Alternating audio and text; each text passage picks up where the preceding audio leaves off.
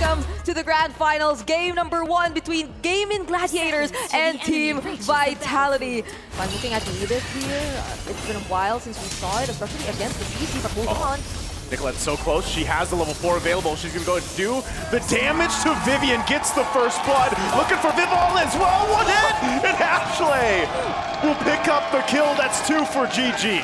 It felt like Nicolette just knew they would get the kill anyway. Oh, Panda. Oh, okay. Oh, that was so close. Panda's the one doing it. Oh, Echo, that doesn't connect. Oh. Wait up! Oh! Nicolette goes back after the shadow kill, but he's gonna force the fight anyway. Vivian quite low, she has to get out. That's gonna be a flicker burned. Again, the SOD won't land. The turtle is secured though, and Cindy now joining the fight.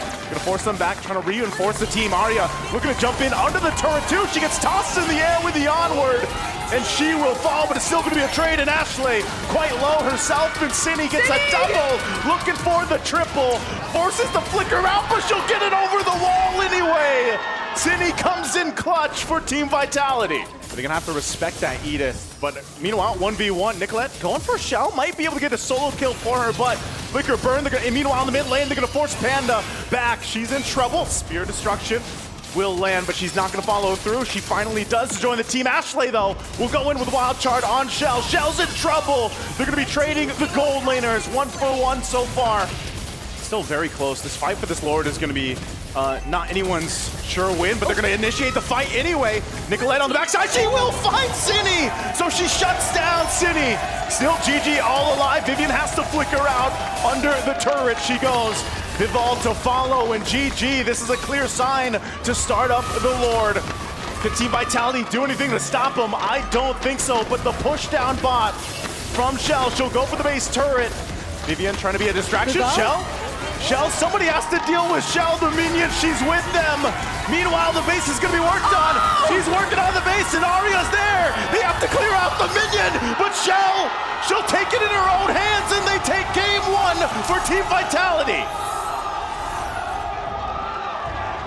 No one would have expected that game to end in that moment. Don't necessarily have that hero who you could just assign to really look for the pickup onto the backside, but Echo jumping in, they're gonna fight back. Heavy spin used to, into the traction pulse though. Ashley gonna be in trouble. She doesn't have the level 4. Panda goes down though. Meanwhile, still across the map, they're going for more. Vivian's quite low. Ashley can't hunt. Cindy just playing around the wall, and now Vivol joining the fight will swoop down and take the turtle. Team Vitality gets a whole lot that early on. The turret goes down up top, so they're gonna be willing to trade an objective. Meanwhile, a full force of GG is gonna start this turtle up. They're gonna go for a traction pulse again. Heavy spin. Vivol's gonna jump off, pops off the shadow kill, and Nicolette's gone. Turtle secured for Team Vitality. And now, GG on the run. Panda can't escape again as she falls, and Sayori and Ashley, no choice, they're left alone. GG is gonna lose a lot more here. The way they've been playing majority of the past 2 games they had, and speaking of, they might just decide to go for it this time, but I guess they want to fight. Enough. They go in with a glorious pathway, but then they disengage, and now Nicolette jumping in. She's gonna go in. Echo will catch her with the final slash, and Nicolette is gone. Meanwhile, Arya as well. Next up as Vivian finds a rock down with a heavy spin. Panda trying to run away, but Cindy goes forward, flickers in, and will take turret shots. Ashley's responsible for taking most of the damage. So how does that fall now? Ashley, oh no! Oh, this is trouble. They drop down the Zaman forcing the fight. Turret's gonna go down. Echo will flicker defensively. Nicolette joining the fight. They're gonna force them back into it. They'll find Vivian, but on the backside, Vivol goes into the turrets, into the fountain, and she'll go back. But on the hunt, Nicolette wants this one, but it'll be Panda that picks up a double kill. Gaming Gladiators able to find something on the overzealous Team Vitality for that base. This major objective, the Lord, is up. It's going to be started by Team Vitality. Echo takes a couple of shots. Conceal going to be used. They final slash in. They're going to fight it anyway. Panda unleashing on the backside. Not able to find Vivian, but they will get the flicker down, and Shell, the first to fall. Echo next. 2 down for Team Vitality. They want more. Nicolette jumps in. Vivol on the hunt, but she'll have to be forced back. So Gaming Gladiators just got control of this objective. If they can go ahead and secure it, Panda and Nicolette will start it up. But Vivol, she has the retribution. She's just around the corner. Is she gonna go for a steal? Arya jumps in, trying to cover them, but Nicolette will get the Lord, and Gaming Gladiators once again will turn the tide in their favor. You can already see the firepower is online for Gaming Gladiators. It looks like they still want to go down mid. Nicolette joined the fight too. She jumps in the backside, looking for the target. They get final slash though.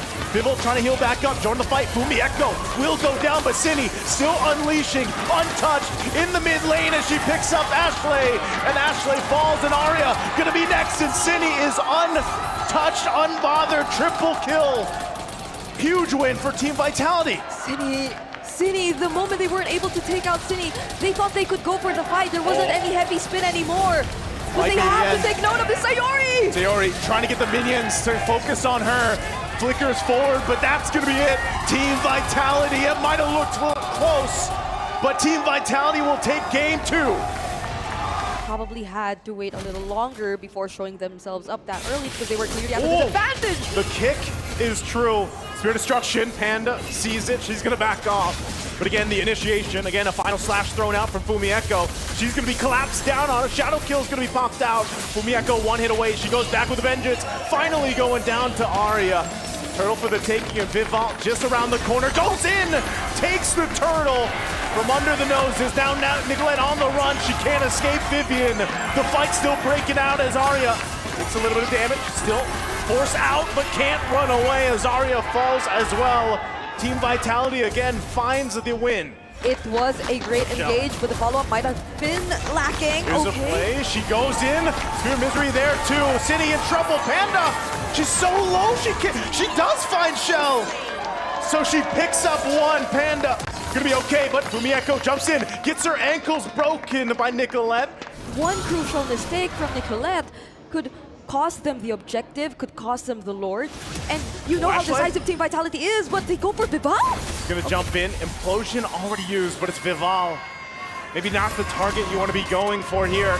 Waves are pushed in on the bottom side. Look at Nicolette, she's in trouble, will pick up a kill. And now she's just gonna push the turret down. GG has no choice but to respond. Spear Destruction gonna be used, and they force a fight as Arya goes down as well.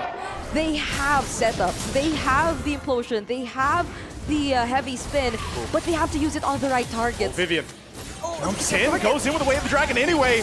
Implosion to respond. Immortality gonna be popped, and Panda flickers defensively, all fighting over the turret as the Fury of the Phoenix goes down, and they finally find Vivian, but Nicolette is gone as well as Arya.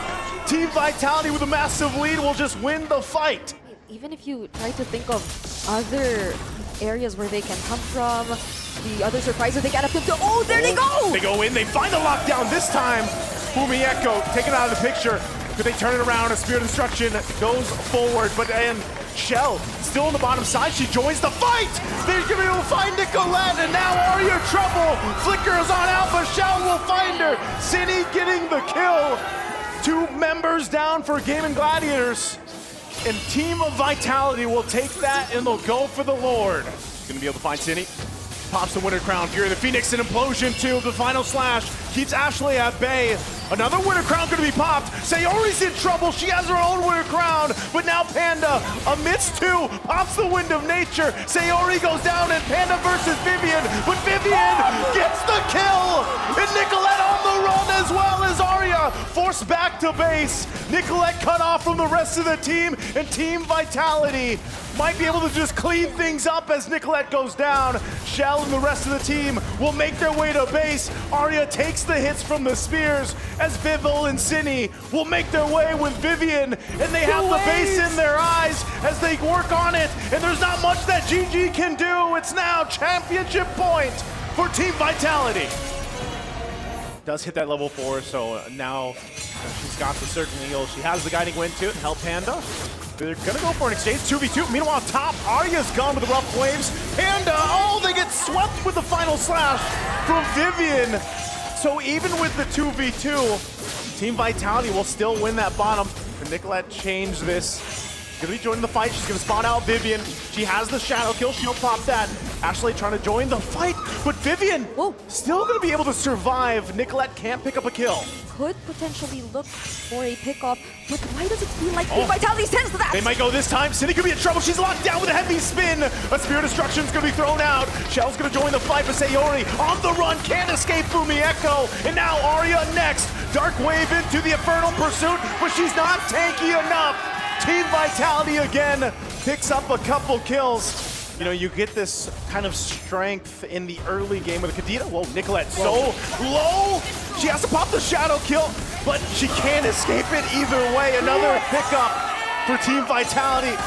GG scrambling here on their side of the jungle. That wasn't a full combo. I mean, that was just the ultimate. The first kill and the ultimate. They've already cleared both tier 1s and tier 2s in the side lanes, and now might be their opportunity to clear even the mid lane. Oh, Arya so in trouble under the tier 2. City again unleashing, picks up a kill, and just not enough damage from the shadow kill from Nicolette.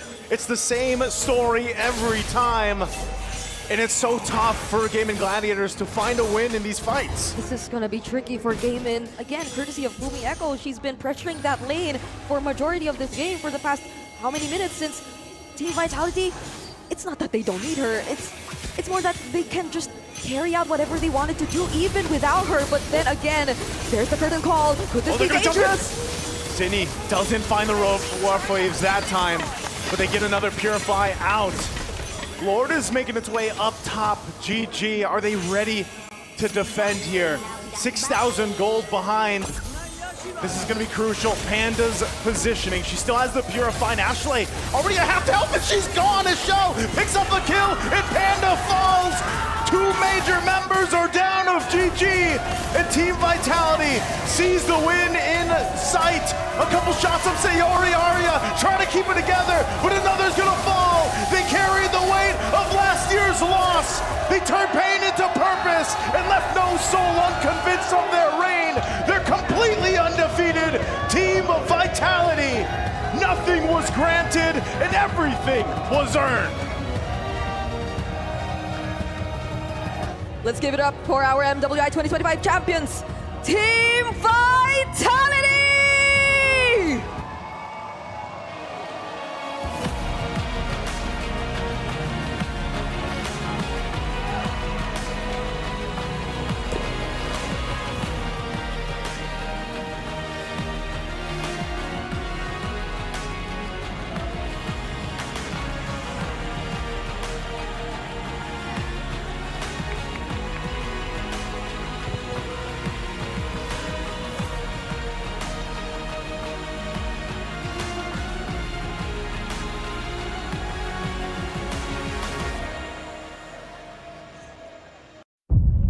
C'est la vie. Such is life. In the land of dawn, such is life when all that remains are dreams. We don't expect the loss last year, and the result is not like what we want. I know that we were capable of more. But MWI is where barriers are broken and queens are made. Vouloir, c'est pouvoir. To want is to be able. MWI is a chance for ladies to represent themselves because there were no opportunities in our region back then. Çoğu insan Türkiye'nin kolay bir yer olduğunu, biz burada bunun yanlış olduğunu kanıtlamak için buradayız. From heartbreak to hope, from doubt to belief. We only want to take revenge on Team Vitality because they were the only team standing in our way. То, что я нахожусь здесь, уже доказывает то, что мечты сбываются. I think the 4th title will be ours. Who will rise above? 2 champions, 1 game.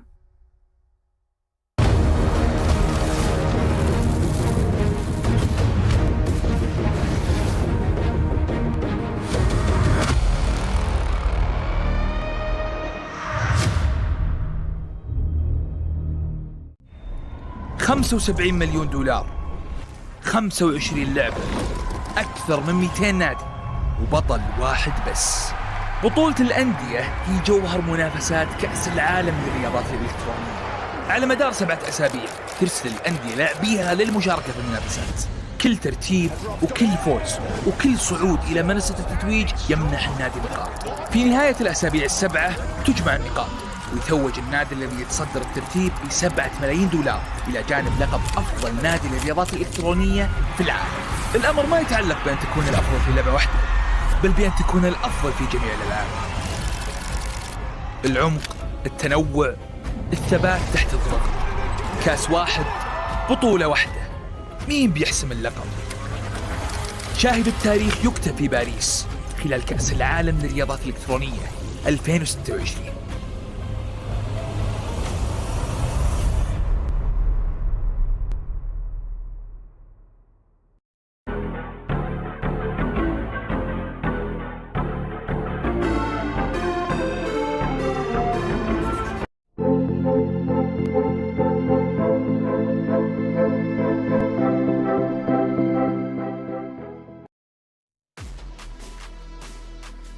Paris, France, the city of love, a gorgeous city with rich history.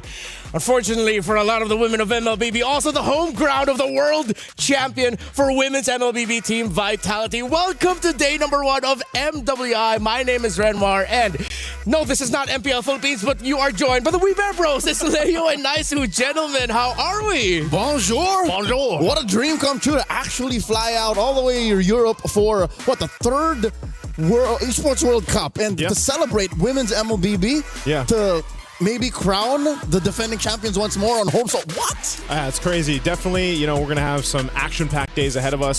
It's crazy to even be here. I think even for us, all talents, if we got settled in, I was here a little bit earlier than you guys. We had our wild cards over for MSC, but now you've got to share the beauty here, and now we get to see the beauty in the land of dawn for this MWI. Yes, women's MLBB has been on the up and up ever since, of course, MWI started. Now officially the Women's World Championship, now Women's International, no longer the Invitational if you're familiar with it. But yeah, a lot of stories. We've talked about Team Vitality, but there are so many familiar faces coming back, a lot of new faces coming in. So I'm really looking forward to seeing what MLBB has in store for us. Because remember, it's not just one champion we're crowning. We have MSC later on, but it is MWI. We are under EWC, the Esports World Cup, and the whole club championship theme. So a lot more to watch out for. First off, let's watch this.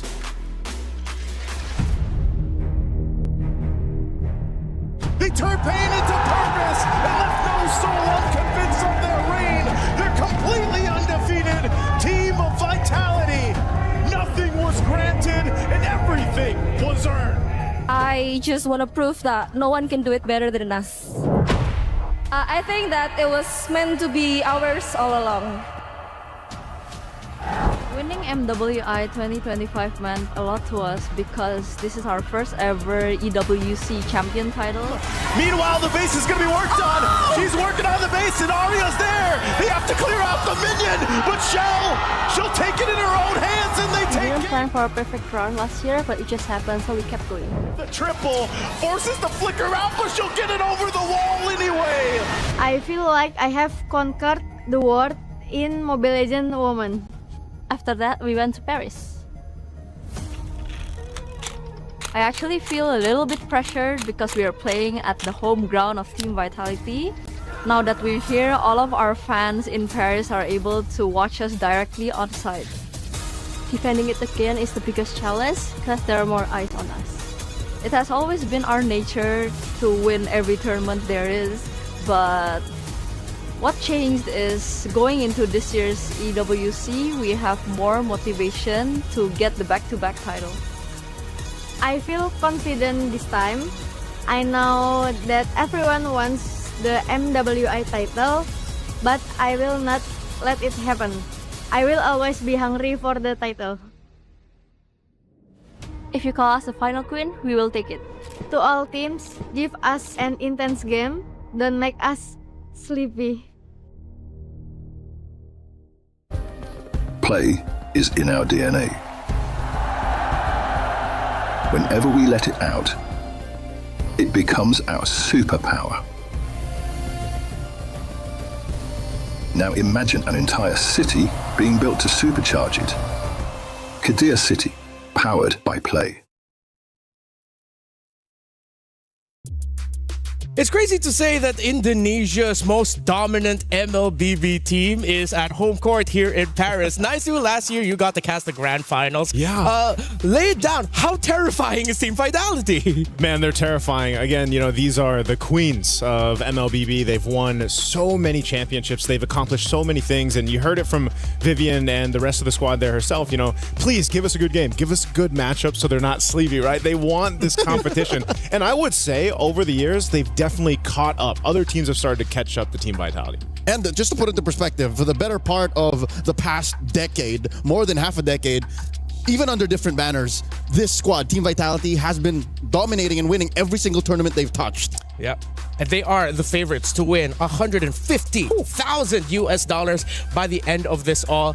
It seems like the question for a lot of the people following the women's scene is who is going to be meeting Team Vitality in the grand finals? Because of course, remember at the very first EWC, it was a shocking result. Team Vitality then got swept by Smart Omega Empress, now fighting under the banner of Na'Vi. A lot of people are throwing in their names as a potential second best. But yeah, there's so many more teams to watch out for.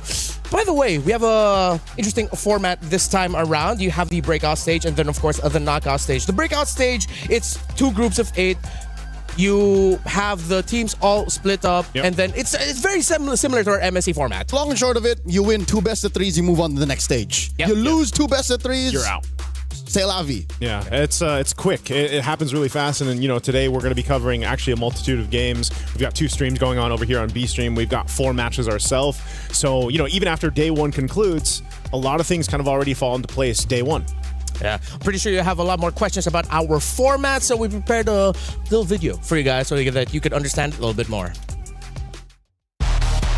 MLBB Women's International returns to the Esports World Cup 2026 for its historic 3rd edition. And for the first time ever, the grueling battle heads to Paris. As the one and only all-female championship at EWC 2026, 15 teams emerge through qualifiers spanning over 60 regions. Only one team bypasses the chaos, Team Vitality, returning as the title defender with a direct invitation.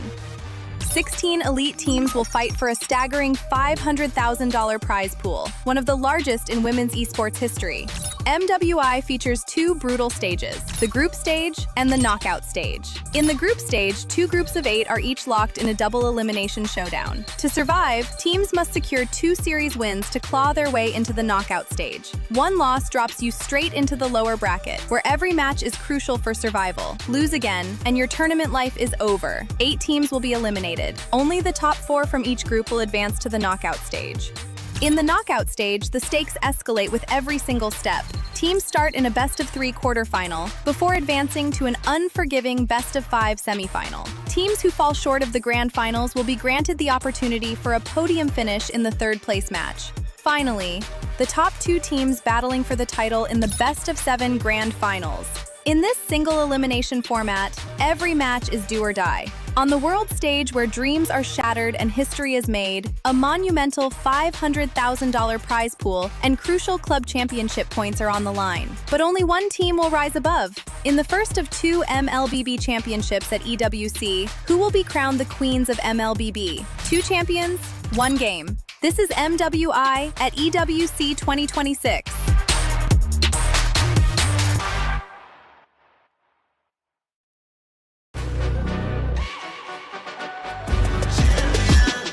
This ain't no regular thing. Came for the ring, you know what I mean. You see my name in the lights, better get right, I'm champion.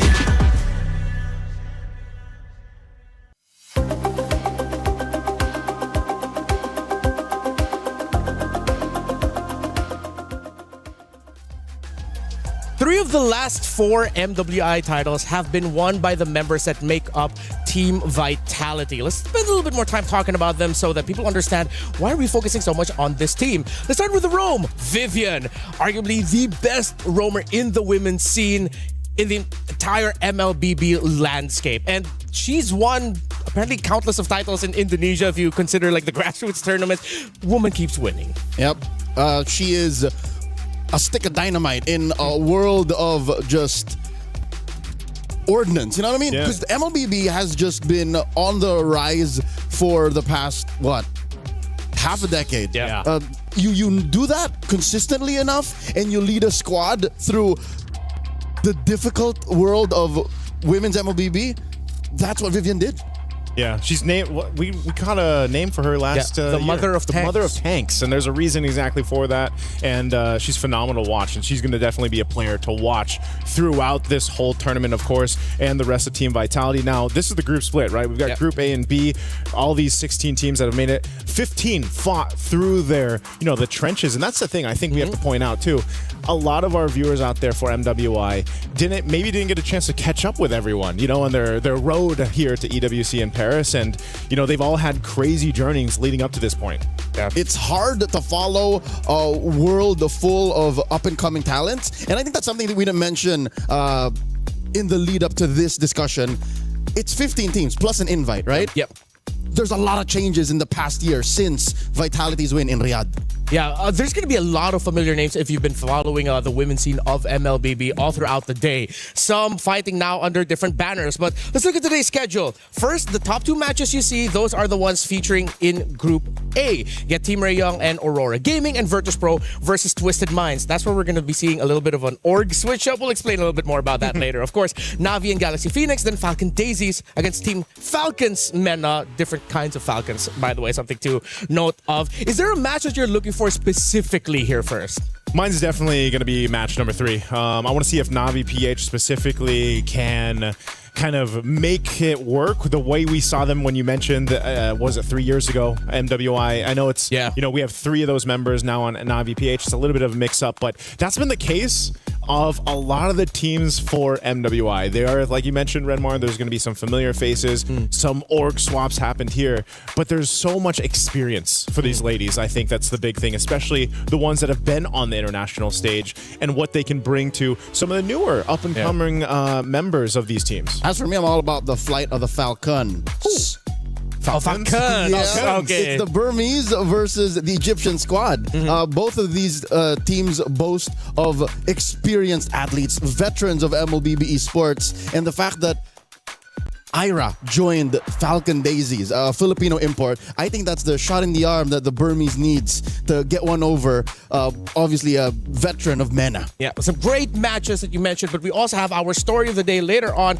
We're going to be watching the little switch-up between Virtus.pro and Twisted Minds. The current members of Virtus.pro, a lot of them, were former players of Twisted Minds last year, while the current members of Twisted Minds were former players for Virtus.pro. That's why that's going to be our story of the day, and we're going to be explaining a little bit more about that later on. But if this is your first time watching MLBB, our women's scene, get ready. They are excited to show the world yet again why they deserve our attention and our focus. We are in the home ground of Team Vitality. And now the question is, will they be able to defend their throne? A lot of people say yes, but the world looks tougher.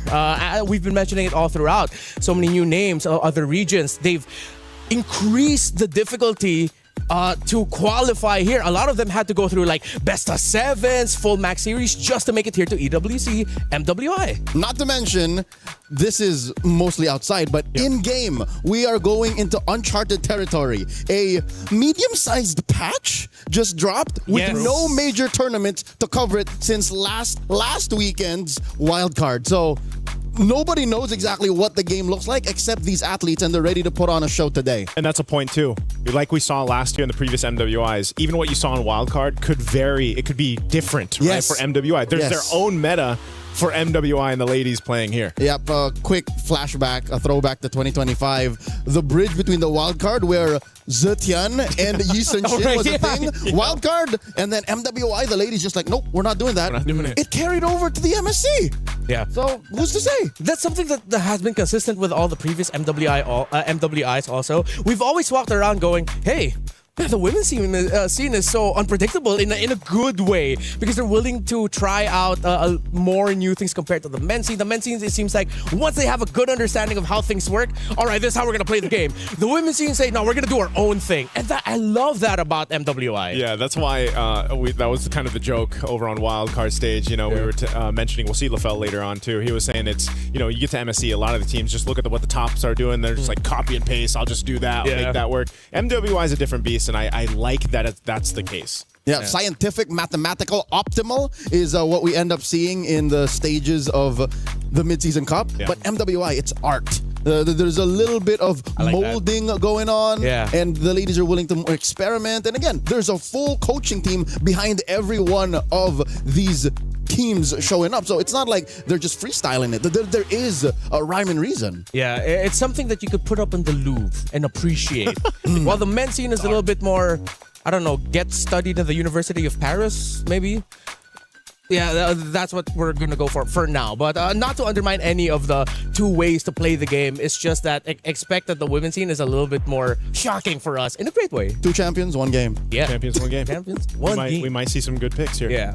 Speaking of picks, I think we can touch just a little bit on the patch environment that we've been talking about. Scarlet Embers. Scarlet Embers. In Wild Card, it was tankier. Now it seems like Assassins might be coming back. They tweaked the overtuned tank junglers. Yeah. Is what happened. It's Fredrin. Baxia. Yeah. It was more of, on paper, in case you didn't want to like dig deep into the details, it was more of a calibration. Yeah. It's not a full-on switch up. So I expect that maybe if it comes down to it, if some of these ladies aren't ready to, jump back into the Lings, the Lancelots, the Hayabusas, then they're more likely to try out something that's tanky but not exactly full-on big 3, like I'd say a Bamond. He's looking forward to the Balmond. Yeah. I'm looking forward to the Balmond as well. I think the biggest shakeup needed to not just be with what was happening in the jungle, but also like the mid lane picks. This is something that we were asking for, the shakeup. I'm still happy that at least Gord is somewhat, he's meta now basically. Yeah. But still, I think there's a very narrow option case for the mid lane right now, and that's why I always do look forward. I even said this in the wild card, now also for MWI, it's where it's like these teams have very distinct personalities and play styles when it comes to what they bring to the table. Some teams, like Team Vitality, they'll find something that really works, and until someone stops it, they don't really need to change it, And then you have other teams that are a little more, free on the draft and what they want to bring to the table. And sometimes that kind of chaos to it is what could potentially give them an upper hand. Now, big difference, obviously, from wildcards, we had a bunch of best of 1s. Yeah. Now, at least you have the best of 3s that we're going to go through. Yeah, right out of the gate. Yeah, right out of the gate. Yeah, we're going to be seeing a lot of best of 3s. There's not a lot of room, but I think there is still a good amount because you do at least have a second life here in the group stage where if you lose one, at least just don't lose the other one. Then you're fine. You can afford to lose one match, just not both, or as Leo said, you are out. So, with the changes to Baxia, Fredrin, Akai, they are now slower with clearing the jungle, and with jungle creeps now giving more gold. That's why it seems like behind the scenes, a lot of people are saying Assassins are back. If you can get your gold faster, you get your items faster. It just works well for damage. Assassins are back. So what are we thinking? Like, is it still the same? Here's the thing. It's not as simple as just because the jungle changed, that's what will drive everything. Because note, when you play a soft but damage dealer jungler, you have to find tankiness elsewhere. Yeah. Well, gentlemen, I am enjoying our discussion, but it's time for us to go on over to the main stage, see what's going on.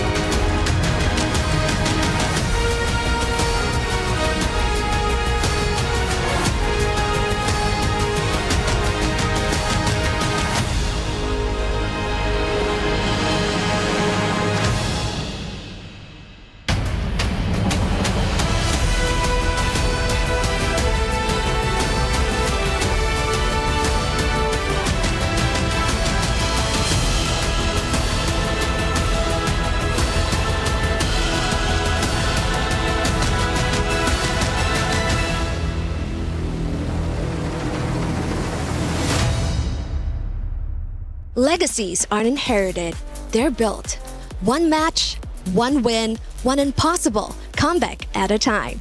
Nothing is granted. Everything is earned. The Esports World Cup has landed here in Paris, the city of love. And this time, for the love of Mobile Legends Bang Bang. 2 champions, 1 game.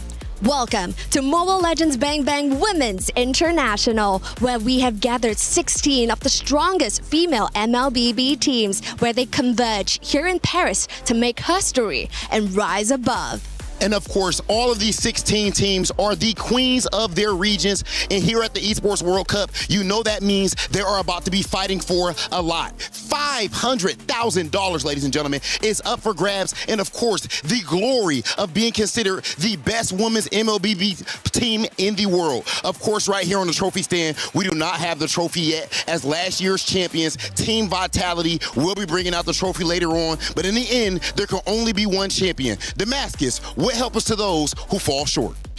Rob, 16 teams are gonna fight for that title, but of course 15 will be eliminated throughout the next few days, and every single eliminated team must go through the grueling process of destroying their key right here at the kick. For sure, and let me be real, sometimes it gets kind of loud because you can hear these keys popping just like the player's dream. Without further ado, it is time to welcome our 16 teams for this weekend's event, and let's see who will get that big title.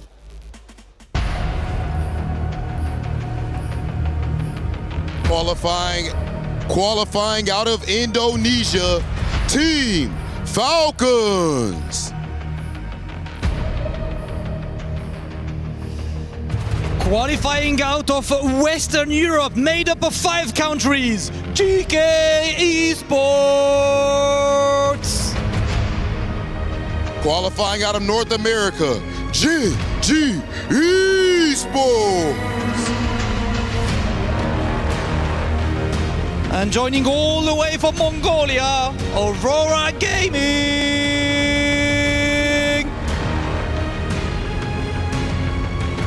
Powered by their jungler, Miss Meow, Virtus Pro. Last year's rookie come back with a lot of experience, all the way from Turkey, Foot Esports.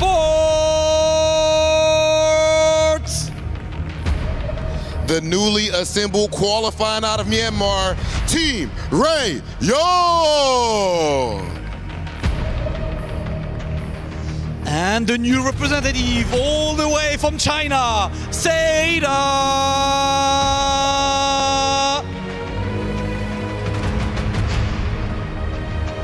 Qualifying out of Cambodia, Galaxy Phoenix.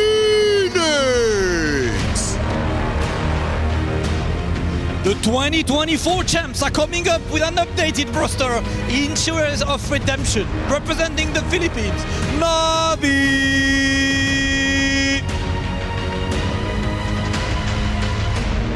With the return of the Ice Queen, Galtech Cyber Team.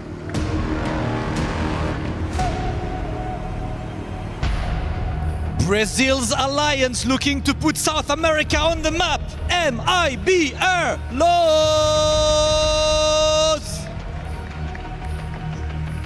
Qualifying from Myanmar, Falcon Daisies.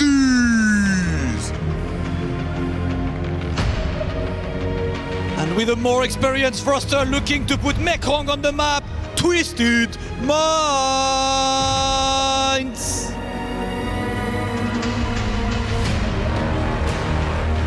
Sweeping the entire Africa qualifier. Put your hands together for Team Falcons MENA!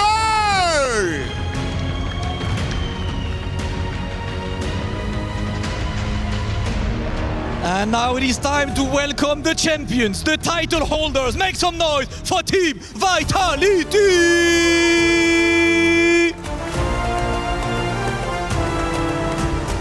Last year, the defending queens didn't just win it back. They went undefeated. A perfect run. The golden road. This year, the target is on their back, heavier than ever before. Every team came here to Paris for one reason and one reason only, to take the beehive down, and the crown from the queen bees. But here in Paris, this is the home ground of the organization. Pride is on the line. Today, the question isn't whether Team Vitality still belongs at the top, it's whether anyone in the room can actually do something about it. To break it down, let's find out from the studio. An introduction. The ladies have taken the stage. Things start to get serious. And the trophy has been placed in the center by on the stage. The women looking at them. That was a great intro. I love that intro. I got the goosies. I got the goosies. You got the goosies, Joseph? I got the goosies. You can't see them, but I got them. Yeah, I feel it in my veins. I think there you go. There we go. I think we should have like our own intro for us. And it's the We Bear Bros. Man, it's good to see the Baskets of Rob, of course, joining us here for MWI. So now that we've seen the ladies walked out, I think we can spend a little bit more time now talking about our very first match of the day, which is going to be Team Ray Young versus Aurora. So Team Ray Young coming in from Malaysia. Right. Yep. Of course, Aurora coming in from Mongolia. Also known as Aurora Avalanche. Also known as Aurora Avalanche. So starting things off with Team Ray Young, crazy road for them. They actually took down Navi MY on the way here. Yeah, I think that was a big surprise, for a lot of people that were tuning in to kind of the results from that. And I think there's also, you can say, for Team Ray Young, you kind of have an expectation. I think for a lot of people that have been following the ladies' journey up to this point, what they've been able to do, but also for Aurora, by the way, there's so many Auroras now, right? There's Auroras are everywhere. But they're a little more of a question mark, I feel like, for this matchup, right? Maybe the expectations haven't been set exactly just yet, but I hope for our opening match, at least here on Stream B, we get the full series, man. We get the full show, best of 3. Yeah, Joseph, you're not a stranger to Mongolia's meteoric rise. Yeah. They almost made it through. Just the region's performance here in the EWC has been something to watch out for, but they're going up against now Malaysia's powerhouse out of the women's division. Here you'll see the roster for Team Ray Young. I got my eyes on Chiboy and Quinn. It's a reunion. Chiboy took her time to go around back to the world stage, but Quinn, just 6-7 months back, won a gold medal. Yeah, in Thailand. Gold medalist for the Southeast Asian Games for Team Malaysia that took down Team Philippines in a surprising end to best of 7 series. That was an emphatic win for the Malaysians. And yes, Keyboy and Quinn are back, returning to MWI since 2024. And when they were with Gaming Gladiators Homegirls, they were the duo to watch on that team. But now, Keyboy and Quinn, they have to lead mix of veterans and rookies in the women's scene in Malaysia that now they really have to take a leadership role of leading Team Ray Young. Yeah, I think that's the case, though, right? That's gonna be one of the stories or main points for a lot of the women's teams out here. As we also take a look at the team roster for Aurora Gaming, is this mix of veterancy, the mix of experience that some of these ladies have had on the various tournaments or when representing their countries, and some players who also are from different countries and now they're playing on teams from other regions, right? That's the case too. And so you have to find this kind of mix between veterancy, but also the newcomers, kind of ambition to make things happen in these games. Even Roll, there's a switch up. Anu just recently moved on from her original role, and they're taking the time to work it through because even their climb towards the qualification was deep. If I'm not mistaken, they went through a slobber knocker. Yes. Aurora Avalanche went all the way, and it came down to one final game for them to book their ticket to Paris. And here's the thing. If you've watched Mongolian MLBB, you know that they are purveyors of the download game. Yeah. So here they can afford a download game. They can afford a download series. But I don't think that's something you want to give over to Team Ray Young. Yeah, with Team Ray Young, of course, we discussed Chiboy and Quinn like being the leaders there. If they are going to continue the DNA of Mongolians downloading, I agree with you. It's going to be risky. They're Punished. They're going to have to get out of the gate, ride out, be aggressive, show that you can set the tempo against a team that has experience on this stage. But you mentioned the transition from EXP to jungle for Anu. I think this is going to be where they're going to need to start showing off some dominance here. If they get bullied in the jungle, there's going to be a quick 2-0. That seems to be the case with a lot of the even before we had the patch, but now more so the patch, and what we saw in the wild cards is some teams, if they are putting that pressure on the junglers early on, it could be a problem, right? If you fall too far behind in the jungle early on, the rest of your team kind of has to help you get to that point. And that's why, again, those tank junglers were so good to a point where it's like, okay, I'm at least sturdy enough, so if I deal with some pressure, it's fine. Plus that change that happened with the Retribution, where, you know, it does a little more damage, kind of helps with getting things pressured on your early buffs, and that's why we saw even the rotation change a bit, you know, into the jungle. So that's one thing I guess my lens is going to be looking at here for this year's MWI, because it is very different. And I know there's some people out there that might just be tuning in, right? From MWI to MWI. Maybe they didn't catch all the qualifiers up to this point, and the game has changed, and these ladies will be showing us exactly how they want to play that game. Yeah, earlier we were touching on the patch and the hotfix. Now you're going to be seeing a more visual representation of it, of course, with the nerf to tank jungle, as we did janglers. Those janglers. The janglers. A little bit of my Filipino came out there. Excuse me. I think I agree with Leo where it's not just rush right away onto tank jungle era over. I think this just means there's more room for creativity. Yep. It's less about it literally being nerfed or taken out of the system. It's more, the role is just more fragile now. Yeah. If you want to play tank junglers, you have to understand what every single motion will lead to. It's a butterfly effect. Yeah. If you play assassin, you have the potential to run away and snowball. That's the thing. In the past month of high-level competitive MLBB, we've missed the concept of a snowball. It's always been inevitability. Yeah. Surely we will farm out what you're doing and then get our gold laner to just run amok. Here, we don't know what we're going to see just yet. Yeah, I would like to see a Ling, man. I know we actually had this discussion previously, even back in the wild card. Some of us wanted to see some of these assassin junglers pop up. Ling would be, I think, one of the junglers to come through. Maybe even a Lancelot again. I know he had his time. Nolan was there. And hell, you even saw that. Buffs on the list was for Mincetar. When was the last time we saw a Mincetar? You know, and he has gone in the gold lane. There's been history of that. Will we potentially see Mincetar or any other of these heroes that can find their footing in the meta now? Yeah, this is one of those scenarios where you feel like our great and gracious developer Muton seems to be leaning us, pushing us or nudging us a little bit towards a certain way, because you buff Mincetar in a realm where you nerf the tank jungler so that it gives more room for the assassins with a lot of dashes to come back. I feel like someone's going to be crazy enough to try and bring Mincetar, man. And yes, as creative and as direct as their changes show, I feel like we're being pulled in two different directions. Like, okay, go, Mincetar, try it. But also, Mincetar's shields. Guess who else got recently adjusted? Who?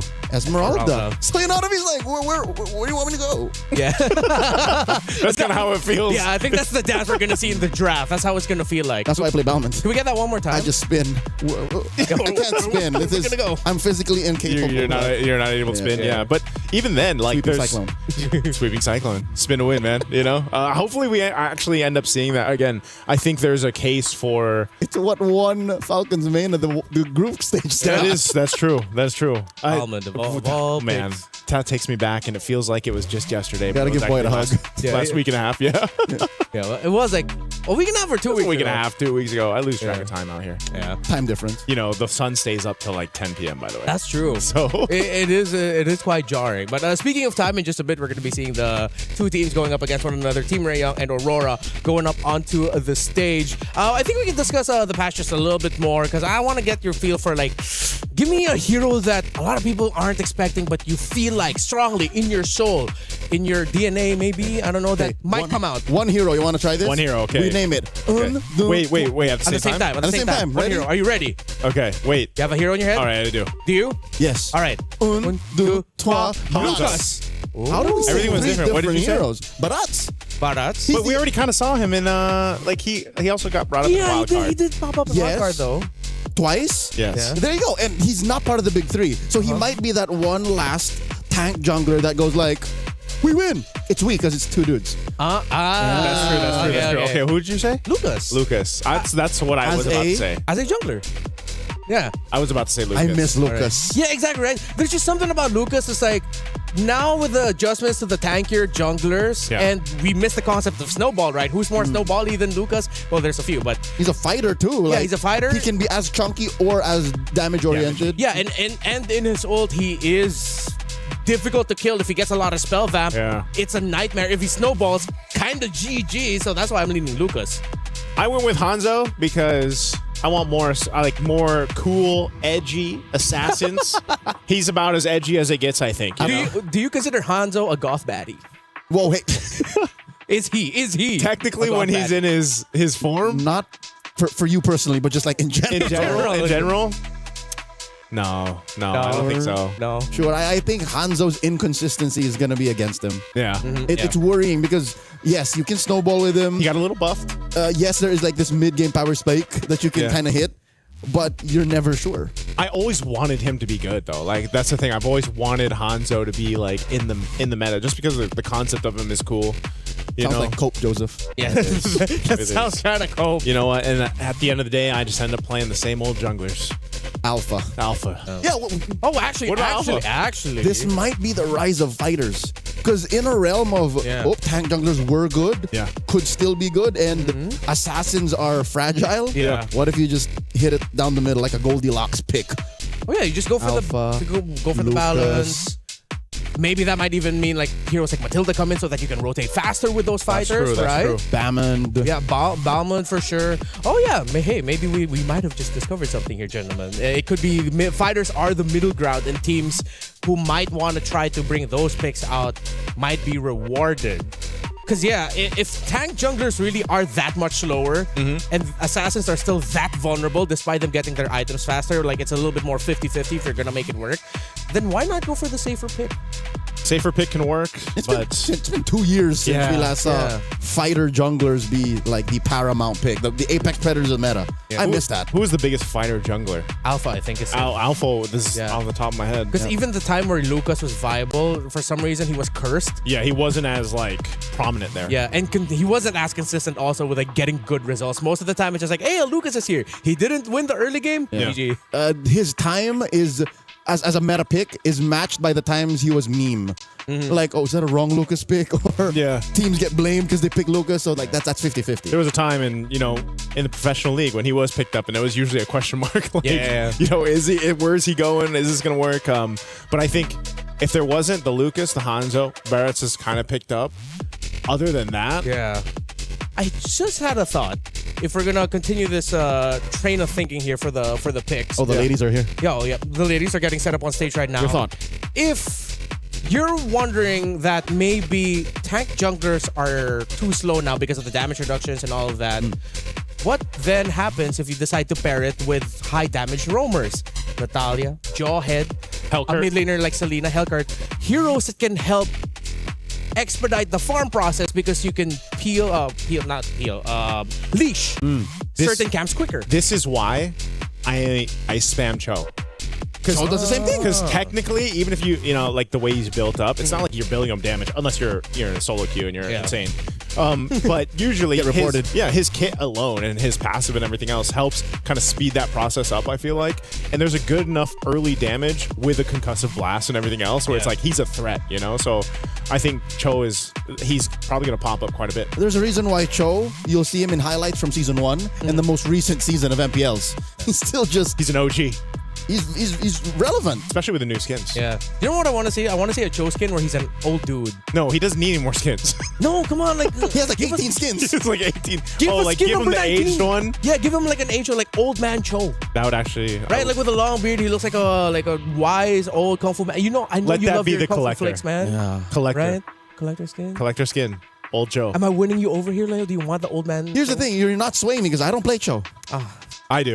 I'm agreeing with you. All right, okay, thank you. Like Old Cho. I'll take that. My diamonds are not on the line here. I'll take one of two. I'm still waiting for Balon's 5th skin. Does he only have 4? I think all so. this time? I think so. There's definitely some heroes that still only have 2, by the way. All right, wait. So Nice did mention one damage roam pick. Is there a damage roam pick that you want to see? That you think might actually show up? Okay, so you mentioned the 3 or 4 good ones. Yeah. One that came up is Novaria. Right. She's sometimes swerved over as a roamer, but the thing is, if the goal is to expedite the early to mid, Novaria's not doing that. Yeah. She's a win more in the late game. Yeah. Because imagine you get a team past the 15-minute mark and they have a roam Novaria, you're not winning anything. You're not even crossing over to see what's in the bush when you're taking the Lord. Yeah, because vision is just not yours. You're just dead. Yeah. So that's where I'm going, but I don't know. That's the thing. Because of the Scarlet Embers update, I don't know if the game is slow enough to do that. Because we might even see like 9-minute games today. That's what I was going to say, too. Yeah. I think Wildcard was enough to go ahead and prove just how fast games can be. What was our longest then? I think it was 25-ish minutes. 27? 27 or so. Yeah, and then the fastest was 9. Like 9 minutes. So, and the average was probably around 13, 14 still, around that level. So those are from, equally matched teams when it comes to skill. Yeah. Experience, but maybe that counts too. Maybe, and that can be something we consider here, because some teams, like again, Team Vitality, Na'Vi, Team Ray Young, they come from very developed scenes. Yeah. Compare that to up and comers. That might be where they want to leverage the patch. So then we go back to what we talked about when it comes to MWI and the unexpected nature of the picks that might show up here. Expect teams to come in with a little bit more packed lunch. Something that it's life is like a box of packed lunch. You never know what you're gonna get. I think that's how the quote goes. Is that the quote? Like that. Yeah. You take a bite of the croissant and you don't know what's in it. Yeah. It could have filling or not. Can people wait? Is it like sacrilegious to put filling into croissant? Okay, today I confirmed the pronunciation. No. He did. Such a pastry. I was next to him. Yeah, I did not. He was behind me. Yeah, but I do not know the rules on how it's made. Yes. Yeah. The rules on how it's made, and then you'd be surprised at how different. What is it? Pan au chocolat can be too. Yeah. What it's called in different areas. Chocolatine. Chocolatine. From the north and the south of France. Why is it, or how is it that when we start talking about food, suddenly, after waiting for so long, we finally are about to get into the draft? So thank you. I'm glad. I'm pretty sure Team Ray Young and Aurora are excited to go into this. What I'm looking forward to is for our questions to be answered. Are we going to get the utility? Are we going to get the assassins? Who are we going to get in terms of the picks? Or somewhere in between. Fighter. In between. Are we going to meet right there in the middle? Give us the fighters. You know what's funny? Because of all the adjustments, this means I think we might be seeing less Gord. You know There's what? something about with the more dangerous nature of the picks available. That it seems like, why would you want to pick Gord here? Live on the edge, man. That's that. If I know I've said this a couple times on our broadcasts over at home. Athletic flicker. I know Brigida mentioned it on Wildcards. Yeah. It came from the concept of being a vulnerable mage in the mid lane against the assassin meta and just being athletic enough to survive with a flicker. So as Gordman, go, no matter how dangerous it seems, just pick it. Just pick it. And at that time, when it was happening, I was always up against Lancelots. And then other players started doing that. And I was like, you know what? That's the athletic flicker, man. I'll just be better. Yeah. Because of during that fighter meta, I remember there was one pick that came up. Again, it benefited that pick because he got some really good adjustments. Leo, how do you feel about your Bane potentially showing up today? Okay, I did not want to jinx it by putting the cope on air. Yeah, that's why I was wondering, how come he's not mentioning Bane yet? But here's the thing. I am self-aware. I know that Bane is a very specific kind of hero.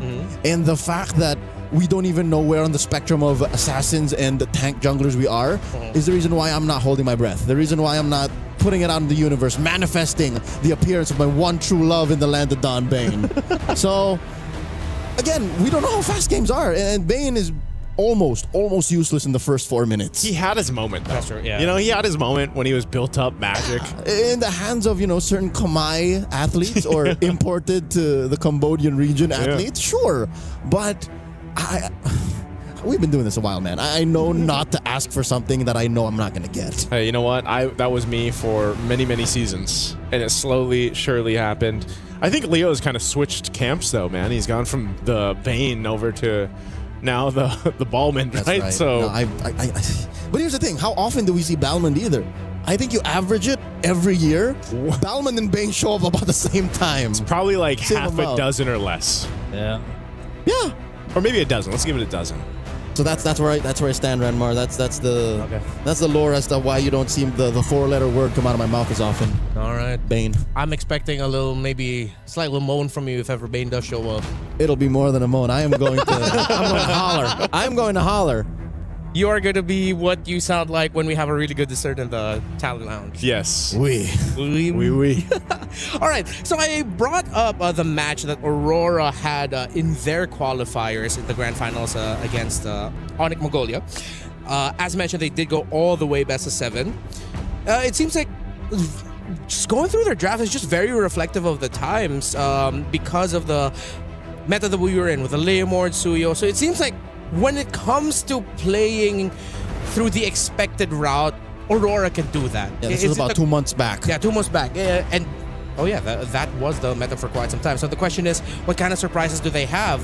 They played an Akai Rome, and I think Akai Rome, maybe it's because I'm just biased towards it. I feel like there is a world wherein you could see Nika bring out a Akai Rome for the team. Akai Rome. Which makes sense because his nerf does not affect what Akai Rome wants. That's what I was thinking, you know? And, At the end of the day, what you want for is the heavy spin. It's like the pushback. Yeah, you're not going to be as annoying with your pokes, but you are still annoying in the big picture of team fights. That could work. I would love some of the shake-up, man, in the Rome, too, because in wildcards, at least for those that missed it, you know, there's a whole lot of priority on Atlas. And I don't know if that's going to be the case here or if it's changed a bit, but one thing is, you know, you need kind of that decision. Do we go with something that can set things up for, you know, the rest of the team? I think that's why we've talked so much, too, about the jungle kind of meta and where that's going to be going, just because Rome is such a good pair in that decision-making. Yeah, you mentioned, we were talking about Cho earlier. I just remembered here, Chiboy, it's named, that is her IGN because she's a huge fan of Kiboy, the player from Onyx Indonesia. And Chiboy did show up with a Rome when she last played for MWI 2024. So, based off of the picks here for Nika and Aurora Storm, it seems like Nika wants to play a little bit more slower tempo, slower control, just play for the vision. While Chiboy, remembering from how she played back in 2024, she was in your face. She was going into the jungle, and this might actually be a really tough job for Nika in Aurora Gaming. And I think it would be to their best interest to use the mechanical advantages that they have from Tan, their Indonesian import. I do think that's the dynamic we're going to see. It's going to be Aurora. Again, I hate to say it, but going for the download game. Just like see how much we can break through, see how much Ray Young is throwing out, and then Team Ray Young just stepping on it. Pedal to the metal, we'll win when we can. Sub 15. Yeah, and you know, this is the draft right here. This is what I was just going to highlight that point on Leo. I think it's great that you also have to highlight this is Coach Ethan, right? He's familiar with us because former Lil Gun, former IHC. Yeah.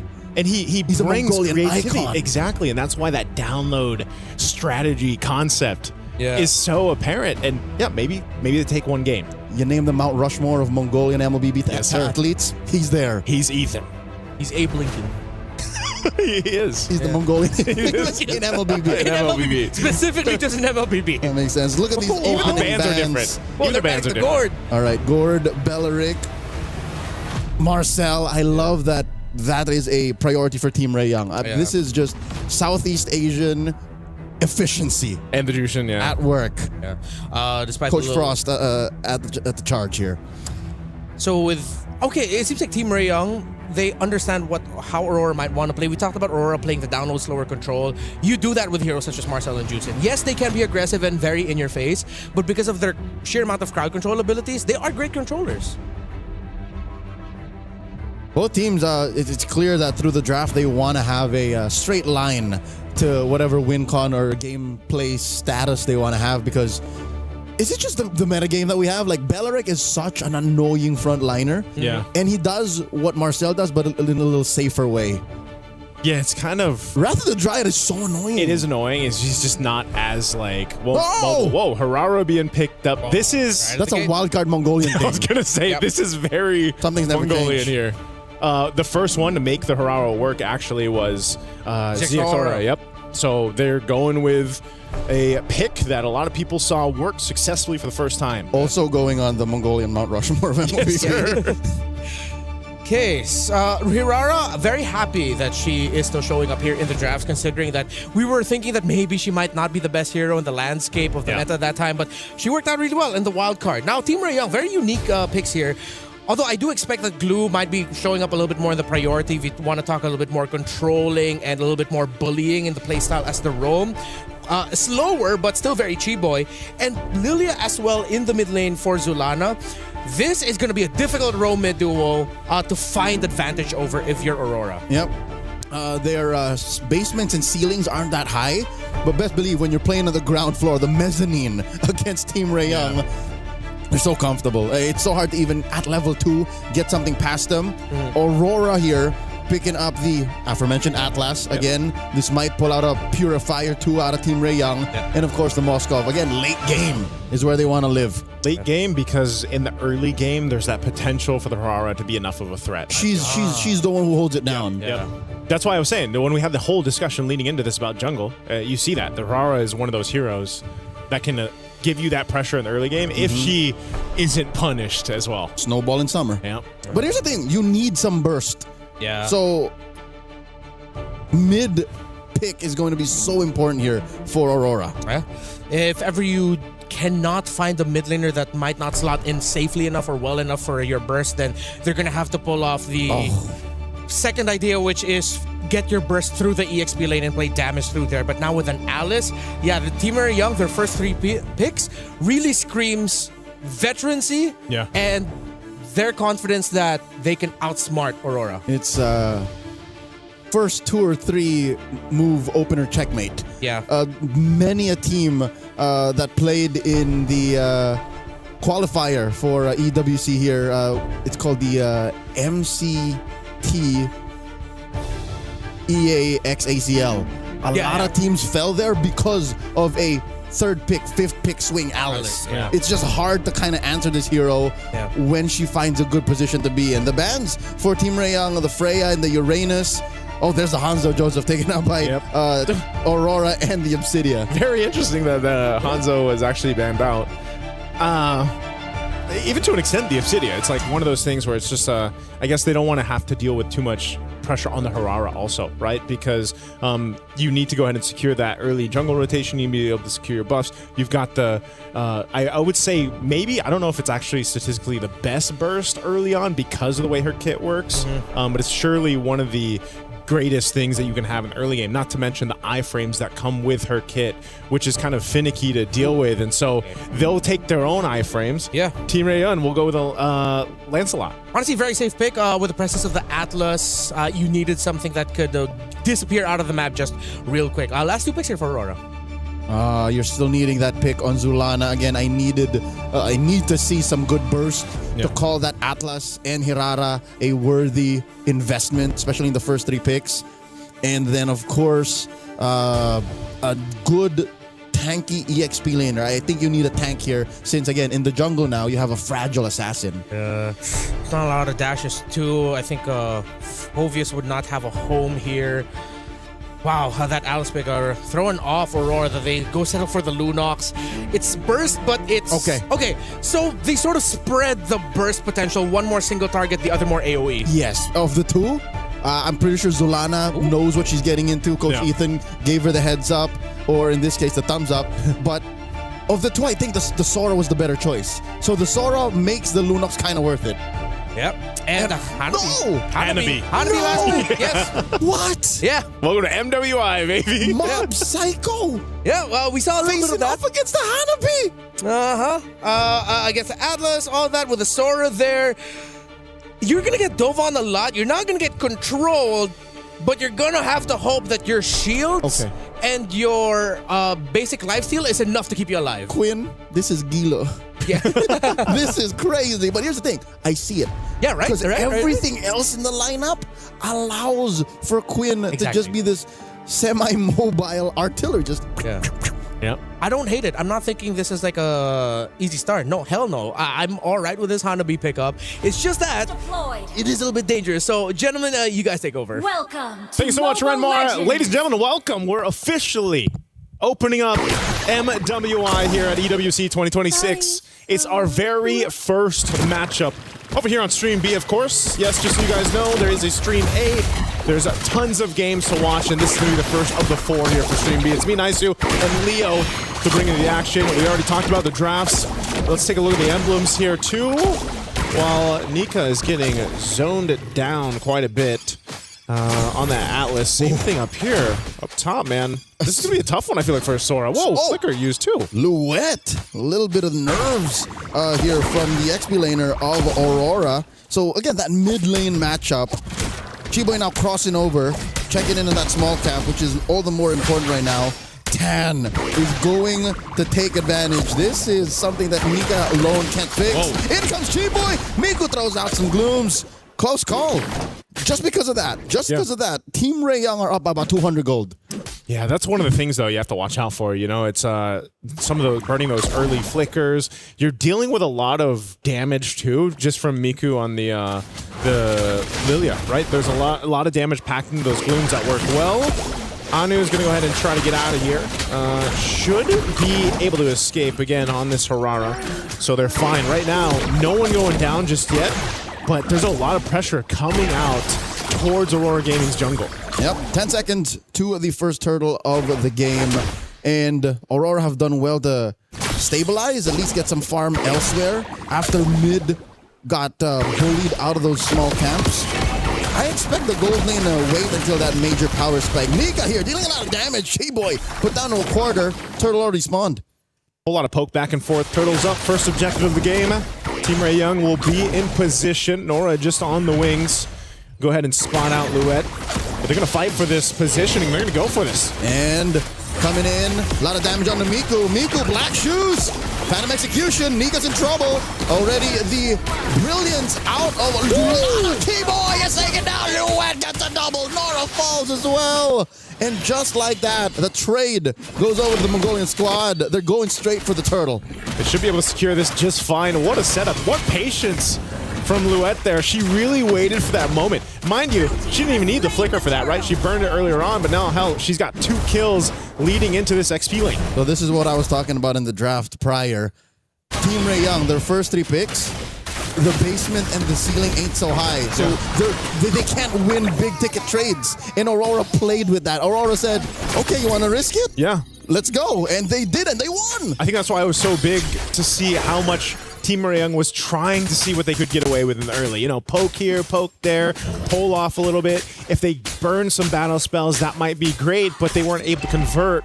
So then they were put into that fight, and you know, now you actually have to worry, because now that these level 4s and these ultimates are available on both sides, it's going to be even more difficult to approach the next turtle, because you have to worry about Nika setting you up with those fatal links. You know, and over here you've got that one purify for Miku. Yes, she's got black shoes too, but you're going to have to rely on a lot of finesse through these team fights against Aurora Gaming. Unfortunately, the map has flipped. Turtle spawns in the lower quarter now, closer to where maybe, just maybe, the relative quiet of the past 4 minutes has benefited Quinn enough. Because that's what they needed. They needed a little bit more of a reliable damage output that Team Ray Young could not find because, I don't know, Chiboy couldn't find the right mount, Miku wasn't putting down the right glooms, and Tan was spaced out. So looking at it now, it seems like it's Miku who we're looking at for Team Ray Young to deal more damage. She's up by about 100 gold. That's the only real reliable source of it this early on for them. Man, to be honest, I haven't seen a Hanabi in quite some time. It's been a minute, other than my own little solo queue adventures, right? How long does a Hanabi actually take to get online these days? Second and a half item. Second and a half. So she just got Corrosive Scythe, so what, she needs... Does she go DHS? Yeah. Optimally, if they can find it at the third turtle. Oh my lord, G-Boy forced the flicker back, and there it is, despair! In comes the resident Tan, takes out Nika, and Luette will follow through. Double kill for the Lancelot, and now the turtle goes over to the Malaysian squad. And that's why you pick Glue right there, or Patrick Star in this case, because man, G-Boy surviving that is insane. And then off of everything, they'll get the turtle as well. A good equalizer there in this game up to that 5th minute mark, because they're also going to take down a tier 1 turret bottom side. So yeah, man, you mentioned it. That turtle over on that side, as you look at the replay here, this is, again, a great setup. Even that Throne of Ruin from Nora. And then Quinn was just able to go ahead and fire off. A great double kill secured there too for Tam. And the icing on the cake here, cherry on top, Team Ray Young denied the trade up top. Yeah. That could have been a push for Mob Psycho, but up goes Nora saying, nope, this is not free, not right now. That's what puts Team Ray Young up by 1,000 gold, and they might even get another push. Chiboy going 2v1. Nika and Zulana trying their best. In comes Nika, but Quinn will still get it, and a lot of damage on the Nika. Quinn takes her down as Nika builds the fleeting time. To be fair, we really haven't seen that many good Fatal Links just yet. I guess it's just too difficult to actually get that setup you're looking for, you know, because even dealing with that kind of just, it seems like Team Ray Young is just marching on up to where they want to go and deciding to pick off a kill or two. They're going to go ahead and do tons of damage to this tier 2 turret. Wow. Whoa. Come on.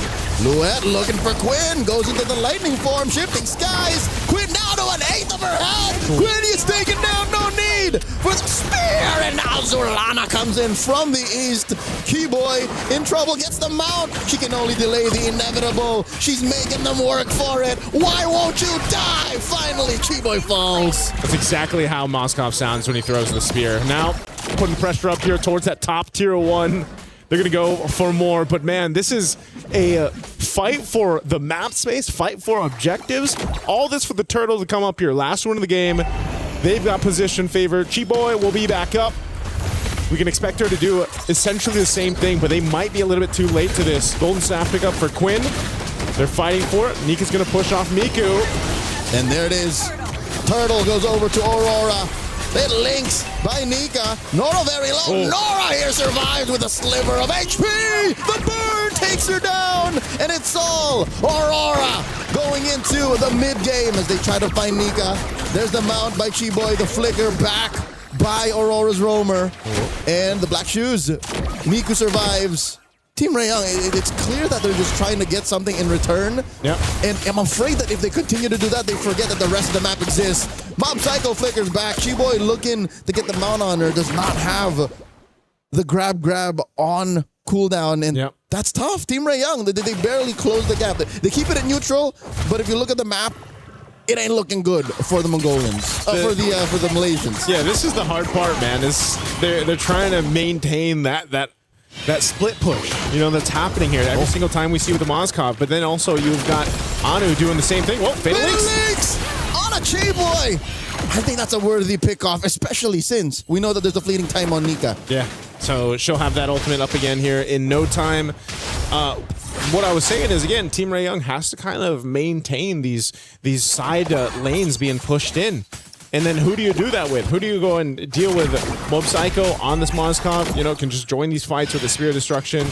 Same thing, Anu is doing that. You can see the items coming into place here too. Some of those second items already locked in across the board. Working on the third for Quinn. I think Quinn... DHS. Yep, DHS nearly there. It's going to be a big threat to Aurora Gaming once that does come online. You got that trinity of items locked in. Even the tankiness here. I'd say Quinn is on the way. She again, I said 2.5 items. Yeah. That's when you can kind of go, all right, I'm ready to go. And even if she did suffer a death at the hands of Luette, who, by the way, is just a monster. If Luette decides and says, I'm going to get you, she is going to get you. Yeah. Team Ray Young, they just have to find a way to protect Quinn, and then they're all the better. Lord spawns, lower quarter. Nika looking to find out if she can pull one off, maybe a Forest Aegis, maybe a Purify. Lord here at less than half health. Anu's been working on it for the past 10-15 seconds. And this is a better position for Team Ray Young. Aurora might have to telegraph the engagement. In comes the Throne of Ruin! And the Fatal Links, he has her. Nika falls! Chiboy traded out for her. Down goes Luette. Miku gets a double. Zulana goes down as well! Triple for the Lilia. Now Anu can go in a stealing Lord for Aurora. That was clutch from Anu. She got Tan low enough so that she had to get out of the Lord pit, and then Anu knew, I have an iframe to work with the kit here. I'll go in, get the Lord secured. What a clutch play from Aurora Gaming. Hirara's iframes are criminal. Yeah. They are nothing like the iframes we've known from the half-a-decade-old hero that is Lancelot. His iframes are like on DSL. This is fiber speed. This is 5G fiber. satellite internet iframes coming in from Hirara. I had to hold my breath. Wait, how's she doing this? I was like, wait, is she actually going to go back in? And then ends up making it work. All right, look at the damage coming in from Quinn. Fatal Links once more. Black shoes from Miku. Luette in trouble. Does shifting skies into the cloud form. She's a little chunkier for this, and they will get the back off. Lord marching down bottom for Aurora. Okay, so luckily for Aurora Game, no one goes down there. They still have that Lord. It should charge into the turret. Does take out the tier 2 on the bottom side. So that's probably all they're going to be able to get off of that. I'm not sure if they'll continue to push down at the mid, tier 2, or top. Right now, Mob Psycho. All right, Tan, can't they do exactly? Whoa. Oh, my Lord! And look at the damage out of Anu. That was a single sequence, Joseph. Oh, you don't follow that. Yeah, you don't need to. Mob Psycho, that's Psycho. Don't do it. You don't have to follow through with She's that. fine. She's fine. Like I was saying, though, off of that lore, they're going to get that one turret unless Anu continues to put pressure up there. But I'm sure that will be dealt with. You can see Nora rotating up there. So right now, Aurora Gaming in good position. Nothing's out of hand, though, for Team Ray Young as they look to go for Mob Psycho again, mid lane. And Quinn does find Louette. That's one natural predator that they're taking care of. Mob Psycho gets found out by 10. Zulana with the brilliance, not going to save her from Quinn's shurikens. And now, at least Nika and Anu will keep themselves scarce, but all right, the only thing that one could ask for as a fan of Team Ray Young is if this happened closer to Lord. Lord is still a minute out. Still a minute out. I think that showed us, Leo, that, again, the veterancy, the experience of Team Ray Young right there, knowing that, again, with their composition and what was available to them, they could convert kills. Oh! Look at the free hits coming out of Quinn! Nika gets taken down underneath tier 2. And that's what we're seeing it happen now. That power spike, the power spike for Quinn is there. What is that, her 4th item now? I believe she's definitely got the 3. She's got the Trinity locked in, but she's able to just go ahead and pop off in the back line. Where does she go? Malefic? Ooh, gun. Malefic gun. Malefic Aurora for 10. I think she's going for the gun. Yeah, it's got to be the gun. It's what's necessary because Louette seems to be the only one who can really find her. A little extra range, and then you're just going to rely on your CC immunity when you got the shields up. So Lord will now come up here in a couple seconds. Team Ray Young in position as they wait for it. Or do I dare say maybe even a Wind of Nature? Possibly, whichever. Yeah. If you go for the gun, that means you're going for the throat. If you go Wind of Nature, you're protecting the lead you have. Yeah. Let's see what they do here. Lord is up. Team Ray Young has position favor. You still have push up top from Mob Psycho. Chi-Boy leading up on that top side. Mob Psycho is actually just going to push that one in. So they're fighting for space, fighting for the map on the other side. Half health on this Lord. Team Ray Young. Tana at half health too. Here they go. And in comes a massive throne of ruin answered by Shifting Skies. Nora takes on Louette. 10 finally secures the Lord. Anu ain't going nowhere. A little too behind enemy lines. And 10 looks to take her out. Anu takes her down first. 2v1. Quinn is not going to risk it. Anu here. Can she get away? Do they know? 2 Miku. for 1 the trade. Miku?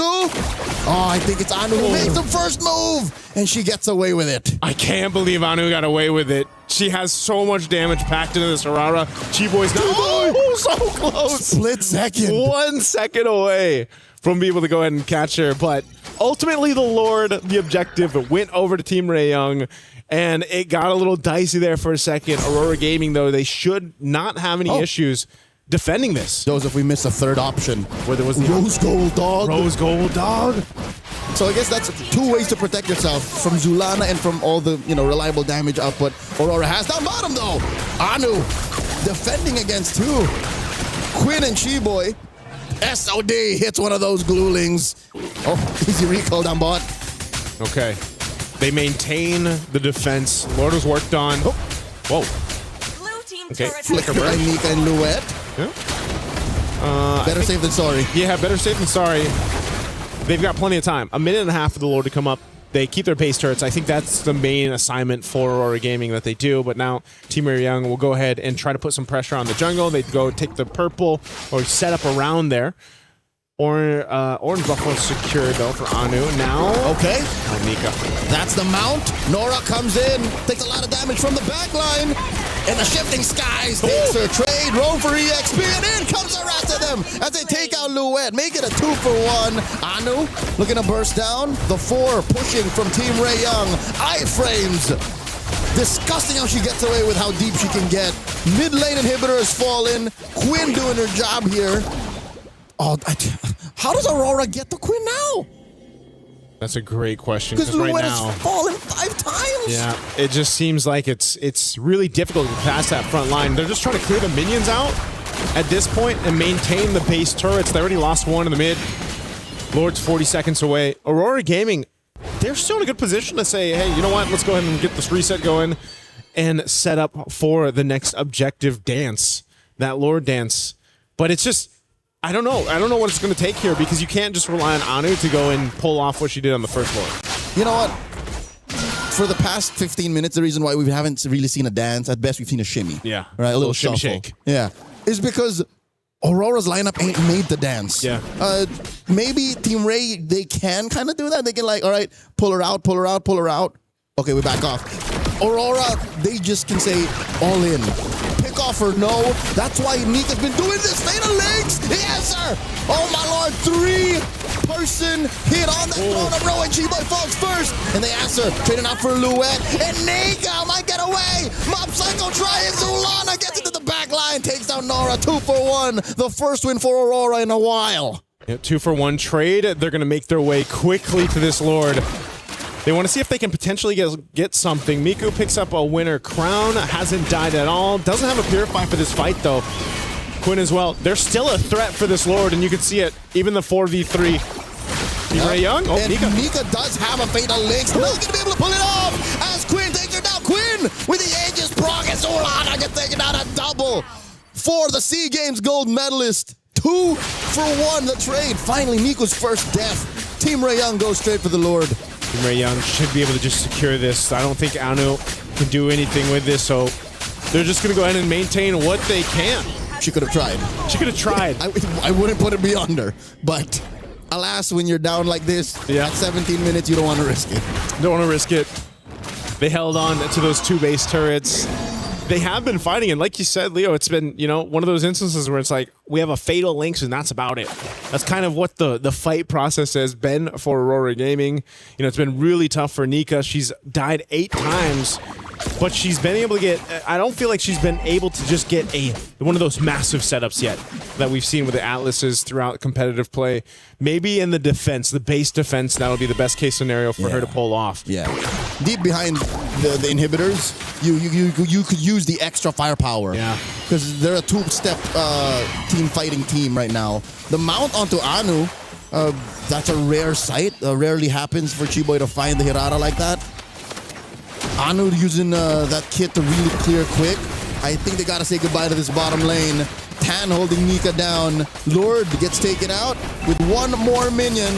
Team Ray Young, surprisingly, aren't forcing it. Oh. That inhibitor stands. Yeah, stands for now. 1 HP, literally one hit away.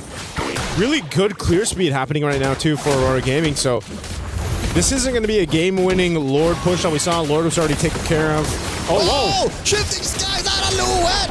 SOD point blank range, and Mob Psycho serves up a kill. Quinn finds Luet, and Chiboy fools. Mob Psycho still throwing out those spears. And Nika looking for it. Zulana punishes Tan for staying a little too long behind enemy lines. Aurora and Team Ray Young, man, they are taking each other to the limit. This game 1 already approaching the 20-minute mark. This is, I guess, just the nature of this composition from Aurora Gaming. I mean, Luet with a setup of lifetime. She set this up in a choke point in the jungle. And Mob Psycho, she was unleashing here too, but she had to be careful because Quinn was right there, and that was an immortality from Chiboy. She didn't want to get caught any further. So right now, Aurora Gaming has shifted things a little bit in their favor. They're still trying to fight here in the mid lane, though. Nora here with a fake out. Flickers forward. Could have used the gleam. And, yep, no, she just gleamed in. That was a good threat, forcing Aurora back off. So where does this go for Aurora Gaming, man? I think as much as we've seen them defend, they've lost the base turrets. They're gone. They've been dealt with. Yeah, eventually everything just fell. Are they in a position to actually fight for the Lord here? That's the thing. They, like you mentioned, it's been the shimmy. It hasn't been a dance. It hasn't been a full contest for the Lord. Joseph, just to answer your question, yes. You see how much firepower they have? Yeah. Especially if they find Team Ray Young lacking and just in the wrong positions. You have to respect Aurora. You look at this draft. Look at top. It's risky, but wait, Mob Psycho fighting it. Now Tan playing with the iframes as well. SOD Chiboy blocks it. Tan! Risky business as Chiboy gets the mount protecting her jungler. What is this? What is this play? Oh, Mob Psycho. This is the riskiest type of split 4-in-1 I've ever seen. And the Lord goes over to Aurora. Anu again with the retribution to skewer. But look at the Quinn! Quinn with the solo push and a couple of minions. Can Nika stop her? Team Ray Young take game 1. We thought the whole map was split and it was going a different way, but hey, Quinn and the rest of Team Ray Young had a plan, and my goodness, that plan ended up working. That was devious. That was veteran veteran Wiles that got Quinn across there. Man, what a decision there, too. I was just thinking, that's crazy. Mom Cycle was doing such a good job at keeping them contained up top. Tan was really low and so late. She rotated not in enough time, but they made the decision, and they were just like, you know what? Hey, send Quinn. Hey, the pick was Gila. It was crazy already. And the fact that they won that way is just a perfect bookend. Yeah, man, that was a great game one in this best of 3. 20, what did we end at? 20 almost plus, 20. 21, maybe almost 20. A little past. Yeah, that was just great game one. Team Ray Young showing, again, this experience, this veterancy that they do have through the course of MLBB, and it showed here in this one. That is a great way to start MWI 2026 here on Best Stream B. I did not think it would end like that. Usually we associate split pushes with Moskov. I mean, a split push was happening, but in the end, just that little bit of detail where Aurora overcommitted and did not take care of some of the simplest things that we always point out, the mid lane minion wave when you have no more turrets. Yeah, you know what? It's not that I didn't expect how it ended. You know what I didn't expect? How it went. How close Team Aurora actually, Aurora Gaming actually kept Team Ray Young. Yeah. Kept them honest, kept fighting. By all means, this doesn't feel like a download game to me. It looks like they played to really just win. This was a game that I feel like they were close to turning completely over. They had to catch up. They had to do the work, I feel like, and it was starting to be apparent, but at the same time, again, their base was dealt with. The base turrets were down. They couldn't keep that maintained. They weren't really able to, I feel like, compete in an objective fight, objective dance, and maybe that's the nature of their composition or just the way they executed it. And so, Team Ray Young was just able to go ahead and take that and continue to punish that kind of weak point, at least in game one. Yeah, 2 biggest learnings here. It seems like Anu is a student of the ZXaura dojo of Hirara. And the second one being that Sora and Lunox last 2 picks for Aurora, we were looking for that burst. In some moments, you were missing more AoE coming out of them, but I think just a pretty even spread between the Sora and the Fist coming out of the air and Zulana once you're able to Chaos Assault with Darkening up. It actually gave a lot of difficulty for the Alice and the Glue. It seems like a lot of the times, the Glue and the Alice were playing to the very last inch of their health bar to try and hold long enough for Quinn and Miku to deal damage. Which I think is a stroke of genius in the overall macro play of Aurora, because now we're watching the highlights, the replay. When you're in it, you don't really get to notice, but now in hindsight, I can appreciate how Miku, when she hits the Fatal Links, it's away from where Anu is. So Anu can take care of whatever's left where they started the initiation. Well, more MWI action coming towards your way. Aurora and Team Ray Young are going to be playing a second game. Will it go to the third? Let's see after this break. Play is in our DNA. Whenever we let it out, it becomes our superpower. Now imagine an entire city being built to supercharge it. Kadir City, powered by play. That was a quick little shimmy of a break. We were talking about shimmies earlier. It was just like that. It's a DJ table scratch. Really good, Joseph. That was really good. Yeah. Good job. How did that sound? Wooka wooka. There you go. That was something like that. Yeah. Yeah, let's just say that was you. So, again, going back to the discussion where you were talking about how Aurora seemed to also capitalize on the things that maybe are slightly overlooked. This is where I remember now why I hate going up against Lunox. Her animation for the Chaos Assault, it's so hard to spot with everything getting thrown out. You don't realize that you're getting hit by a Lunox until you get the notification that Lunox took you down. Yeah, the burst is crazy. And also, if you have a little bit of color blindness, like me and my friend LaFell over there, sometimes you miss it too. Do you guys have the same color blindness? Yes, we do. Or? We have the very same. Is it on a spectrum? You wouldn't know. I'm sorry. Yeah, we have, but I just know we have the very same. We play on the same settings in MLBB. Oh. Yep. Yeah, there is. There is color blindness. So you can tell your life bar from everyone yeah. else's. Oh. Yes. All right. Use your accessibility options in game, by the way, for those who are wondering, like, Yeah, it is very helpful. What was also very helpful here for Aurora is usually when we talk about teams that keep going for fights, there are times where we go, why do you keep doing that? Here for Aurora, not a single time in my head did I go, why are you going for that? It seemed like there was a lot of the fights they were taking, it delivered something. Not always a good thing, but it delivered something that helped slow down Team Ray I Young. had one moment, that's it. Oh, well, no, in hindsight, for me, I would be molding and questioning why they wouldn't fight. Yeah. I would be like, no, keep doing it. Yeah. I had the one moment, it was when Anu went for the Lord. And then you're like, oh, I see why she went for the Lord and she stole the Lord from There you Pen. go. So you had the question, but eventually... It makes sense. Yeah. You know? The one time I questioned it, though, is because right before the win. Right before... Of all the splits, why would you do Moskov split, fight everyone else? Apparently... Something tells me this is Team Ray Young one-upping Aurora. This is the veterancy coming to play. It's like, all right, let them think they can get away with a 4-1 Moskov. Yeah. And then Quinn, you do the thing. Yes. It's unfortunate too that the thing that Quinn decided to do is something that, despite all of the great things that Aurora got to show off in that game number 1, you overlook one of the most fundamental aspects of the game at the worst possible time. Which I hope people don't overlook the good things that Aurora got to do because of the one thing that they didn't do, which was take care of the mid lane minion wave. Yes. In hindsight, what Aurora was trying to do was going to eventually win them the game. But what Team Ray Young did then won them literally that moment. Yeah, it was one of those things, though, too, where it's like, I feel Aurora Gaming... It got to a point where it's like, okay, we can't take these fights to them. Like, they wanted to do that, but they couldn't win them. So we might as well go for the game plan, which got them some of the base turrets and some of the space on the map, which was letting Mob Psycho push on that Moskov.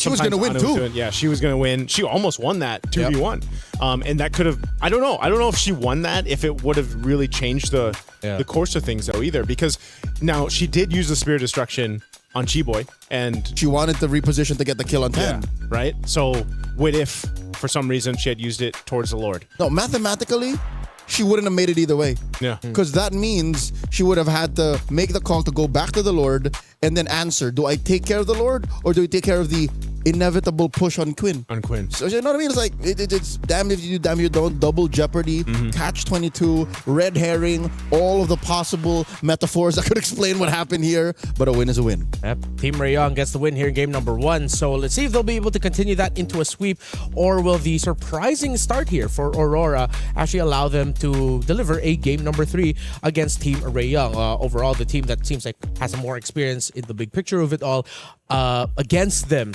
For Aurora, gonna have to ask you guys this. Is it just me, or if you blocked out the names, I could have sworn maybe I'm also just watching one of the men's teams in Mongolia. It was a very Mongolian playstyle, and I mean that in the best way possible. Taking risk when you least expect it, because you know that it's going to deliver a result that either slows down the game for the opponents or rushes the game for you. There were just unfortunately some moments where Team Ray Young won more, but that was a very Mongolian game, and I appreciate that so much. I like their play style. Yeah. I think like that's the same thing I was saying, back in Wildcard. I think we have seen it. Like we've seen them on the international stages, whether it was the men's teams and now here for the ladies teams.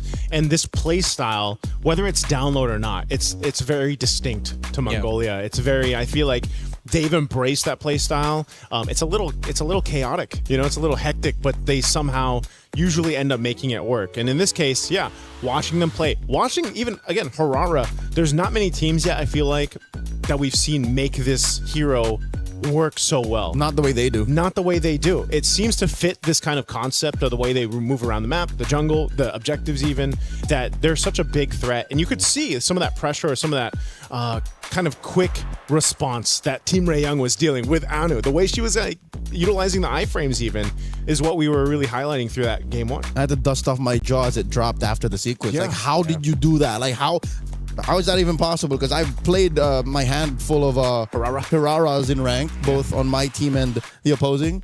None of them do it like that. So Anu, again, despite the role switch, knows the mechanical limits of this hero. So I think we're all on the same page, gentlemen. The fact that this seems like a very Mongolian coded team, given that they are from Mongolia. It's not like it's something new. It's just that we're talking about it and we're complimenting it because that's how we want to see them. Yeah. So I wish they don't change anything. Same. Hopefully they don't overthink and they start playing slower. I hope they just keep going for it. I hope they just play faster. Yeah. It worked out well for them. So from talking about and mentioning Anu, a former EXP laner now turned jungler, let's actually look at the EXP laners. Luet and Nora, I think, delivered most of the excitement from this game with how they were just so gung-ho and fearless with setting up with the Sora and the Alice respectively. Okay. Despite Aurora losing, I think Luet put on a better show than Nora. Yeah. Because Nora was a, sort of ruin machine. But Luet did, everything. All right, we're going to be discussing the EXP players just a little bit more and, of course, the other players as well. We're just going to go on a really quick, short break. We were there. For every click, every clutch, every respawn. We were there for the years of grind. And we're here. Now. The proud founding partner of EWC. Powering the biggest event in gaming. Shoulder to shoulder with the world's best. Making history. Greatness deserves a stage. Lenovo Legion. Reach your impossible.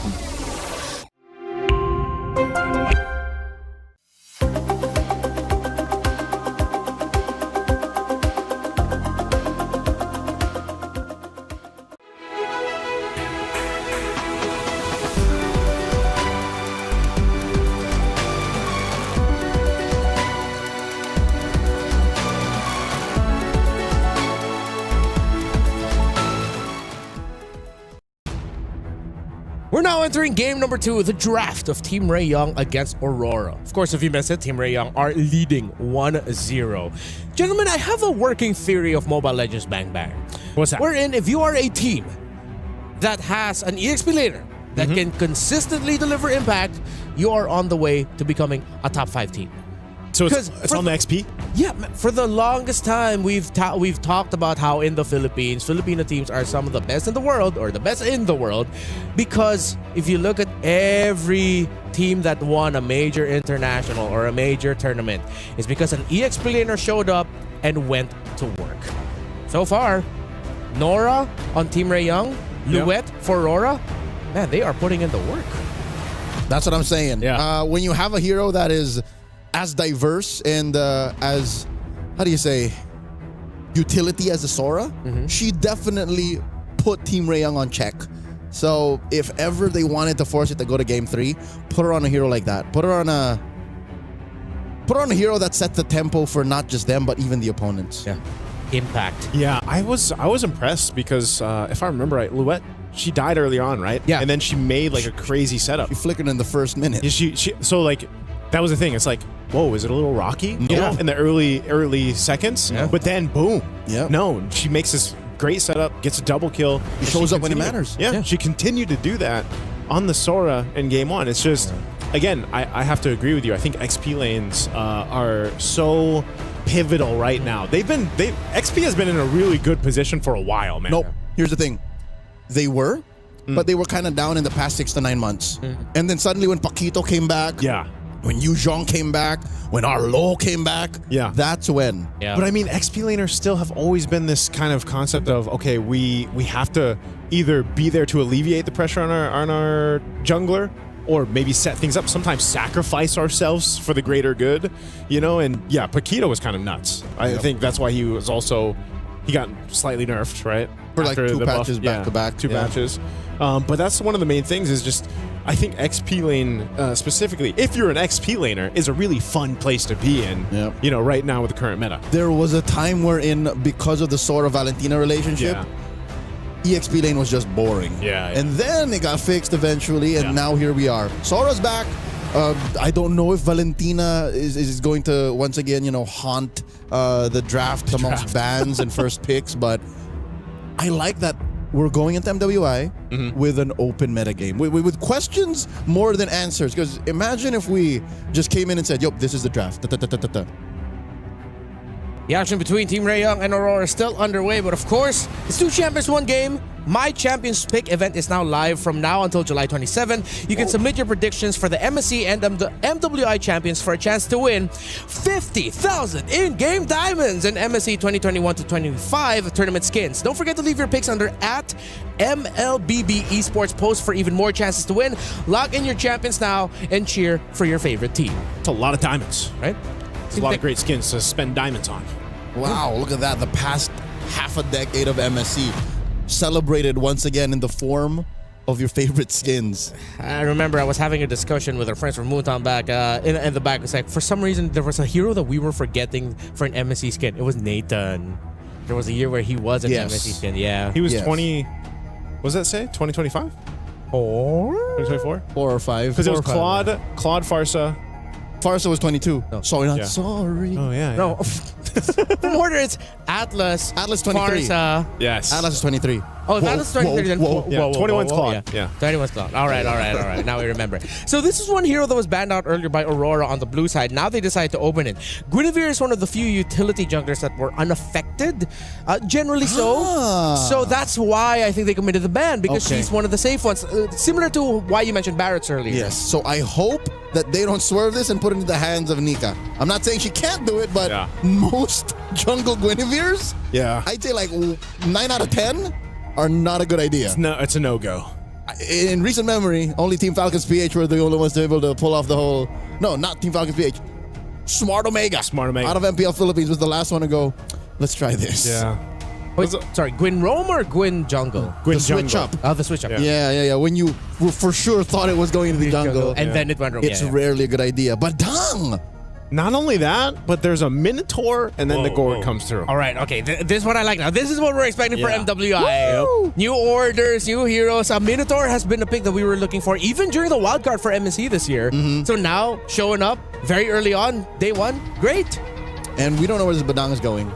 There's a couple of flavors of Badang. Yeah. More than half of them are roamers, but then, there's a small group who just throw it into the EXP lane and make it work. Yeah, that's not me. Yeah, I'm looking at you, Diablo out of Ignite Gaming from Singapore. So here's one hero that, straddles the line between fighter and assassin. There's Suyo. Yeah, Suyo kind of fell off a little bit in the meta. I feel like this is maybe a start of where he comes through again. Certain teams, certain players still can really utilize the Suyo in the jungle. But I'm wondering what are they going to use to like beef up this lineup though from Team Ray Young? Quinn. Quinn is like red 5 queen right now. So it's just whatever they need, throw it on her. Last pick. Impressive. Who chose this? Did Coach Ethan choose to go blue again? Or first choice, blue side. Home side is Team Ray Young. So Team Ray Young said, let's go red. Yeah. Wow. So they have the choice to just stay it here. This has got to be the MO for Quinn then. Because now that you asked the question, I'm looking at the answer. It's just whatever else they need in that slot. Yeah. And I like how Aurora still respected the Hanabi. Again, like no hate on the Hanabi from game number 1. You saw it and it did work out. And then Quinn, this is something that I wanted to say earlier. Man, how she played the Hanabi, she's really maximizing the sidesteps in between basic attacks. Yeah. There were some moments where it's like, oh, she's for sure getting caught. One little sidestep to the left, to the right, and it's like, how are you making this look like you're in the Matrix? Yeah, it's surprising. Or Footwork. maybe not so surprising that a Hanabi gets a win in day 1 of the MWI. Cassius Clay, it's like a young Muhammad Ali. It's just the move, the footwork. Yeah. No, it's like you said. Float like a butterfly, sting like Hanabi. Oh. I'm pretty sure the saying sounded like something like that. Something like that. But Leo did mention that Quinn was she's gonna have one of those moments, in game 1, like because you have the Hanabi and the rest of the composition, you could just kind of maneuver your way through those fights, and that's what we saw. But she's gonna get the Claude this time. Whoa! All right, some hard hitters here, and if this Freya is left unchecked, despite there being the presence of Badang and Lilia, a lot of Freyas can make it work. It's up in the air right now if Aurora do have a Freya that can make it work. Clint. It's an XP Freya. Yep. Okay, partially. Esmeralda, there you go. There it is. I think that's because they knew the trade was happening. It's Freya Esmeralda currently, especially something that was mentioned to us, by LaFell. Yep. So both teams have fragile front lines. Yeah. Because Badang isn't really even a front liner. Yep. And neither is Esmeralda.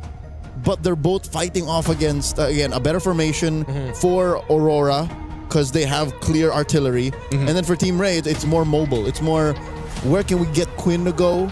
And where is the best place for Miku to drop the reliable burst? Yeah. Weirdly enough, I feel like this is going to be XP dependent again. Luet and Nora really need to find their timing, because if you look at the other pieces, it's like really up in the air. If you're the Claude, you go in at the wrong time, you're going to get blasted by damage. Yep. But then if the EXP laners can go in and find their entries at the right time, whoever can live longer and deal more damage between the Freya and Esmeralda, the winner there will determine the winner of the game. What do you guys think? Well, we're going to find out here as we jump into this game at 2. We'll see if we get the extended series or not of Team Ray Young pushed with Quin's Hanabi in game 1 to end it. We'll see if Aurora Gaming can bring it back, make things happen. Whoa, a lot of early aggression on Zulana. They're feeling the pressure. Man, that combo is deadly. Ooh, again, that's the Lilia and the Badang's damage output just being put on display here under the first minute.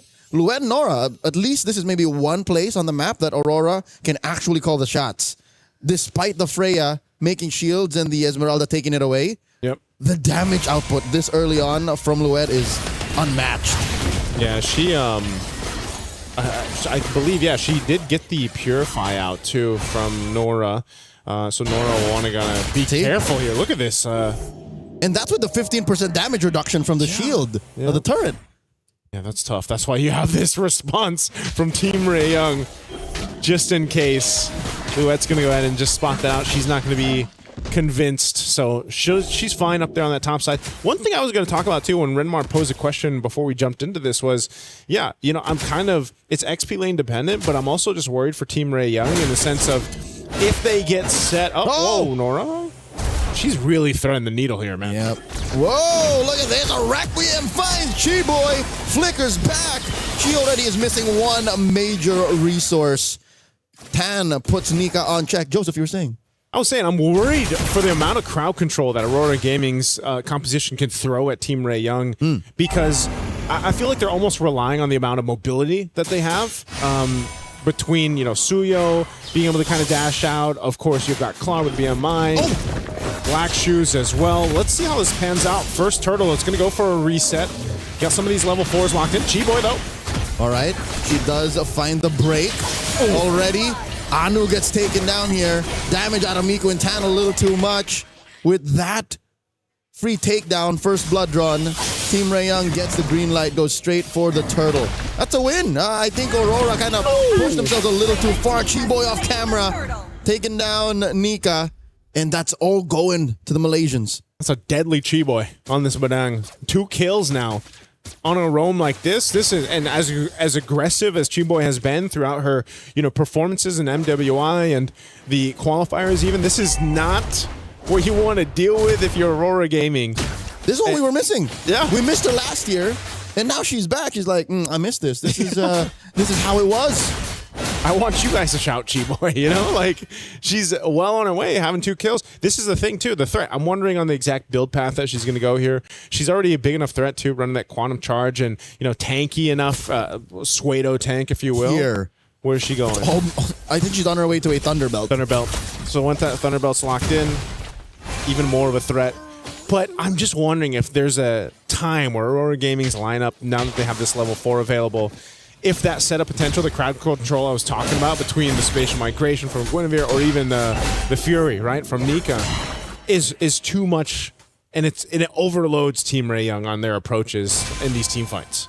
Yeah, there is a world where Chi-Boy doesn't get the ideal initiation, wherein her punches and her cracks may miss.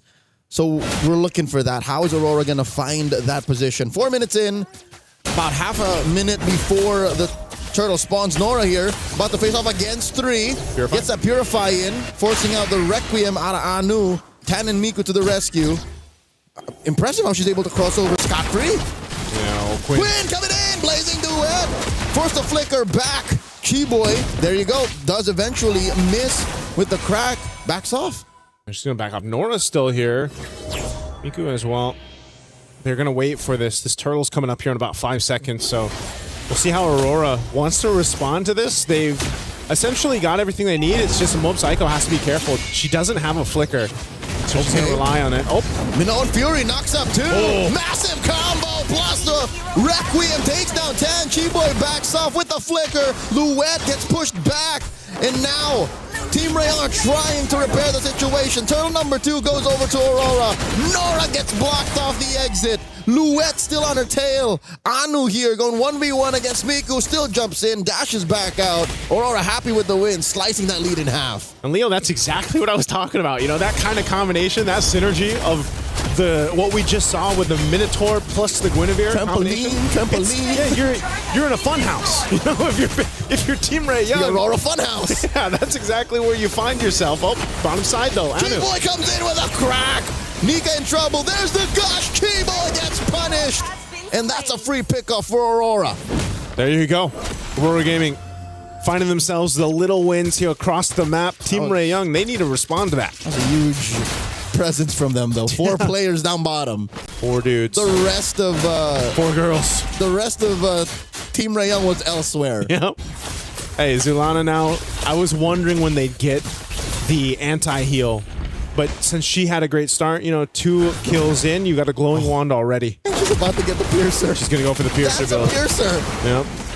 That's exactly how you make it work, because you know that Zulana doesn't have to be up in the thick of things. She can just wait for the setup, the trampoline combination, if we're going to call it that, and then just gush. And if you start getting the Sky Piercer procs, you're good. The Mongolian bounty house. Yeah. You take them for a ride, man. Somebody's birthday somewhere.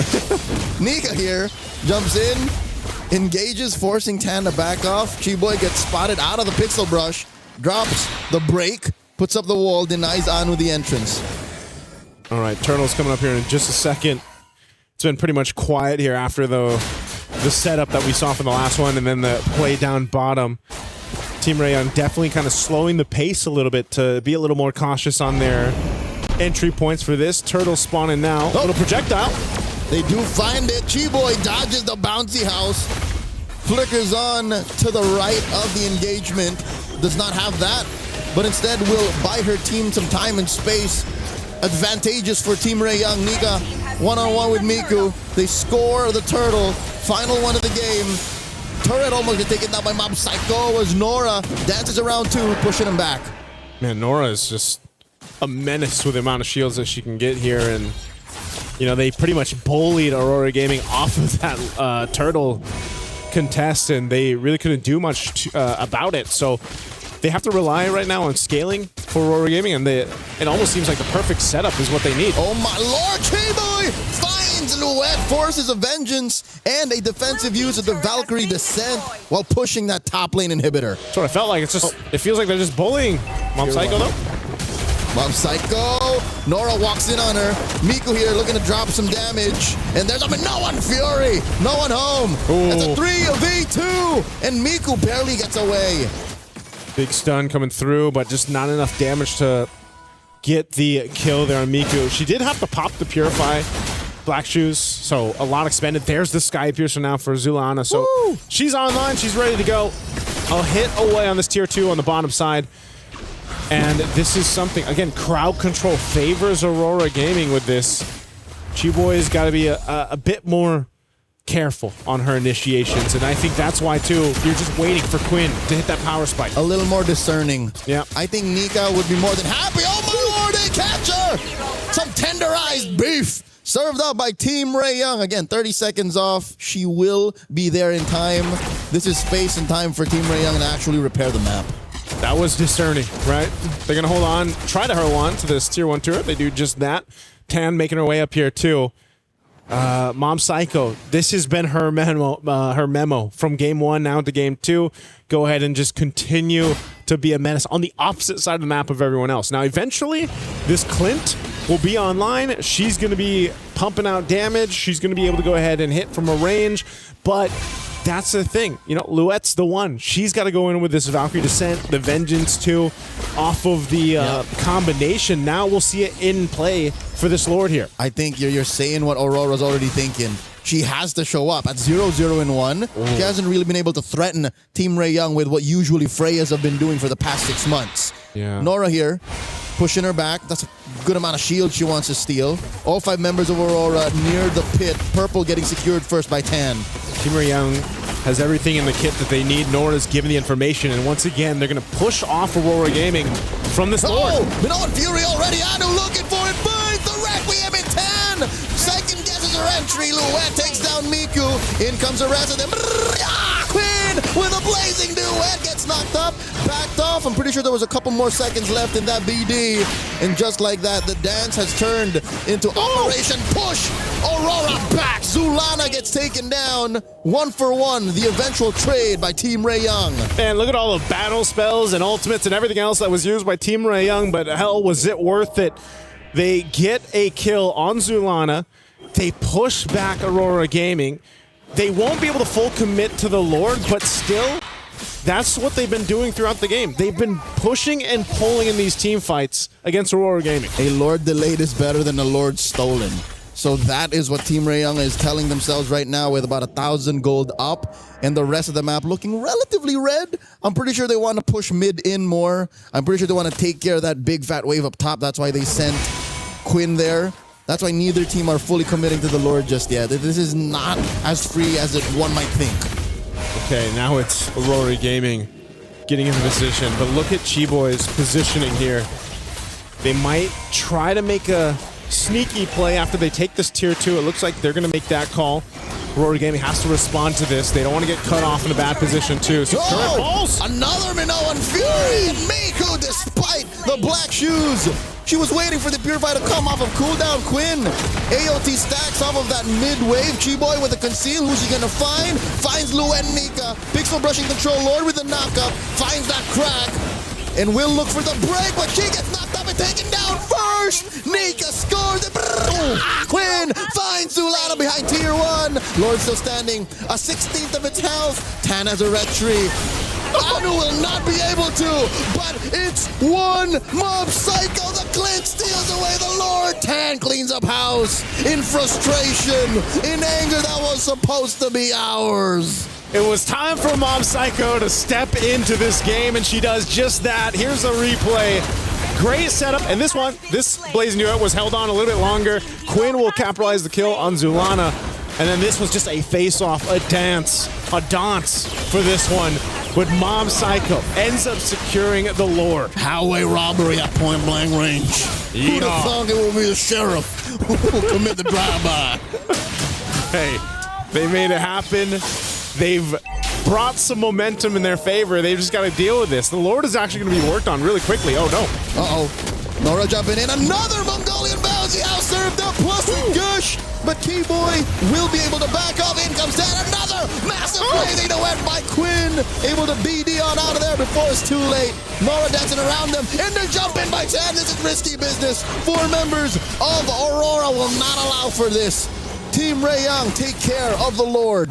Okay, I think Team Ray Young's going to be happy with that. They took care of the Lord pretty much as soon as it spawned. They held on. They're going to clear out these waves. There is a big push up top, though, on that tier 2 turret. But Tan will be there just in time to keep this up. It does get brought down to 1/4 of its health, but still, one thing they want to be careful of is Zulana, once again, on that Sky Piercer. Lightning Truncheon locked in now, too, with the Gourd. You're seeing the amount of damage that can come through with that burst. But Quinn also being a threat. She's going to go ahead and start being a big problem for Aurora Gaming, and that's why we're seeing the timing on these team fights are so important on how they approach them. And so for Team Ray Young, their job right now is just kind of wait. They can't really choose to just pick someone off of this. It's really been reactive to Aurora Gaming has been thrown at them, unless it's Chiboy. But I think at this point in the game, she doesn't want to risk that. Ooh, Miku here down to 1/3. Again, she has to protect herself more than once now. She's been caught off guard, especially since her Purify is often on cooldown, given that every single hero on Aurora Gaming's lineup has some level of crowd control. Yeah. So that's why, Joseph, that's why Team Ray Young is always kind of like reactive. Yep. It's because they're always at the mercy of Aurora's crowd control. I think that's one of the great things about Gourd. Not, just the Mystic Projectile, that little stun can only not only just stun you, but it can also check bushes, give you that vision with amazing like range. Yep, amazing range. Oh, Nika here catches 3. The burst damage is real. Forced the flicker back. Massive tool, a resource that Team Rayong have forced out of Aurora. And she's not going to have that for the Lord. This Lord is coming up here in about 8 seconds. No flicker available. That's such a, you know, it might seem like a small thing, but it's a big part of making this Minotaur Minion Fury be a surprise. Yep, whatever bounty house is coming out of Aurora now is an honest bounty house. You see it walking up to you. Imagine how scary that is, but also how easy it is to dodge. Yeah, it's already inflated. It's just coming towards you. Rolling down the street. Like, I know there's a party on the way. Half health on this Lord. Let me step to the side. Oh, Luet might be looking to step to the side of this one. There it is. Catches just 1 plus the Requiem. And Zulana does bring out the Gush. Miku here dealing the damage on the Luet. Luet falls, but Miku will go down as well. 2 for 1.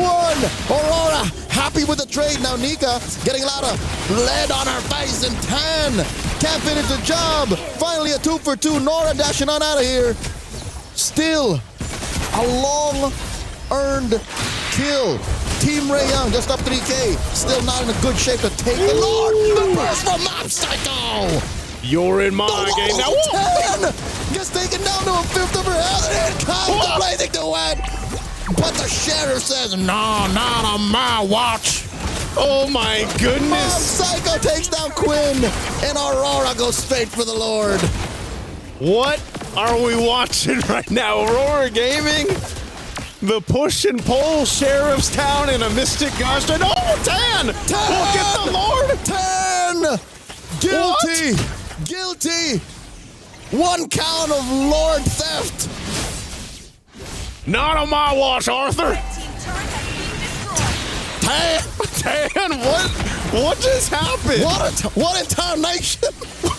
Tan Nation just happened. How did she just walk to the Lord and get it? Joseph, where's this coming from? Where's that coming from? All right. Aurora, fortunately, is in a position to defend. The map still belongs to them, and it's up to Team Rayong to punish them. Look at the damage the Mystic Field deals, Joseph. Yeah. Don't mind the gush, man. The field.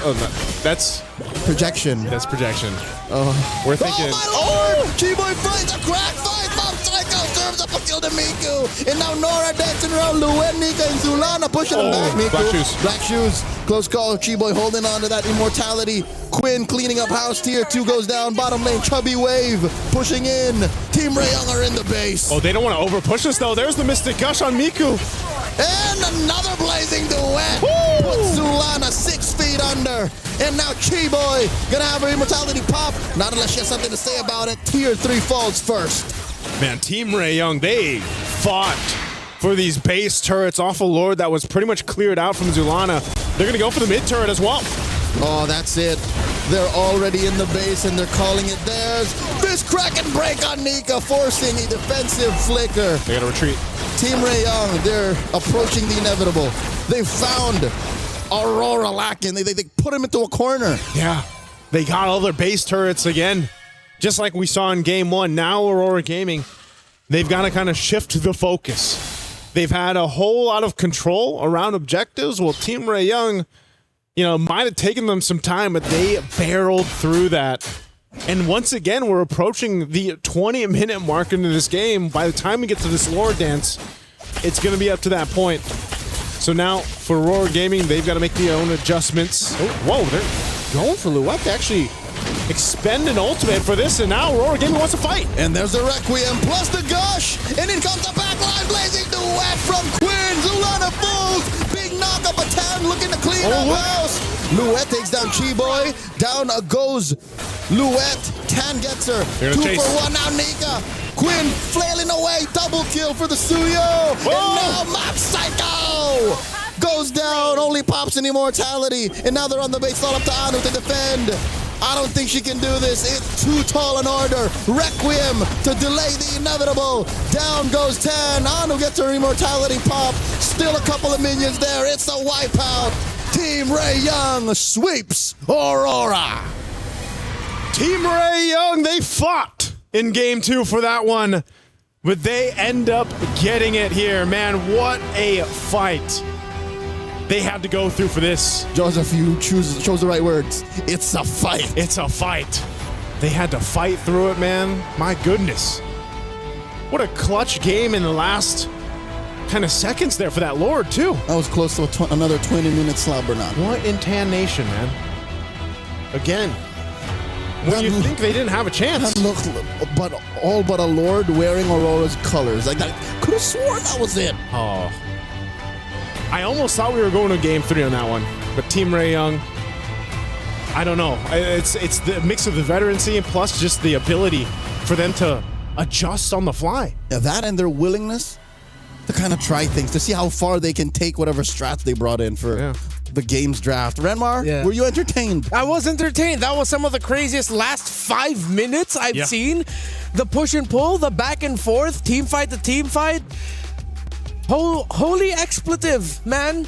There is a word that if I was casting, I might have screamed out if I did that with what Tan did, that I can only translate to Tan Mother. A little bit of a moment of vulnerability. That's why we decided to go Western. Yeah, we had to, because there's only to remove ourselves from our actual instinctual responses. Tan Mother. For the Filipinos out there, y'all know what I'm talking. But if you've ever played in a Southeast Asian server or a game with Filipinos involved, y'all know what I was thinking. Tan, oh my goodness. But it wasn't just Tan and what she did, stealing that Lord. Gotta give the flowers as well to Aurora. No. This game number 2 felt a lot like game number 1, where it was like a lot of the determining turnaround sequences came through the big team fights either before or during the objective. Yeah. And it was happening consistently. There were also some similar beats to what Team Ray Young were doing. We're in, this one team fight didn't go our way, or we won this team fight. What's next? We go to the nearest turret, break that down, and then that's the first tier turret that we're going to take down. And then on the other side, that's what Aurora's also staking. Okay, so we go for the trade. These two remind me of each other way too much. Like, sometimes you could cover up the name and I could say, that's actually Team Ray Young. No, it's Aurora. I want to see more of this match. Unfortunately, it's a sweep win for Team Ray Young. Congratulations. I think the only other way you could say that they're not similar is in finishing power. Yeah. I think Team Ray Young just see the bigger picture at the end of the day a little clearer. Yes. And that's why they got away with the sweep. And that's probably where the experience, comes through for these ladies here from Team Ray Young. I mean, we saw this in a lot of their decision-making when it comes to the team fights. Again, even give it up to Nora. You see her going 1v4. Bouncing between that is Tan as she finds her entry points.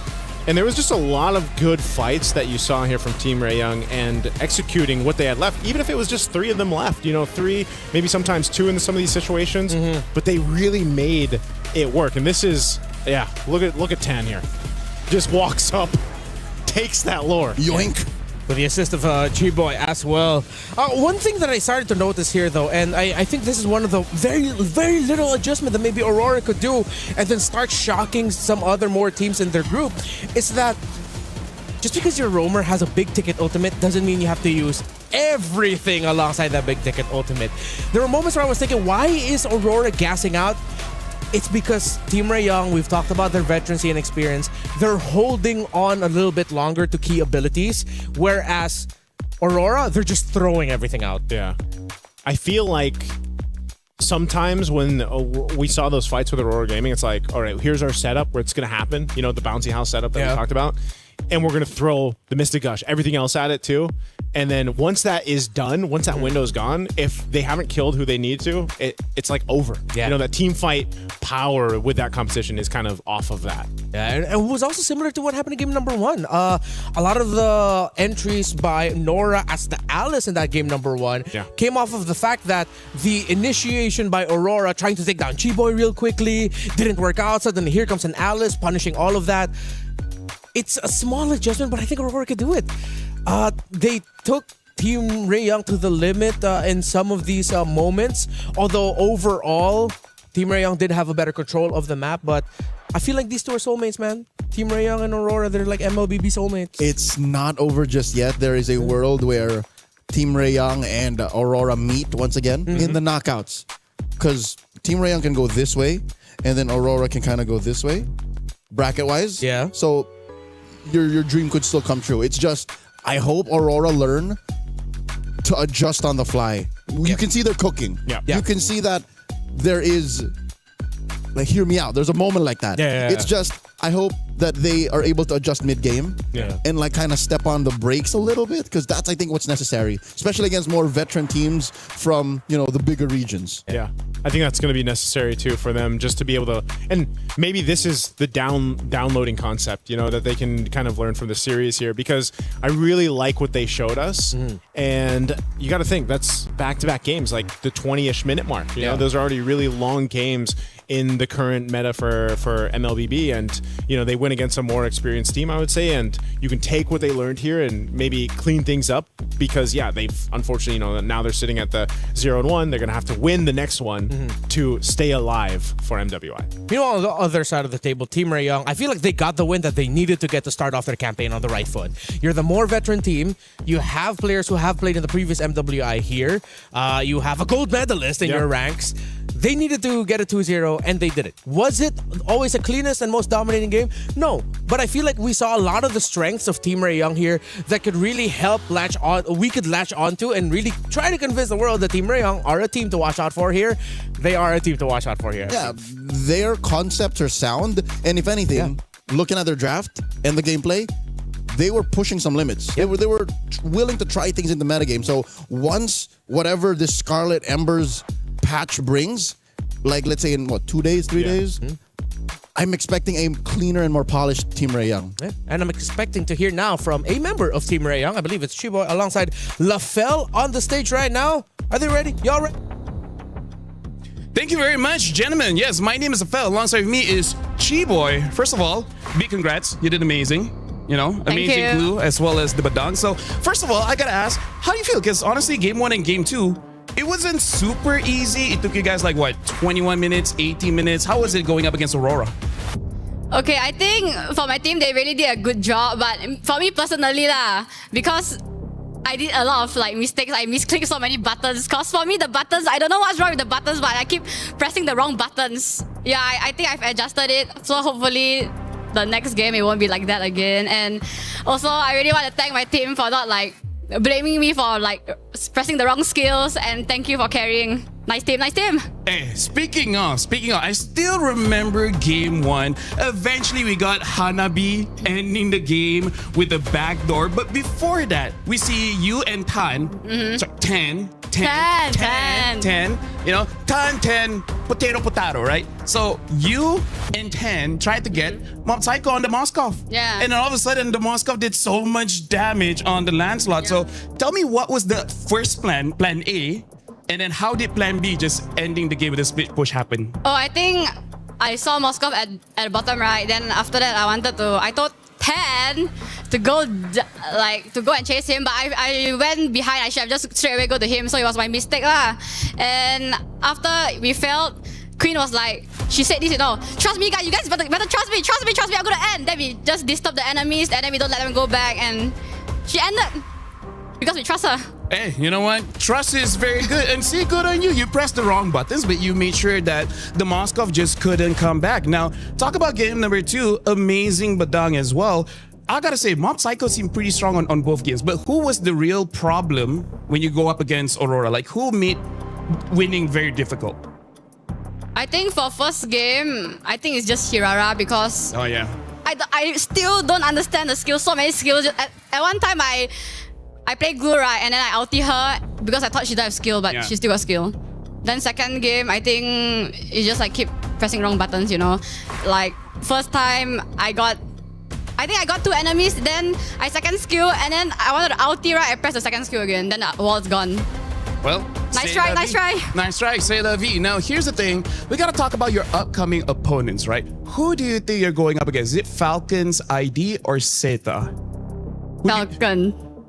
Falcon ID. You're wrong. Wrong? It was 2-0 Zeta. So wow. Yeah, I know. Wow. Like wow. Like how do you feel about that? Because I didn't watch the game so much because I was watching you guys, but then when I watched the scores, like that's very interesting. Wow, that's an crazy results. Unexpected. Do you think you can prepare for that? Can. Why not? Hey, there you go. So this is Chiboy or Keyboy. It's Chiboy, guys. Yep. Remember it. Speaking of, 10 did amazing. Could be 10, but we're gonna be calling 10. 10. Thank you very much. And now, here's the thing, Stream B, we still got more games going on. So we're going for a break, but when we return, we're gonna start the second best of 3. We'll see you guys then.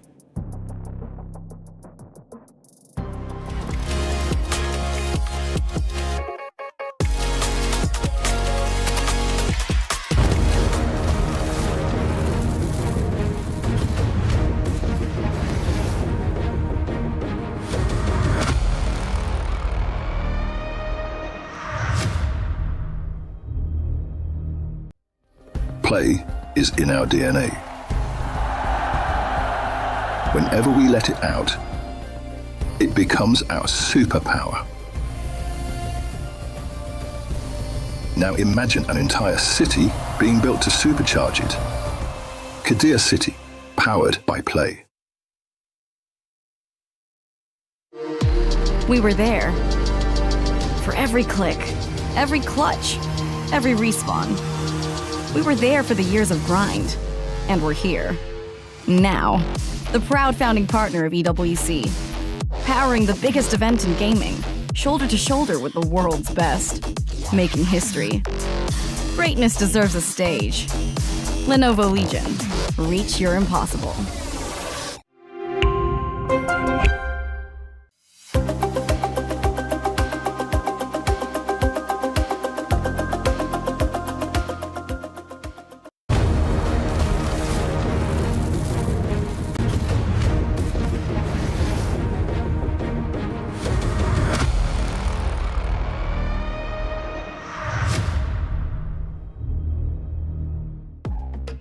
A lot of learnings there, especially the surprising result that happened in the match in Stream A where Saita, a team from China, swept the team that a lot of people were looking at as one of the strongest heading into MWI in Team Falcon's ID. But before we expand on that, I just wanted to get it out there that I was very surprised. Still here, of course, with Leo and Naisu. Let's share a little bit more about our thoughts with what happened with the previous one in Team Rayong versus Aurora. I think heading into this, we all had a similar feeling that maybe Team Rayong are the favorites. Yeah. Would you say so? Yeah. Yeah, for that matchup. Yeah, for I that put him in matchup, top 4. Yeah. Oh, Team Rayong. Yeah, he are did in the his top 4. predictions. Oh, actually no, I didn't get to do my predictions, so I wasn't. But a team that could beat Navi Malaysia definitely got to put them at least in the top 5. That's true. I definitely think they were favored. But I again, yes, it was a sweep. I liked what we saw from Aurora Gaming. I think they really fought hard for that.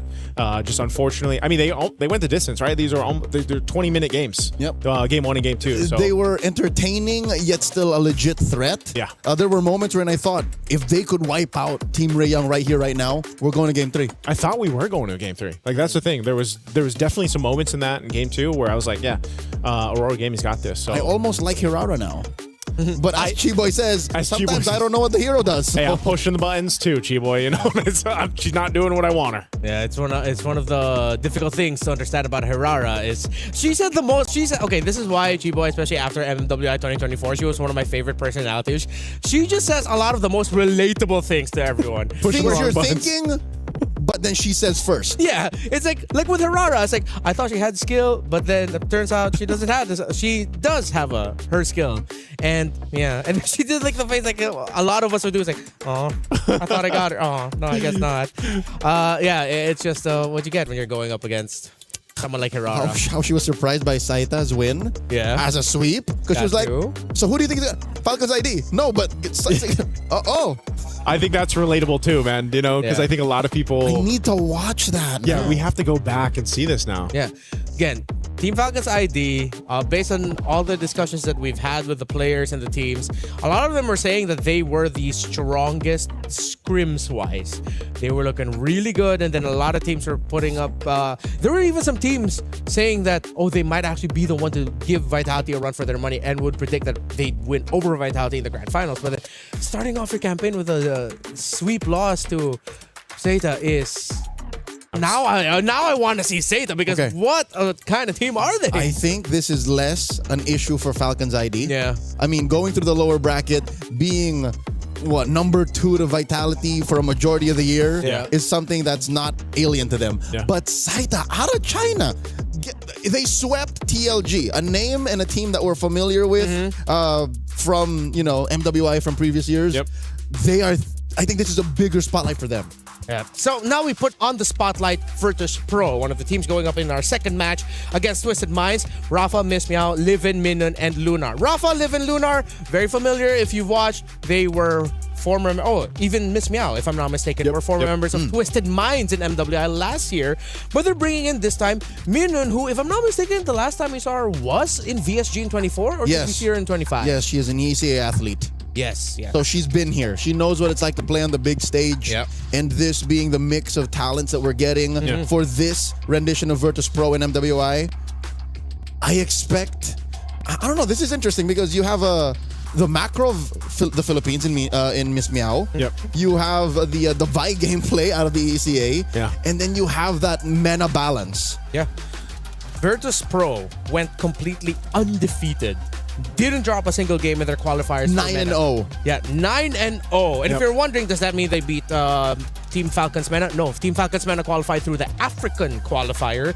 Of course, a team out of Egypt, while Virtus Pro went through the MENA qualifier. So I'm excited to see Virtus Pro here because if they could go undefeated and if I'm not mistaken, the women's scene in MENA was inspired a lot by what Team Falcons has done globally. Yeah. It is competitive there. And then they swept it? That's wild. That's why I think I think this is the surprise of MWI. Like by the time we get to the end of it, the surprise is how impressive and how much has changed in improvement wise for some of the dark horses, some of the regions we're maybe not expecting, here for MWI. You know what a surprise is? The fact that they were able to make an all-star team under a banner that just got reformed. Yeah. You're able to get Maylane, Chin Chow, and then a majority of last year's Virtus Pro under this year's Twisted Minds. Yeah. This is very trippy for me because, again, a lot of the names here just used to be in the other org. But, of course, Maylane and Chin Chow coming from Team Falcons ID. Falcons Vega, I believe, is the name of their call. But, yeah, Team Falcons ID. I like how these two teams are quite international in their own right. Twisted Minds has a little bit more of a Vietnamese presence, but then you got an Indonesian presence. Meanwhile, Virtus Pro, you have an EECAN in Minun. You have a Filipino in Miss Meow, although as per our previous discussions with Miss Meow last year, she has been in MENA for quite some time. That Filipino story of growing up. She's lived there the longest time. So she can blend in very well with Saudi Arabian players that are also with them. So it's interesting. It really shows how global MLBB has gotten just with these two teams alone. Yeah. We don't even have Giga Esports on yet, just yet. Yeah, GK is the most international of all the teams that we have. Yeah. 5 different nationalities on this single team. Yeah, that's what makes these international events, I feel like, so special. Like you get a chance to go ahead and see players from all over the regions. That's why we mentioned too earlier on. You got those mix-ups happening. I think even for me, when we were coming into MWI and preparing for it, I was like, man, there's so many familiar names, and then you have these shuffles happening, right? Some team members going to this team, and then of course, cross orgs teammates. Happening. Yeah, but it's a great opportunity for these female athletes to go ahead and go through this, and again, competing on the biggest stage for, if not the biggest, or if not one of the biggest, the biggest prize pool for on the annual calendar for women's MLBB. This is the place to be. It's the competition.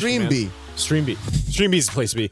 But now here we are, Stream B, wondering about what happened on Stream A, man. Yeah, I'm gonna have to pull this up at some point. Currently, they should be going through. Their second match. I think they've gone to Group A.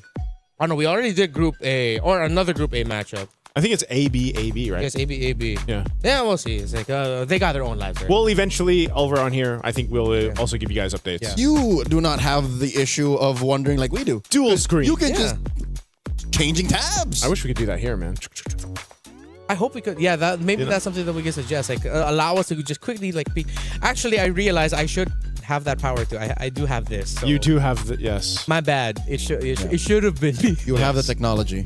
Yeah. Eventually, we'll all have that technology. I'm not gonna do that now. I'll set that up later. But all right, let's look at some specific matchups. For Virtus Pro and Lunar, I believe it was last year's MWI that there were some moments I remember Lunar. Her name did pop up. Was she the one that got some highlights on a rare Bruno pick last year, or was that in 24? I think it was. I think I recall 25. 25, right? I remember Lunar Bruno. That's just something there's an association there in my brain. Yeah, Lunar, Livin, and Rafa.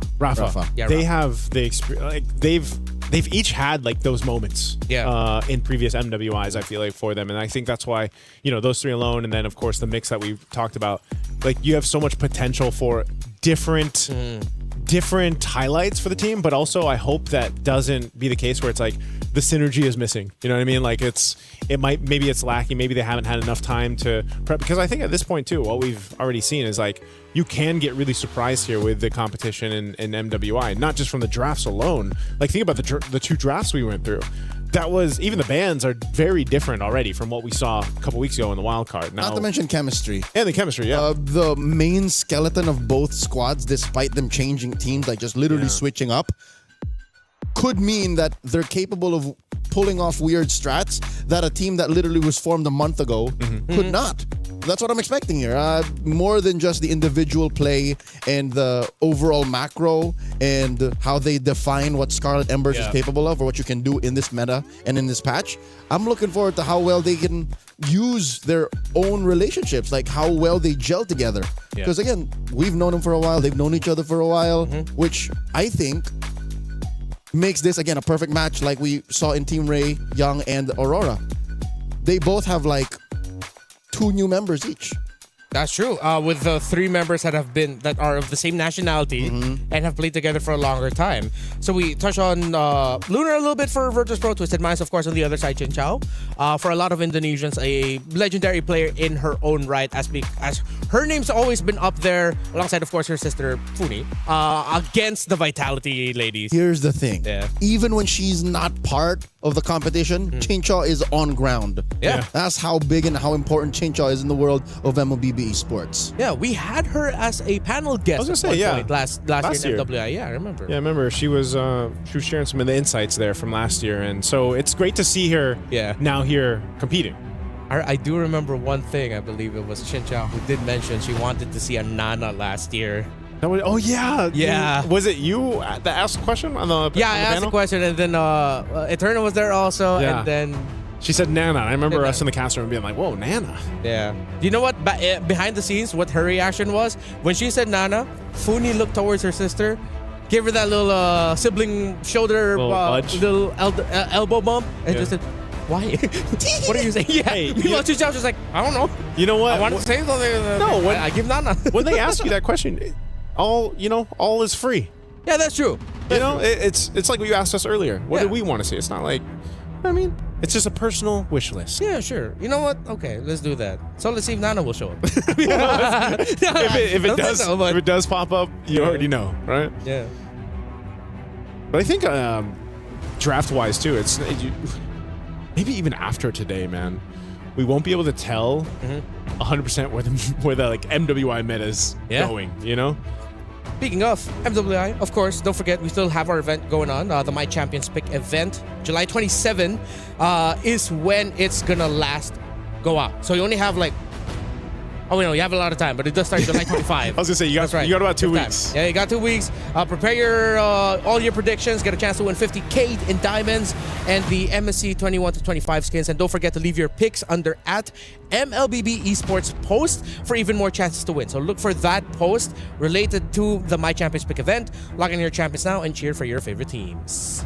Man, I'm having a look here too. I think I have almost all of them except what a flex. Yeah, the Claude one. You go through the airports without going through the long immigration lines. You have all the skins. Where's it going, Joseph? I'm not a world collector like you guys, okay? Sorry, he's a world collector. Regardless, where's Says the guy that's a world collector. Yeah. Where's it going? I'm just saying, Why did you look at me and suddenly think, oh, Renmar can't be a world collector, it's just Leo. I am a world collector. Oh, so you're both world collectors and you're talking about me having all the skins. No, you're talking about you having you brought that up. That wasn't us. You're the ones who just went, I think I have all of these. So you know what that means? If I were to win those 10,000 diamonds, because again, that's 10,000 for 5 winners. Yeah. I would not have to use it on the MSC skin. And the point is, you have even more diamonds than you already have? Maybe I can catch up to the world collector like you guys. Okay, that's a pretty good take, yeah. That's where it's going. I don't think I got a counter to that. I don't think I counter that. I'll see you in the immigration lines. Oh, wait. Oh, wait. We don't have to. You don't have to, at least. In just a bit, we're going to be starting up Twisted Minds here against Virtus Pro. I wonder if these two teams had words with each other like right beforehand. Yeah. Acknowledging the fact that it is pretty funny that organization-wise, Virtus Pro was mainly backing a Vietnamese-led team last year, and then mainly a Saudi Arabian team last year for Twisted, and then now they just do that little switcheroo. Yeah, that's funny to me. I wonder how that all like comes into play. You know, what was that conversation? Yeah, what was like? that? Yeah, like what was the meeting on that one like? Did they do the Spider-Man meme of just like pointing at one another, or the Matrix trading meme? Yeah, like which pill you want? Speaking of, I as we look at the roster here for Twisted Minds, I suddenly remember Maylin and her performance in MWI 2024 under Team Falcon's Vega ID. She is very comfortable with the Assassins. She is at home with heroes such as the Hayabusa, the Lance. She loves the Assassin Even phase. more maybe than Vival. Yes. More, one might say she's more bloodthirsty than Vival. Yeah. Vival, even in the time of Lings and Lancelots, was always just scalpel precise. She was always just, no, I'm going to do what's necessary. I'll invade when I need to, but I'm not going to run for the kill. Mei Lane, though, different beast. Yeah. This might be like a styles clash between the two junglers in Miss Meow, and because I remember from Miss Meow's performance last year was that it seemed like her pacing is a little bit more of the slower side, not to detriment her, but more calculated, I believe is the best way to say that. She likes to take her time, get the information, and then pounce. While Mei Lane will make that opportunity happen and will make certain sequences happen, even though most of her team doesn't see it yet. She's the one who's gonna go for the jump. Yeah, I mean this in the sweetest ways, but she hasn't taken that brawl server tendency out of her just yet, which makes for great games. And again, if you can get away with it and you can snowball out of control, it's by all means. Yeah, I think that's going to be one of the things to look at is, again, if you've been following some of these individual players or, because they've been on different teams, different organizations, you want to see that kind of that growth, right, that they've had over the years, over the seasons. I mean, someone too that I think of over here for Twisted Minds is Sa. Like, Sa has been playing for how many years? Oh yes, Lily's. She was on multiple teams leading up to this. And it's Virtus Pro last year. Virtus Pro last year, and Sa loves MLBB so much. She does, and she is one of those more aggressive kind of style mid laners. Yep. And last year when they fell, she couldn't hold it. That was a tough one, right? So, how much has changed in a year's time, right? Oh yeah, no, I remember Sa also, because I think it was in 24. Was it last year wherein she had to eliminate like one of her closest friends What's the name of jungler from Cambodia in CFU? They fought it on. Was it last MWI or 2024? I think it was last year. That was like one of our biggest stories. That was one of the story headlines. Yeah. One of the few female athletes out of Cambodia that actually has played in MPLKH. Yeah, and has a win, if I'm not mistaken. I think she has a win under there. Oh, I'm gonna have to remind myself again of her name of that. So was it Fa? Because Sa and Fa? No. There was another one. Here we go. I will remember it. Okay. Yeah, I was thinking it was Fa because they were Sa and Fa, but I could be wrong. But again, jumping into this draft, let's go and see what will happen here. Dude, it seems like Atlas still definitely has a presence in the meta. He keeps getting banned out. He's not a bad pick. So as much as we want to veer away from the Atlases of the world, he's here to stay. You know what? You're not going to see his MSC skin right now. But yeah, it makes sense. And I think that's going to be the case even when we get to MSC, man. Real quick, before we analyze this, I just remembered. Yeah. It was Tagami. Oh, Tagami, yes. Yeah, from CFU. That's right. And then in an interview, they described that they were actually really close friends, Tagami and Sa. Yeah. So when Sa had to eliminate Tagami, and they had that picture of them, like hugging it out. It's like, I'm sorry, girl. But nature of competition. I was going to say nature of competition, man. Yeah. Draft. All right, let's go back into this. Freya, Marcel. Okay, so instead of being the ones to pick up a Marcel Open for them, they want to force out a different ban. It forces out the Paquito. I think Twisted Minds are setting up for a trade in pick 2 and 3. I just cannot see it right now. Maybe one of them's like eyeing out the possibility of a glue getting picked up early on, maybe? Right now, oh, hey! Matilda. One of the heroes that we did mention earlier. Yeah. As a potential surprise pick in the roam. This was a big target to ban out in wildcards. And when we did get to see it played, you know, there's an apparent reason, not only with the recent buff that she had for the Matilda, does a little bit more damage, you know, a little bit more of a threat, especially early on. This is kind of leaning towards what we were talking about with how there's roams that you could pick up that are actually able to put out enough damage to be a threat, right, early on. But not only does she have that with the Wisp and everything else, but now you provide your team with a ton of mobility, right? The Circling Eagle setup or the Guiding Wind that you have. So I don't know if we'll actually see a Fredrin come into play here, because now you have an Akai and a Gord being picked up for Virtus Pro. And Leo mentioned Barretts earlier. I think you just go ahead and lock in a Matilda and Barretts at the same time. You just have to time your Deathness Welcome really well so that Akai's heavy spin just becomes nothing. But if you time it before the heavy spin, Akai can heavy spin, and then he's out of the belly of Barretts. Meanwhile, the Gord into Matilda, is that a risky thing? Would you want to go up against a Matilda that could potentially bring someone to dive you? Again, I think it's one of those things where it's just like you're just hoping that you're quick enough to avoid. There's the Barretts, like you mentioned. You're quick enough to avoid a lot of the setup potential. Your main job, and that we've been seeing with a lot of the Gord play right now, is just, again, information. The Mystic Projectile, that first skill. Obviously your ultimate, the Mystic Gush, is such a threat when it's laid down.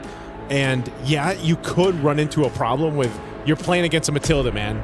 She's going to be kind of literally circling over you, and it could potentially be a problem for your Gord. But again, I think your job here is just, let me just be a glass cannon kind of concept.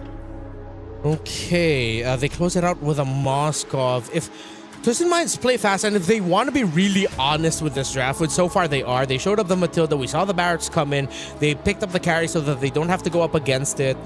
I think they just lean in on the predictability of it, pick up an EXP laner that rotates hella fast, clears minion wave fast, so that you're constantly adding pressure to the map. Just play through raw speed, allow the Barretts to be the slower one, and maybe pick up a mid laner that could deliver the same thing. Fast rotations, fast clear, and then just constantly be playing hit and run. But if you play too much into that idea, they might be susceptible to suddenly like a Hilda or a Cho Roam showing up that just deals way too much damage. At that point too, you're just matching, you know, the fire for fire. Especially in the early game with the roamers here. So I think we'll see what this the last couple bans will be out as they come through here, but you got a good mix of just the Matilda utility, the Barretts that Leo mentioned earlier on, and you know, covering a lot of your crowd control and durability issues on both sides right now. Remember, one thing that we learned also from wildcards is that Matilda, her pokes are really annoying. You don't think of it as much, but they're actually quite disturbing. We've seen maybe one or two Matilda kills. Yes. So it's real. It's not something that we're just saying for the sake of, oh, cool, Matilda's back. It's just, it happens. And again, when you have the Barretts, which you know, we spent a good amount of time talking about in the pre-show, it's gonna help. Are we locked in saying that this Akai is jungle? Or are we open to, you know, maybe the swerve? Swerving it. This is Miss Meow. Like it might go into the roam instead. Yeah, I think there's a world where that happens. Could be. I think it depends on what they'll show up here. If they show their EXP laner and it is someone tanky, then I think you just put Akai in the jungle, then your roam can be a little bit more nimble damage. But if they show their roamer, then yeah, for sure you already know it's going to the jungle. I think I'm okay with them leaving the option of Akai as a flex. Yeah, you want to leave it to the last moment. Yeah. So commit to the bit, show it in... Okay, never mind. No. Okay. It's for sure going to the jungle now. They go for the Gatot. Maybe committing to the bit might have been a little too expensive, so confirm this is likely a jungle Akai. So he's not actually dead. Okay.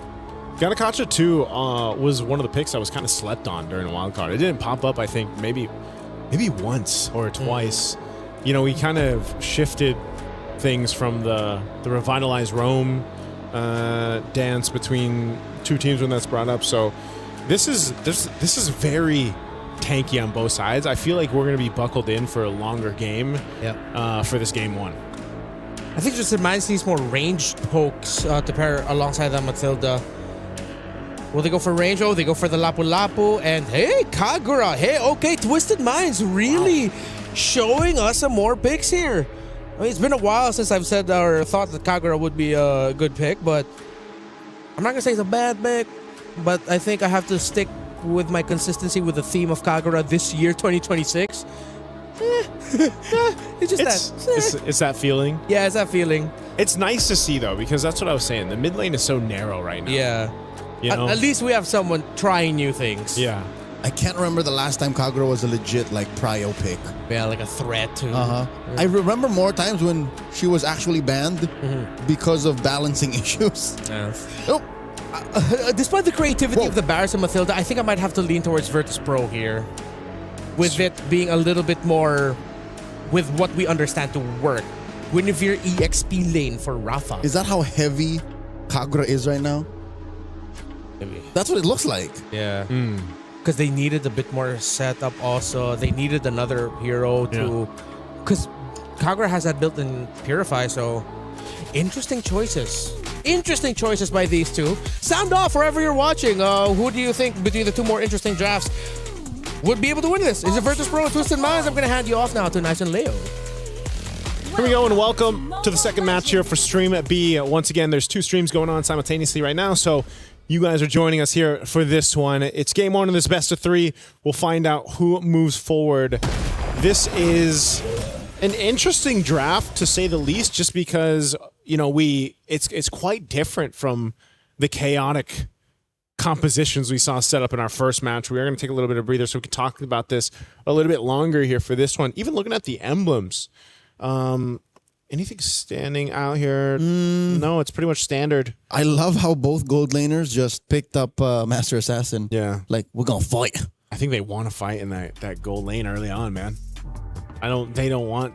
And they don't expect rotations from anyone else. Yeah. So, I'm glad that both came... You know how it's like a game of rock, paper, scissors? Yeah. It's like, we both basically pick scissors. So we both just go for it. Yeah, and then it allows you to go again. Yeah. Because what if I went for the Master Assassin and then you went completely elsewhere? What if you decided to risk it and went for something like a mystery shop? Mystery shop. Right? It's like you greed out. Or again, you play a little more conservative and play Tenacity or something. Yeah. So at least now we know that that's going to be a dead lane. It's a full mechanical matchup. In mid... Okay, let me play devil's advocate. You and Renmar were a little more skeptical. I just mentioned the facts about Kagura. What if there's a reason why Sa picked this up? What if this is something that, you know, they've been practicing for months now? That's what I'm saying. It could just be one of those picks, right? One of those comfort or a Saw thing. Yeah, it's like maybe this is her favorite hero. Like this is one of those comfort picks, incredibly in her favor. But also, not only that, I just think maybe you're just playing around the fact that even the Matilda does enough poke now. Yep. You know, I mean, even better now, and you can set things up, whether that's with the burst that comes with the Kagura or utilizing that circling eagle to set things up for your team. That and Twisted Minds, their lineups look so tightly packed. You know, when you look at something and I like the way that's built. Yeah. I like when you put all of these together, especially with Chincha on the carry. Like, that's the icing on the cake. Yeah, Chincha, she's going to be able to shred through that tanky front line that we're going to see here from Virtus Pro. Again, the play here, this is what we were talking about. I guess we're seeing a preview of that in the gold lane. And they're going to poke back and forth. Turtle will be up here in a second. And so Twisted has control of this area. Daisy, level 4 on her Lapu Lapu.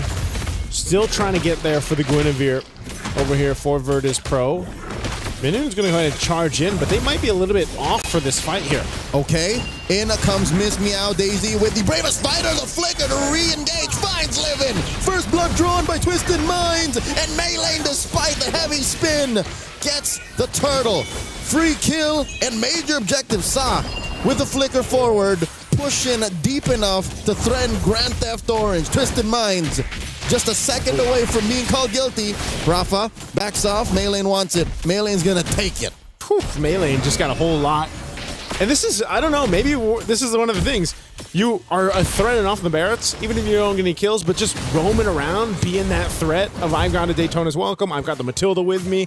I have pretty good damage, too. I think that's the surprising factor with the Barretts is you've got a good enough damage in your kit early game that you can be a threat with the rest of the team, right? Look at that little moment. Chincha just laughs it off. Did not expect to see Minun come out of that wire brush and yoink the crab away from her. That's priceless. Yeah. Hey, whoa! Man. Whoa! Oh, close. All right, Daisy's fine. This is what I was expecting, Leo. Like a bit of a slower paced game, just for the sense of the compositions on both sides. But look what's happened here. Twisted has pretty much built up, 1K lead off of a turtle and a kill. Yep.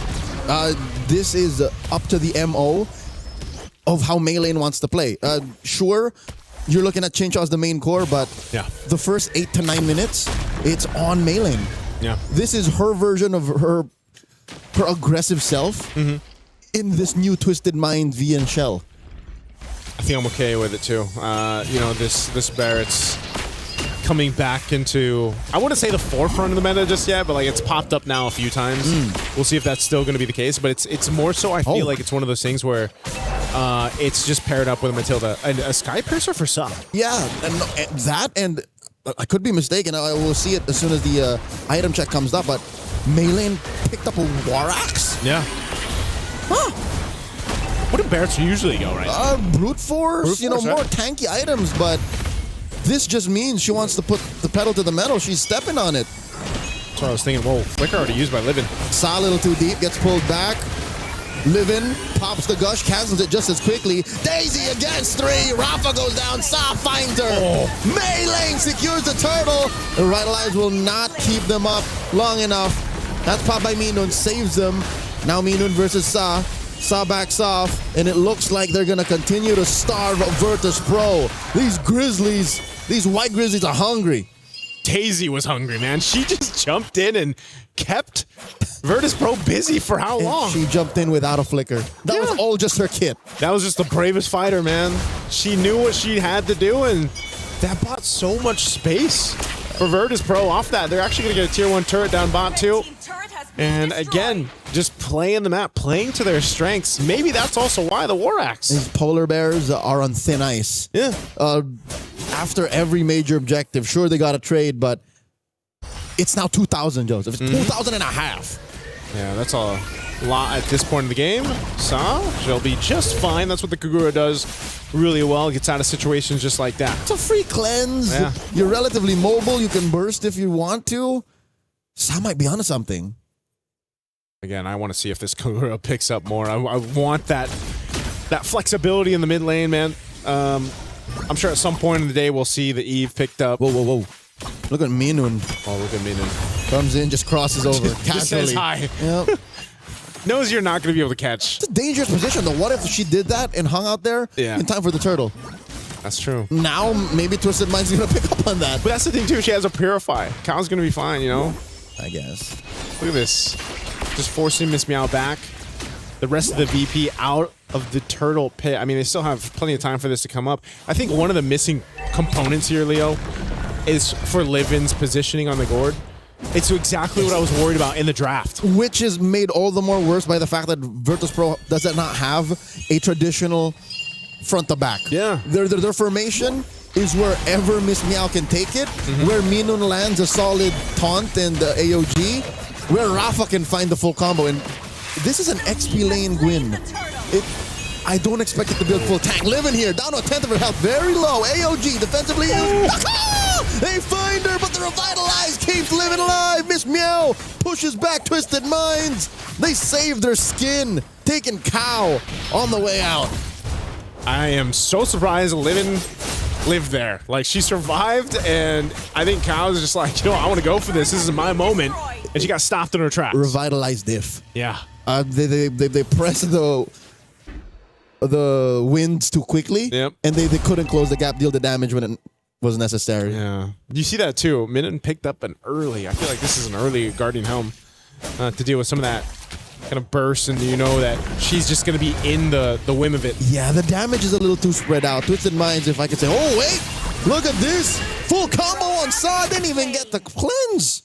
Oh, I guess she did hold that brush a little too boldly. But I was saying, as the Gatot, I get why. Because look, physical, magic, true. It's a little too spread out. So she's just like, what if I just get HP? Yeah. Might be the best case scenario too. Again, it's it looks like Virtus Pro, they are gonna have to slowly crawl back into this game. You're talking about a 3,000 lead up to this point. It might not be anything too big in the grand scheme of things, but right now, at least leading into that first Lord, it is gonna make a difference here for Twisted Minds. Gush thrown out. Livin just isn't there yet to be able to go ahead and actually pump out this damage on the Barretts, for example. But maybe if she's able to go ahead and catch someone else out, that's again one of the hard things to do, is because you have a Matilda across from you, the mobility aspect of Twisted's lineup is just that much better, right? Whereas Virtus Pro, on the other hand, they're either going to try to surprise someone with a Guinevere. Maybe eventually Lunar can land that spear that's going to change the course of a team fight, but that's going to happen later than now, you know, for this first Lord. And I think later to now is the major problem for Virtus Pro. Is because if we don't find the formation that we need to be able to get the most out of that Gush later, what do we do now? Yeah. Same question for that Moskov. Same question for Rafa's Guinevere. Because Twisted Minds, they're living in the now. They're going for the Lord here. Less than half health. Daisy and Chincha putting up quite a wall. Cow in the back line. Interesting how this Matilda is being positioned. Rafa comes in. AOG moves them all out. Quick, heavy spin. Throwing it out. Miss Meow. Didn't even need the retribution. In comes the rest of them. Luna presses it. Finds Minun very low. Melee dropping that missile expert. Gets knocked up by the Requiem. Miss Meow finds her. Now Daisy onto Lunar. 2 for none. Free Lord. Virtus Pro. Where'd that come from? Twisted Minds got twisted up there for that Lord. They were really, really low HP for Melee. On to try to go ahead and secure the Lord, and then it came down to some retributions that didn't end up happening the way they needed. So Virtus Pro end up with a big shift here. Look at this replay, right? They go great, kind of zone out, but Miss Meow ends up getting this Lord, and then they're out of the firepower. Saw's gone too after she used the ultimate, and then things just fell apart. They weren't really in the fighting position they needed to, and then Chinchao, of course, she just had to disengage from that because everybody had already started to die around her. Okay, we may have just seen worst case scenario for Twisted Minds. Yeah. When you have the one-on-one situations down lock, but the rest of your team, especially the cores, aren't in a position, that's it. Great pull out by Cow, saving Chincha. And this is scarier. Think that Chincha doesn't have a Purify. Yeah. What's Twisted Minds play? Like, how do they regain the map? How do they, find the potential snowball that they were already working with in the first 5 minutes? I think this is where you have to start to go ahead and lean towards Chincha, man. Once she's got the items, the itemization that she needs, where she's got the Trinity. Oh, they're going to break into a fight Here again. we go, Livin, putting it all on Melee. Lunar very low, massive Requiem once again. Minun gets found out by Chincha. And Melee just walks it off like it's nothing. With about 2 HP. Cow and Chincha want to finish off Miss Meow. Miss Meow going through walls here. Dashing on through underneath tier 2. She's fine. Oh, yeah, heals back up. Good enough. But this is exactly what I was saying, man. I think, if you're Twisted, you have to lean towards Chincha. She has Trinity. I'm not sure if she's going to go into next Malefic Gun. Yeah, I think. 4th item. Yeah, I think the gun. Yep. Brute Force was picked up too for Melee, so defensiveness is there. She already got Oracle. What I was expecting. So it's War Axe, Brute Force Oracle. I would have done it. Brute Force Oracle War Axe, yeah. But again, it's a new metagame. Barats is a upcoming hero that we might see more often now. I'm impressed though by, again, how Virtus Pro got away with that Lord. I want to see them take advantage. I want to see them, push the tempo here.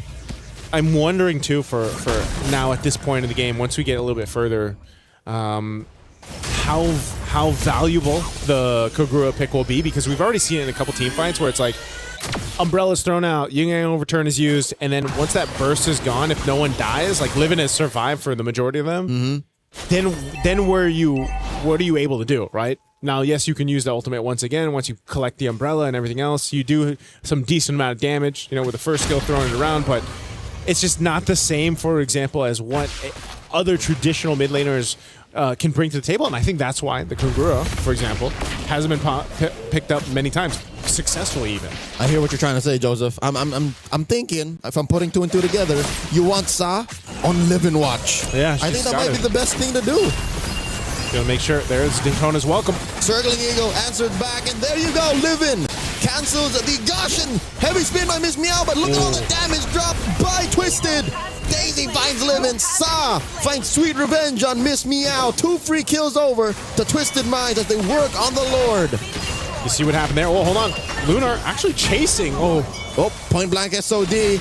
Will Lunar get punished? Minun might actually be the one that gets taken down. Lunar presses the SOD right before it gets expired. Oh, Chinchaw takes down Minun. Gets a double. Rafa falls as well. This is no bueno for Virtus Pro. Lunar, the only survivor. Yeah. Expect this map to turn blue. Oh, they're going to push into this base turret. They can't quite end it. Livin's going to be up, so she could just go ahead and clear out this minion wave, but talk about a setup. Oh! Chincha will get out. This is great job, too. I know we probably won't get a peek at it now for the instant replay. I felt that. But Daisy did an amazing job. We asked, should Saw be on Livin duty? Well, it was Daisy in that last interchange. And she stuck right to Livin to make sure that that Gush uptime was pretty much canceled. And it makes sense. It's just much easier for Daisy to run through the old-fashioned way rather than Sa go flank. Yeah. And all Sa did there was really deal the damage that would have been set up by the initial crowd control. First, Minun here gets taken down. A second too late on Livin's Gush. Down goes Rafa. Miss Meow follows through. The writing's on the wall. 8K up. Twisted Minds are inside the base. Virtus Pro struggling to defend. Not sure if they're going to be able to end it just yet. Even with 3 members down, they do have a wave in the mid lane. Twisted looking to take out the base turret. Can they end the game? 2 defenders. Circling Eagle spent by Cow. Wave still up. SOD Gush all thrown at the wall. Seeing what sticks, but Twisted Minds ends under 15 minutes. Game 1, match point. There you have it. Twisted Minds. Took them a little bit, I feel like, to come online in that one with the composition that they brought. But hey, they made this composition built off utility, built off speed, and built off an interesting, unique pick in the Kagura in the hands of Sa in the mid lane. And it all came together here. And this also allowed Chinchaw to just kind of have free reign on the carry. I'm managing my expectations. I'm about 70% there. Again, I cannot deny the fact that Sa got a dub with said Kagura. Yeah. But maybe given how tight mid is, you have to slip through the cracks. You have to have your own little flavor, and this is hers. Yeah, this was I don't know. Renmar, what do you think? Were you surprised, especially with the Kagura pick here? Well, yeah, the Kagura pick to me was just... We were talking about it. Gideon, Lafell, and I, we were just all looking at the Kagura pick. It's like, wow, you guys really leaned in towards honesty for this draft. Yeah. But hey, it seems like honesty is the best policy. The Matilda first pick, showing it up right away with the Barretts and the carry. Clearly, they made the choice and they rushed the carry because they know that if it was the Gordon carry together in the mid to the late game, then that Barretts would not have a good time being able to hold the front. I think what we saw here was Twisted Minds, like John Wick-esque focus and sheer will of just, we want to play this lineup and make it work. And they made it work. The Barretts and the Matilda together somehow just could not allow VP to play comfortable at any point in the game. Yeah, this was it was a mix of also and in this game, not just the Barretts, the Matilda, and like we said, Saw, but I think Daisy did a great job here. Oh yes. On just playing, whether it was live in duty or if she had to peel sometimes, but especially towards the end when it became that Mystic Gush was a threat, Daisy had to be the one to go and lock down and make things happen here. Which kind of works because given how deep you already went and halfway through getting to live in duty, yeah, you would have used the majority of your damage reduction to even survive and threaten killing the Gord. So it's just perfect. I'd say if we had an MVP here, I would personally give it to Daisy. To Daisy? Yeah. On the Lapu Lapu. Yeah. Well, I mean, if you do look at the row mid trio of Twisted Minds, they need an enabler. That was one of the things that we suggested. Well, to be fair, we suggested fast rotations. But that's in another way, you could look at that as an enabler pick. And Lapu Lapu does that. I thought personally that we'd see a little bit more of a match that highlights individual skill.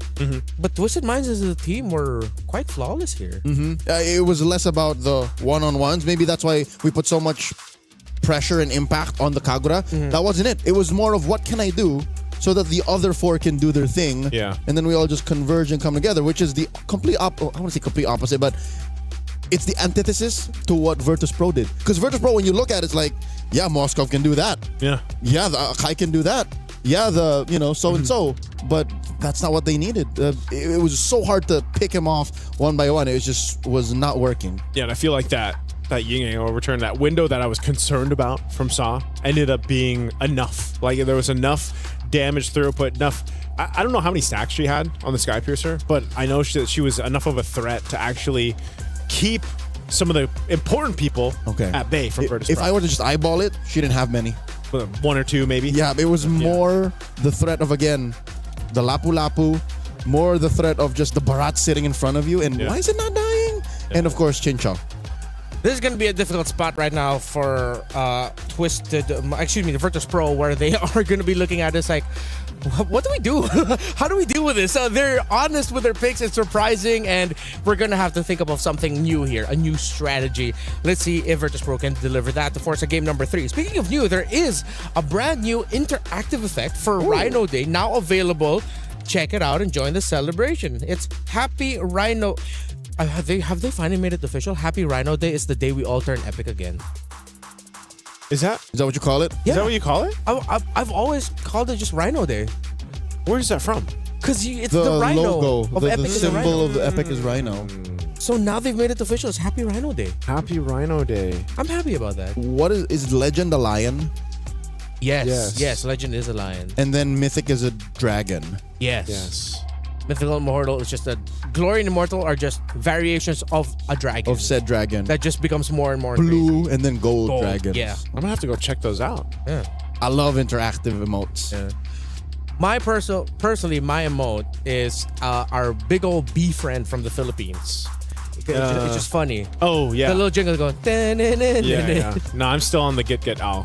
Okay. Me too. And Patrick. What I love about Get Ow is it's a regional exclusive. Yes, it's a regional exclusive. I'm wreaking havoc as a Balman in the EU server, and I'm killing everybody's like. And they're like, "What is this emote?" And the Patrick. For those of y'all who are unaware, it's a cultural phenomenon in the early 2000s. It's a Filipino girl group. Yes, I think every region has a region exclusive. Plenty for sure. Yeah, there's plenty of like it's just region ours exclusive is ones. pretty wild. Yeah, that's true. If you've missed that episode of MPL Philippines, I feel sad for you. Go back. Watch. It's out there. It's out there. It was I believe it was like an Onyx Aurora match day. Yeah. And then in the middle of it, we just go for 12 minutes. We just celebrate. It's SBG. ladies and gentlemen, it's the international rivalry, and it's this what's taking over. Yeah. Get out. Oh man. I just realized how this table is so Filipino right now. Hey, I mean, I love you guys, but I think even like we need some Malaysian. Here's the here. thing. Hey, we'll have a Malaysian here in a bit. We didn't choose this. It just happened. It just happened. Can we just remind the world that we do have a Malaysian? Lafel, can you just show up right here and wave? Just to remind the people that this isn't like an all Filipino stream. Yes. It is still the Women's International. And we got There it is. We'll be he'll be joining us later, and he is doing interviews. The fourth Weebear bro. Yes. Yeah. He is that's true. He is the fourth Weebear bro. Ever since. This whole time. He's a part of the crew. Yes. He is. He's a whole party. What kind of bear would he be? You know what? We'll think about that question of what kind of bear Lafel is while we go on a really quick short break.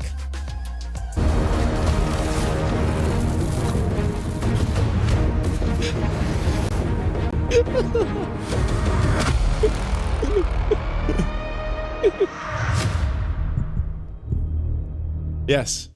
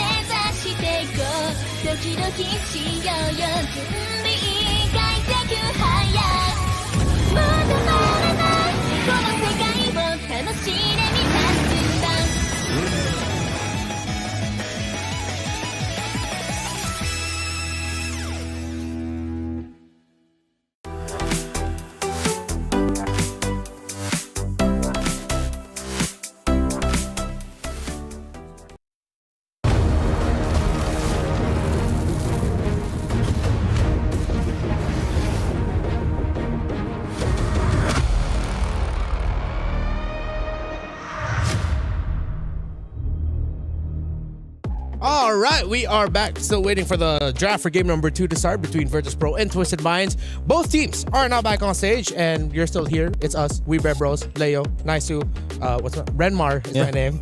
LaFell is waiting in the wings. Waiting in the wings. I really wanted to say LaFell, but I realized, wait, I'm introducing myself. He's later. Who am I again? You're Renmar. Speaking of identity here, it's unfortunate that because of the dominant nature of Twisted Minds in game number 1, we really didn't get to see enough of the identity of what being Virtus.pro right now really means. Yeah. There's a pick that I want to go back to, and we had reactions towards it. You think that Guinevere XP was too much? It was too much that it was like too little in the game, in the grand scheme of things. The fact that where it ended up in was neither here nor there for when we warned them about it. It's like, remember how when Guinevere comes out, you're like, oh, that better be jungle. Yeah. And then, whoop, got swerved over, showed up with an Akai. What is this? And then it ends up in the EXP. So, yeah, this might have been a situation of, you kind of overcooked. Yeah. The overcook, I think they were also left with the lesser of all the gold lane options. Moskov is great, and it clearly Virtus.pro, it seems like at one point they shifted towards, let's just build a strong front for the Gord and the Moskov. But because you're up against the Matilda Barretts, it's hard to play that Gord into that. There were some moments, but clearly you're playing all in for the Moskov. Most of the Gorge's gushes were always like halfway through. Yeah. And that's what we talked about in the first few picks of the draft. We were like, this is like, because your first question, Renmar, was, do you want to pick the Gord into this? Like the Matilda? And then the Barretts came up. And then even more so, I was like, oh, yeah, this is not going to be a fun time. And it wasn't even just that. They actually had a lot of tools from Twisted Mind to deal with canceling out that gush early on. So then if you actually cancel out that gush, then what do you mainly have? The Mystic Projectile to get some information and stuns off. Yeah, 5 out of 10 Gords experience Limp Gush, and it's not a good time. Yeah, that's not a good time. Get that checked. Especially in the draft. That's how you get that checked. Check that you have a solid front line. Check that if you're going to get doved in, you're ready with that athletic flicker. It's got to keep the flow going. There's many ways to address it. It's not over just yet, so that's why I'm hoping that Virtus.pro get their wits about them and just double check, make sure that if you do want to Gord, you're ready for it, On the screen right now, you see Melee having a very animated conversation with her coach Nasduk of Twisted Minds. Of course, on the other side for Virtus.pro is coach Bulat, if I'm not mistaken. Hopefully I pronounced that right. There you see Virtus.pro. Again, it's like, I'm trying to put myself in the shoes of Virtus.pro, but then because of how they lost and what they lost to in game 1, it's like, do you throw drafting fundamentals out the window? This is the equivalent of having a tummy ache but not knowing exactly what's wrong. Yeah. So it's like what to take. Yeah. It's better that you know what's wrong and then you adjust to that. Here, I'm not even sure where to begin. Yeah. It's one of those things where you can't even really take that game 1 and like, there's not too much that we got to see from Virtus.pro, basically. Yeah. Just because of the nature of the composition. And I think that's why, too, are we going to see a shifting of sides? Because home team is Virtus.pro, yeah? Twisted Minds won from blue. Yeah. So does that mean Virtus.pro goes blue? Because I know usually they put the home team on the left side, like stage-wise. Yeah. So Virtus.pro should be home team, right? We'll see if they end up changing sides here or is not. It different here? Do we do things differently here? Actually, I should have checked that. That's on me, John. That's a great question. Yeah, I should have checked that before we started. I think it's the same as wildcard, so I think... How was it? I think it was the same for wildcard. So whichever team home picks game 1. Yeah, home picks game 1. So should be similar. We'll see. Okay, Virtus.pro is going red. Okay, so that means in the wake of this new metagame, teams just want to have that reactive shot. So they're once again, no, that means Twisted Minds chose to go blue.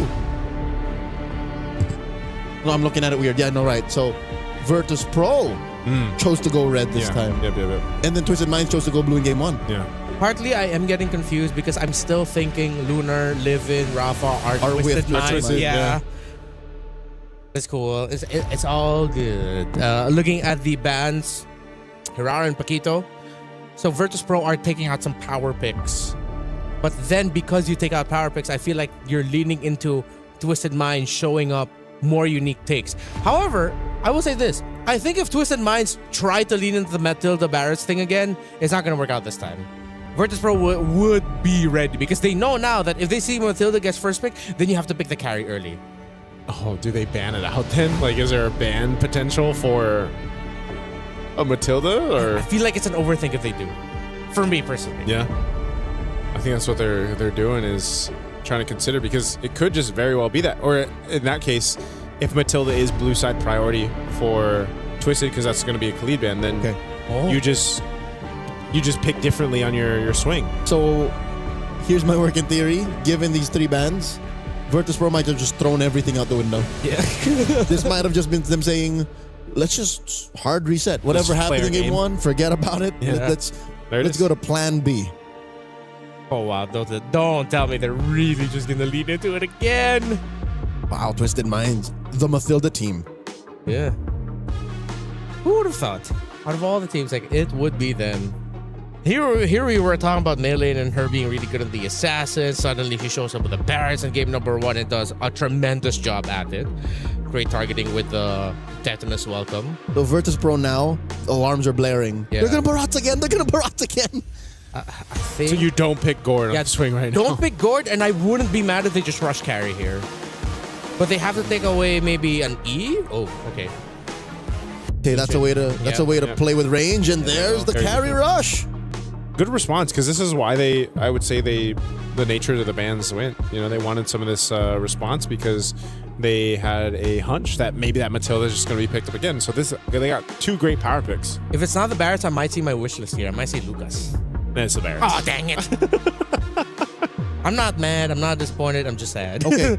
And that's how they checkmate them because that's why I was thinking they'd pair the Eve with the carry. Yep. Because, oh, man. Now, Virtus.pro again has to play to Twisted Minds rules. Yep. These 2 picks on red 1 and 2, are just answered by a singular mid hero.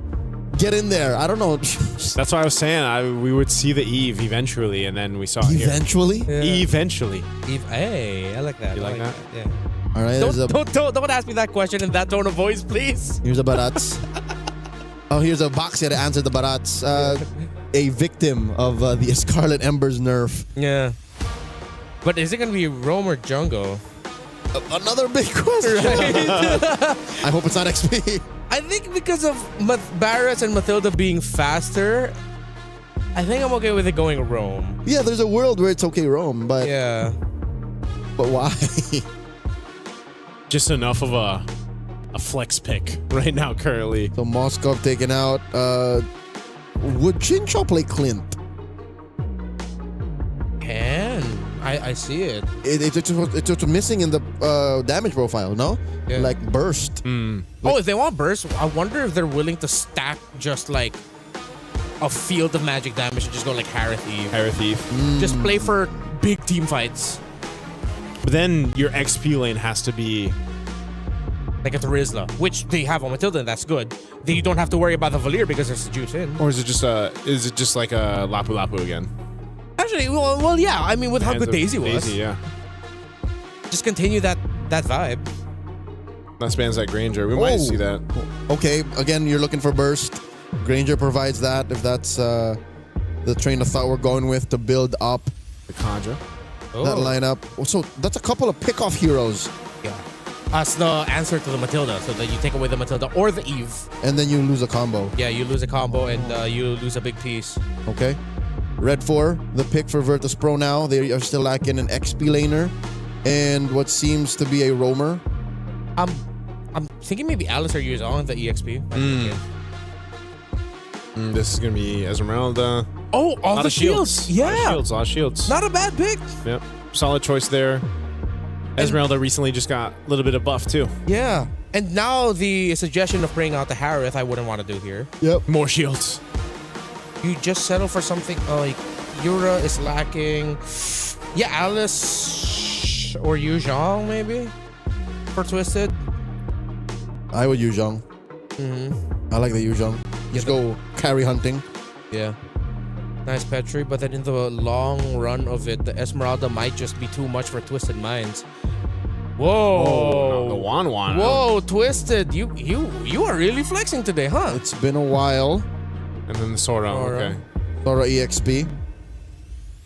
There's a lot of set potential here for Twisted. Yeah. Wan's not what I expected, but maybe in the sense of just duel it out, get that airtime. You've got your own little form of Purify. It's so jungle-wise, the options are tough. Okay. Because now even looking at it, I think the Baksha in the jungle will have a hard time. And then if you put it in the roam, it's gonna poke to oblivion. Oh, what? Rafaela. Okay. They decided to match the little speed and trying to buff up the Baksha. For Virtus, I think the Esmeralda is the X-Factor pick, but in the big picture, I just prefer Twisted. And we know how Twisted plays with a lineup like this. Yeah. So I can see the recency bias at work, which again just makes sense. They're at match point. For Virtus Pro though, it's so honest that the response to that Eve, the response to the 1-1, okay, let's deny the real world. We're gonna have to cross the threshold, but it's fine. Deny the crossbow of Tang. Let's just get on out of here. I don't think they have enough burst to stop the 1-1 before it flies up. Yeah. Unless they somehow catch her early, get the needles out, and then are still able to follow through. What is the damage profile? It's literally just a carry. Because the Esmeralda, you kind of have to walk into that. Yeah. I don't know. Let's see. Interesting draft here, but also another unique hero in the sense of Twisted being pulled into this game of 2. We'll see if we go the distance for game 3. Will Virtus Pro be able to take one against Twisted? It's a unique pick per side. The Rafaela, it's been a while. The 1-1, again, for a year or two in recent history, was #1 ban. Like, you just got to get rid of the 1-1. That's how bad it was. I like this too. You see Lunar. She's got tenacity this time, right? Yep. Little different choice on some of the emblems here instead of what we saw previously, yeah. Play it safe. You know you can't win every single duel. Yeah. Melee here. Trying to double camp. I'm pretty sure that's not how it works still. You could try, but miss me out. Crossing the threshold here. Helping score that early Little Wanderer. So even with the changes that we've seen on the jungle and some of these tankier heroes, seems to still be the main way to go. You know, pick up the Bakshas, pick up the Barretts, pick up... Eventually we'll see the Fredrins, It's not like they're completely dead. It's just they were cut down a peg. Yeah. I don't know. Maybe they're going to be cut down a little bit more. Are you thinking they can still get nerfed? Yeah, I don't know. It's such a weird thing to be back into this basically tanky meta in the jungle. I mean, there's still room. There's still room for flexibility. We saw that already in the wild cards. But I'm just wondering if that'll end up being the course of, you know, the MSC and MWI as a whole, where it's like, yeah, we find ourselves in this once again. We gave the MSC skin to Baksha this year. So it's part of the plan. Yeah, it's Moonton's at work. We see the grand plan now. Turtle spawns in the upper quarter. It's clear that for Virtus Pro, it's no problem for them to quickly rotate. Again, you have a Baksha, you have the Rafaela. They started up. It's Mei Lane pulling it slightly over to their side. Sa holding onto that RWM. Rafa with the jump in. And the crash. Shifting skies. Look at the damage. RWM Miss Meow secures Livin with a Crimson Bacon. Mei Lane very low gets pulled out by the guiding winds. And there is first blood. Double kill for Mei Lane. Miss Meow falls. Rafa flickers back. Sa flicker 2. Void Crystal takes down Rafa. And down bottom, can Chincha win the duel? Chincha already took to the skies. Both gold laners have already used their ults. Yeah, they've both been used. Sa's there, though, and Chincha, they're going to go for Lunar. Sa drops it. He's a little bit more. Minu to the rescue. Lunar's fine. Yeah, she's got the heal. The timing was just off a bit. Whoa. Uh-oh. Did she get it? Cow got it. Cow got it. Okay, it went from worse to bad. Yeah. Cow gets the orange buff away from Miss Meow. Denied. And Twisted potentially almost got a kill on this bottom side Lunar, but good thing Minun's there to go ahead and heal her back up. She will go ahead and get this reset going. But yeah, you already saw that fight break out. You see how much damage potential too comes from a Barrett's early game. Like that's crazy. And there isn't even the War Axe built up. And I'm thinking, is she going to build War Axe first? Yeah. Is this going to be a different build path? Looks like it. It's the same. It's the same build. First item war ass, and she gets it at 3.5 minutes. Yeah, and she comes. No, she did not steal it. It's Miss Meow who gets her own buff, but Detna's welcome plus the RWM. Crimson Beacon won't save her. Miss Meow goes down.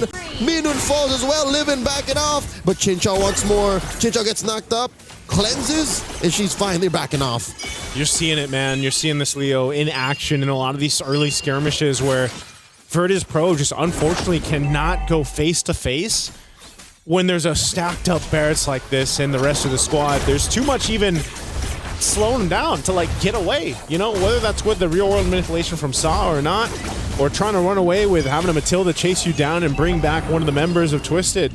Virtus Pro just doesn't have a plan to deal with that, and now they're gonna have to watch this second turtle go in the hands of Twisted. Yeah, they got the first one, but Twisted will easily get the second turtle of the game. My lord, are we seeing a Vietnamese Ube, Joseph? 3,000 gold up! Shifting Skies by Daisy flickers on out, forcing a puissance from Miss Meow. Minun doesn't know what to do. She popped her ult just to push back Twisted Minds. I'm wondering where...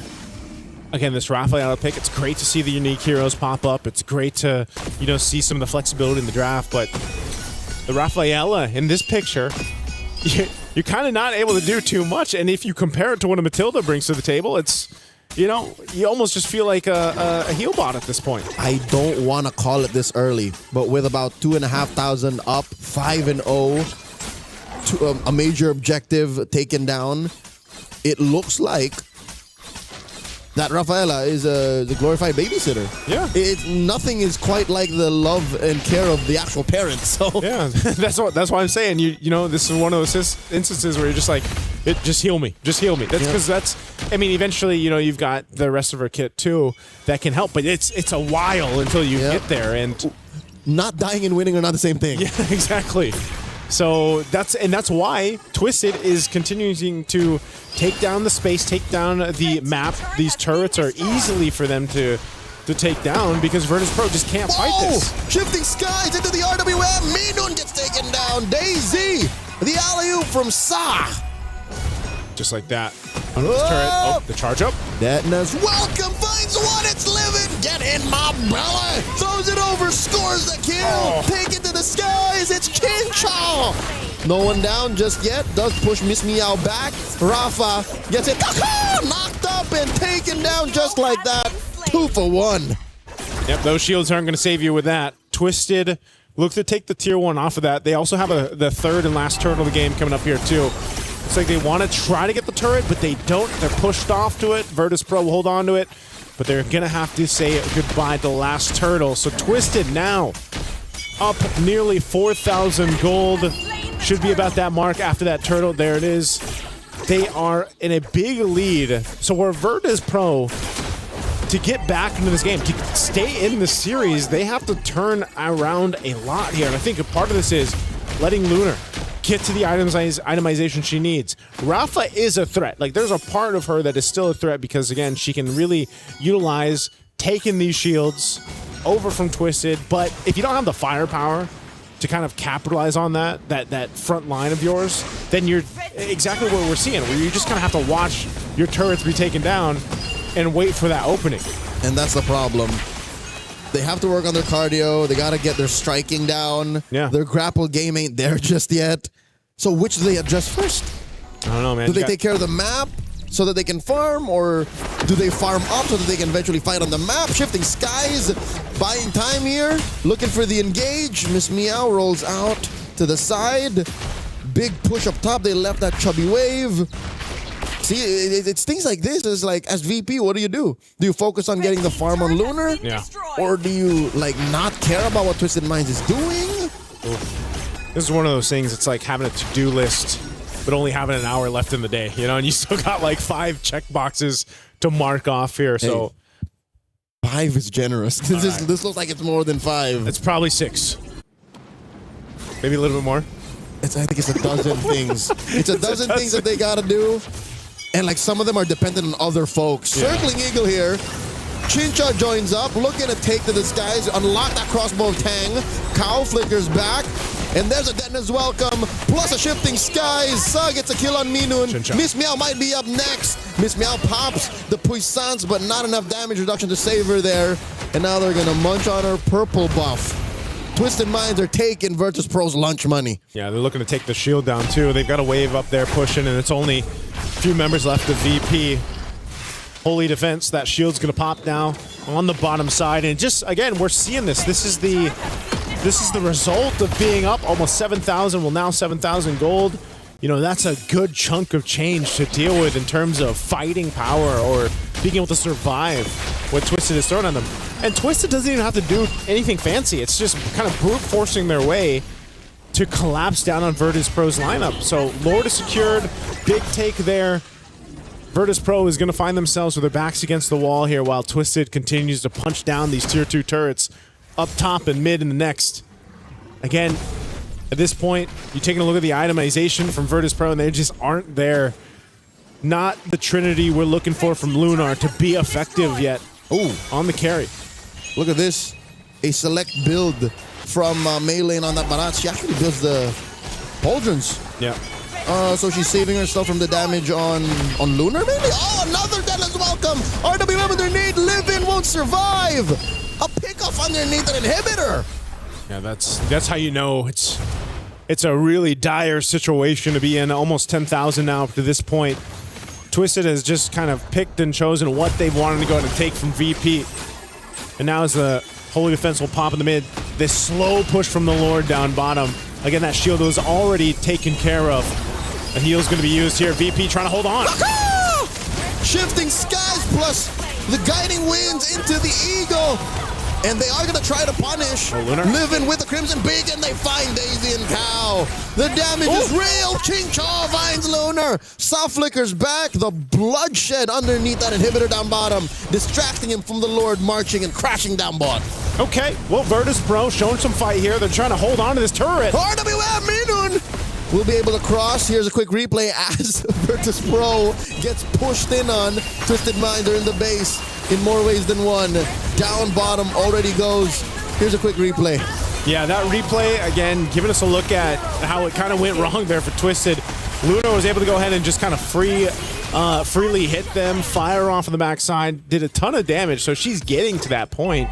But, you know, they do eventually lose a base turret, but what happened there is you're down 10,000 gold. That's a successful defense for Virtus Pro. And consider this, the extra firepower to make up for the difference between the 10,000 gold that Twisted Minds has on VP was made up for by turret. Yeah. So that could not happen again. That should not happen again. Yep, shouldn't. But Virtus Pro, with that bit of extra gold to go in their pockets, it's going to really help them go ahead and potentially, I don't know if they're actually in a fighting form just yet to go ahead and fight and contest against the Lord. It might be one of those cases where they just need to defend again and hope that they can maybe get a numbers advantage here. Rafa and Miss Meow kind of scouting things out here. Look at this. They're going to collapse down on. Yep. That could have gone so wrong in so many ways. It could have got sandwiched. Yeah. You don't want to get sandwiched there on that choke point of the jungle. Little look here at the animation before this Lord comes up in about 10. This is what I was saying. You're tanky.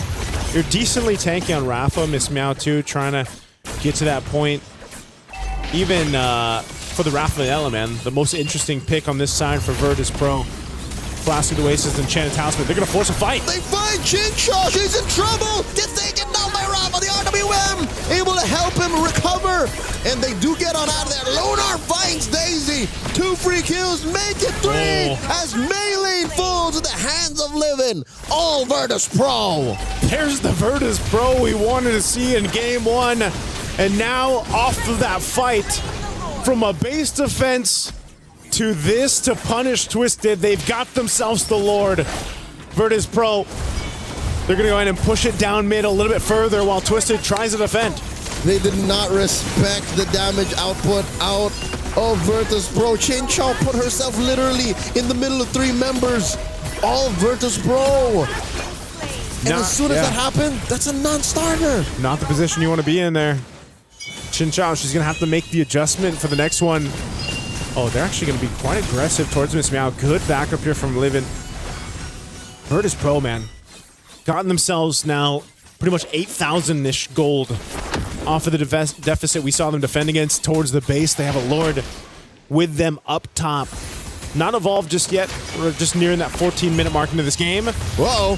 They force Daisy onto the lightning form. Helps her dash on out. RWM, look at the Big positioning, the angle that it's at. And now the Dent is welcome. Get in my belly into the wall. Miss Meow falls. Serving up a kill to Cow. All right, a pick off to recover from here would be great. A flicker coming through. Sign Cow right in your face. Circling Eagle knocks up Livin. In comes Miss Meow. The Rafaela revive is working wonders as Cow barely gets away. No clap back out of Twisted Minds just yet. They're not ready. Oh, man. Now, the healing for the Rafaela, I think, is really starting to play a part in some of these fights, man. They go for this engage, and then when they think they've got the upper hand, whoa, Daytona's welcome on the defense. Oh, no, Chincho gets caught again! The speed from Virtus Pro playing a huge point to this lineup here. Joseph, it's more than just the healing. I'll tell you what it is. Imagine every hero is like Faramis. It's the free revive. They were allowed to make the mistake, and then they were allowed to go again. Go again. Virtus Pro has been going again now for a while. In this game, the last maybe 5 minutes or so. Dude, they lost the lead. Twisted Minds. Oh, talk From about about 10K? Yeah, 10K. Down to not even one. Essentially gone at this point. Mingwen picking up the wings, too. Just more speed, more healing. How do you fight against this? Whoa, Daisy jumping in, gonna spot them out, just push them out of there, but they want to just take this tier 2 before that Lord's up in about 30. Okay. This is tough, man. Chinchaw get caught once, sure. A second time? Yeah. I don't know. Maybe it's, you know, this kind of this choice to pick up the Wan. I know you've got your own little kind of built-in cleanse of the needles, but I think once that's gone, you know, you just don't have as much versatility to get out there. You might have to be the one now utilizing your guiding wind from Cow. A lot of the times it's been meleeing, but you might have to shift things over here if you're Twisted, especially when it comes to this Lord fight. It's going to be a slow one that's built up. Right now, Virtus Pro has control of the space, while Twisted is looking for their own angle. You've got Rafa up top, pushing up that wave on the top side. And this is going to be a slow one. But I guess the one plus side to this for Twisted is they got that long lane, that big wave pushing down bot that Rafa's got to deal with. They send her home. This should be the go signal. The minions will reveal that the Esmeralda started the defense. Circling Eagle, RWM, everything with the kitchen sink thrown over at Virtus Pro. Daisy gets taken down. Lunar with a quick burst down. And Miss Meow falls into the hands of Chinchaw. She fights two. Make it three. But Lunar pops the wind of nature. Sa shuts her down. And they're not done. Livin is in trouble too. Rafa takes down Chinchaw, but not before Livin goes. Rafa the only one left for Virtus Pro. So 4 down for Virtus Pro. Chinchaw, if she would have survived that could have been a game-ending push there, but they will get the Lord off of this. So Twisted Minds fought hard for this team fight, this objective, and they'll get it. Game's not over, and Twisted Minds barely got their wits about them, put themselves in a position of power once again after back-to-back blunders. But I gotta say, if there was an MVP in this game, if Twisted Minds were to take us home in a sweep, I'm giving over to Sa. Look at the stat line on this Eve. Yeah. And watch about half of the RWM she drops. Works of art. They belong in the Louvre. They do, man. She's gotten how many multiple stuns when she's locked them down with the real world manipulation. Last minute, right? It's yeah. like, whoop. Yep. Saw definitely locked in here. Great to see, you know, the versatility from a Kagura to now the Eve that we've seen pop up many times, and now they're on the base, knocking on the door of VP. Another RWM underneath, tier 3 in mid, forcing a response out of VP. They use a lot of their ults to just try and defend safely. Mid lane inhibitor has fallen. Top lane inhibitor seems to be the next up on the docket. No minions, just a matter of time.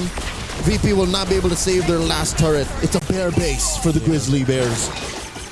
In ice. Thin ice. They got back on their polar bears. Better ice for a bit, but then it's been stopped in the tracks, man. Why do I keep thinking they're not polar bears? They are polar bears. They are polar bears. Yeah, they are polar bears. Whoa! Oh, missed me out. And they keep going. Here they are from the back. Sandwich play from Chincho and Daisy. Meanin falls, so does Lunar, and that might have been it. They've cracked the code. Virtus Pro have lost their core, and now it's just Rafa and Livin left. Miss Meow has fallen. Another RWM. Rafa flickers back out, running to the safety of her base, but there's nothing left there to save her. Rafa down to a third of her health. Down to 0 now. As she falls, Livin the only one left to defend. Circling Eagle knocks her up. The base is going to be up next as Daisy takes her down. Twisted Minds with a sweep. Took them a little bit longer in this game too, but Twisted Minds with a sandwich play at the end collapsed down on the hopes of Virtus Pro to make it to a game 3. It was close. It was getting there, man. The Rafaela was a whole lot to deal with, but Twisted Minds figured it out. They dealt with it exactly how they needed to. Oh my lord. This one was closer to our first match, like the Aurora Team Ray kind of suspense. Definitely.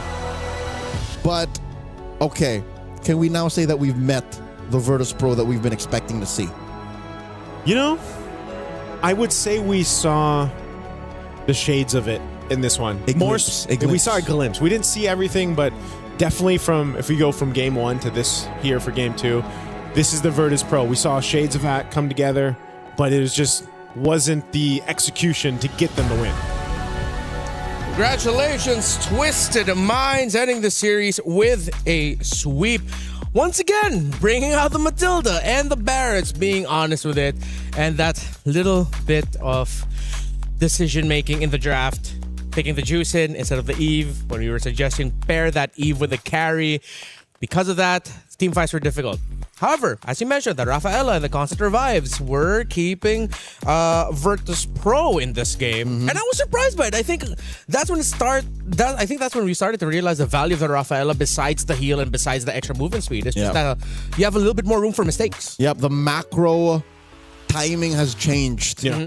It's like, imagine if you live your life and you only need to sleep 4 hours a day. How much more productive would you be? You'd have so much time. Yep, and that's what allowed for Virtus Pro to kind of in the late game buy things back. In the early to mid, for sure, it was the healing and the movement speed. Yeah. But as soon as Miss Meow died and then they revived her, it's like, whoa. Yeah. I think not only that too, but like you called out, Chincha was picked out of position a couple times, but also I think that was just the nature of also being on a 1-1, for example. You only have so much, you literally have like one tool to get out. And I think, we saw the shift of guiding winds being used by Melee, and then eventually it was also Chinchao or like the rest of the squad to kind of make use of that, because Virtus Pro was really good at utilizing their own speed potential to try to collapse on Twisted. But there was a quick answer, and once that positioning from Chinchar was fixed, you saw how much of a threat. It's been a while since we saw that, man. The crossbow of Tang changed with like tides of some of these fights, and you're taking down 2-3 health bars with that one ultimate. Not as deadly as I remember Crossbow of Tang being. Of course, there's been a lot of adjustments to Crossbow of Tang over the past few patches. Still something to respect when it happens, but it wasn't the instantaneous reward that I was looking for from before. Still though, Twisted Minds played this really well around their comp, and to be fair, so did Virtus Pro. Lord 2, when they were able to get that, it's because I believe this was Lord 2. Yeah, just watch Lunar here, even though it gets caught out a little bit, actually was able to sidestep, get stunned, but still able to free hit. Meow and Minun collapsed around their carry really well to add a little bit more bodies to help defend, and it worked out. They were able to get the Lord of that after that. But every team fight after was just a reminder of how difficult it is to fight under the box of the Eve. Yeah. Leo said it, man. Saw's Eve here, just phenomenal. Multiple real-world manipulations, multiple stuns on multiple members of Virtus Pro, I think. It's such a contrasting game from seeing a Kagura and then an Eve in the hands of Saw here for this one. The Eve in Saw's hands is like a paintbrush and an artist, It's just she does beautiful things with it. I'd say the last couple of real world manipulations where I don't play many Eves, so whenever I see something like that, it's like, it's art. Yeah, the slight little adjustments, and Now, this begs a question for every team wanting to go up against Twisted Minds. Are they an Ube team? Are they ultimate bonding experience with how they've packed Matilda and Barretts? Because these are drafts and ideas from how many years back? 5 years. 4 or 5 years ago? Yeah. If you're talking about like OG Ube, yeah, it's been 5 years. Yeah, 5 years. And because of the shift of the meta that we've had recently, it's like, hey, we can bring back these old ideas. That's wild. We didn't even posit this possibility earlier. And this is perfect because the originators of the Ube, Blacklist International, the M3 World Champions, they didn't care when patches happened. They just always played the way that they played. They played their game. Yeah. And what I see from Twisted Minds are a team that are thinking the same idea. Let's just play our game. Whatever we prepared, our idea of how to play this current metagame, let's go with it. I have so many questions for them, and hopefully Lefel gets to answer ask some really good ones. He's preparing our two ladies from Twisted Minds for an interview right now. But what do you guys think? Is this like a Twisted Minds identity? Is it too early to tell? Is it homework specifically for Virtus Pro? I think we're going to see more of the Matilda Barretts combo and more of if teams opt for Ube strategy. I think we'll see shades of it, but Matilda Barretts is going to be a thing, and that's why. Same thing when it popped up maybe once or twice in the wildcards. Teams just started to kind of like ban out one of the heroes just to go ahead and cover the base of, okay, well, Matilda's not going to be there. So that kind of dealt with a lot of the setup that you see with the Ube strategy. I agree. If there was one more important than the other, it's the Matilda. Yeah. Barretts alone could be scary, but the fact that your whole lineup suddenly has an extra dash and you have out of the roam, good vision, good mobility, she's just too much. So I think moving forward, especially in the next round of the group stage, take care of Matilda. At least have her on a watch list. Yeah. So if ever we're going up against Twisted Minds, you have to watch out for that Matilda, and that might even just become a first phase ban on the red side or whatever side you're in. And knowing that you're going up against Twisted, you just take out the Matilda away from them. Red band 3. Red band 3. Red band 3. Let's see if how Twisted Minds' match are going to go on moving forward with the Matilda now being showcased by them, and if other teams will emulate it. It's exciting that after what we saw from from series number 1 now into series number 2, it just opened up the possibilities even more. Think about how crazy that is, that today, on day 1 of MWI, we saw a winning Hanabi, a winning 1-1 now. What else won that's unique? Winning, definitely, I mean, those two are a winning Kagura. Winning Kagura. Like the Barretts has kind of popped up before, but these are like the 3 heroes that are like Matilda first pick winning too. Yeah, Matilda first pick. That is kind of surprising. Like, it's working. Yeah, and I love it because that's how we set up MWI at the start of the day, and we've seen it just from the 2 matches. But still not done. We have 2 more matches ahead, and right now an interview on stage with Lefel. Thank you very much, gentlemen. Yes, my name is Fel. Alongside me is Sa as well as Kao. First of all, congratulations for winning that one. How do you guys feel after the win? Very happy. We're very happy because we are winner. Yeah. So right now, Sa, I have to say, right? Game number 2, your Eve was perfect, right? You guys had almost 10,000 goldie, like around 9,000, 10,000. But then when you're in the base, the enemy had a great defense. You guys almost lost it, right? But then you guys recovered. How do you guys recover from the enemy almost going into your base? Ván thứ hai, team mình đã có một khởi đầu xuất sắc và đã lead được 10.000 vàng. Tuy nhiên là khi mà đến nhà chính ở team bạn thì có một số mistake xảy ra, cho nên là team bạn đã có cơ hội để comeback. Thì bạn nghĩ thế nào về việc đó? So we had like 10,000, right? And we're okay to try things. So I feel very chill. Even we lose the fight or anything, I feel very chill. And I trust my team that we can still come back. And I trust myself also because I hold the power. Because you hold the power. Speaking of, again, your Eve was perfect, but then game number 1, you use Kagura. Do you feel like any other mid laners will use Kagura, or is it just a Sa special? I think my one is the best. All right, well, there you go. Her Kagura is probably the best. Now, here's the thing. I also want to ask Kao, because in game number 1, you guys pick up Matilda and then Barretts, right? people watching the stream, they were like, wait, you're fighting against Gord. Gord might kill the Barats. Do you guys have any worry about the Gord? You're like, yeah, we don't care. Actually, we don't. We it's in our plan already. Cause like that's why we picked the Kagura for, and her Kagura performs very well, right? Then that's already in our plan. Yeah. Thank you. Yeah, lovely to hear, because here's the thing, like a lot of things are developing here in MWI and it looks like every team is super prepared. Now, here's the thing, very clean game just now, right? Next up, you're going to fight either GK or GCT. Are you prepared for that? Is there any worry going up against either GK or GCT after this? That both team are strong team, and we also already prepare for ourselves, and we're confident to fight against them. Is there any team that you're worried about going up against later on? Not our group. Anyone? Like, are you thinking that maybe Vitality might be a problem Yeah, for you of course. guys? Yeah, of course. Vitality and Navi Philippines, I think. So now, you know what? I didn't give Chiboy this chance, but is there anything that you guys want to say to all of your fans watching back at home?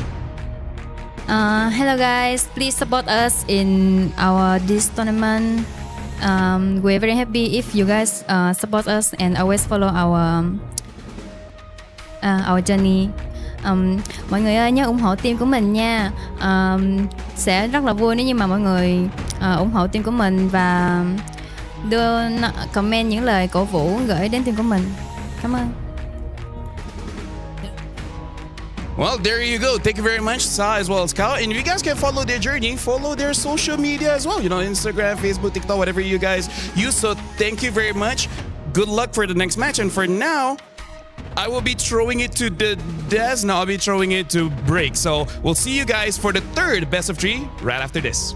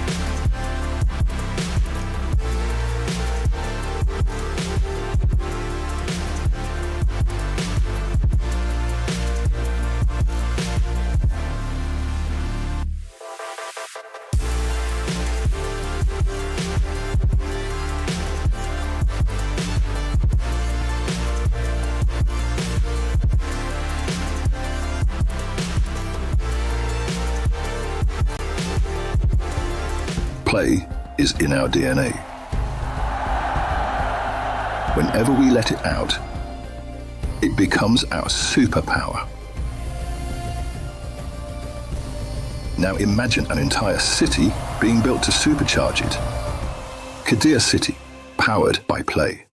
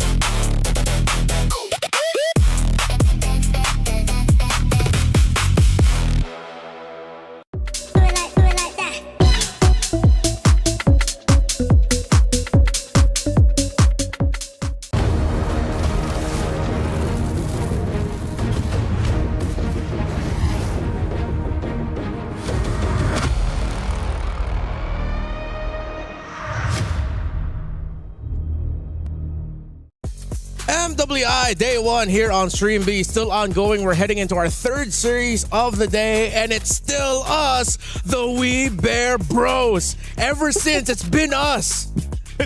Us three. Welcome. It's bear number 4. It's bear number 4. Let me just say, it's pretty nice being on this side of the table. Why are you talking about I rarely get a time here. Hey, that's true. Right? Of all the years we've worked together, this is the first time we get to share a desk together, and I'm panel hosting. Oh my goodness, that's true. Because I've always just been like, LaFell's always been my panel host, or we don't even get to work because we're just shifting. So, hey, thanks everyone. I forgot to introduce myself. I'm Renmar. LaFell, that's nice too. Hello, nice to meet you guys. Yeah, really, do they give me a chance to cast? They don't trust me because I usually say the wrong things. I usually say the wrong things, but it's funny though.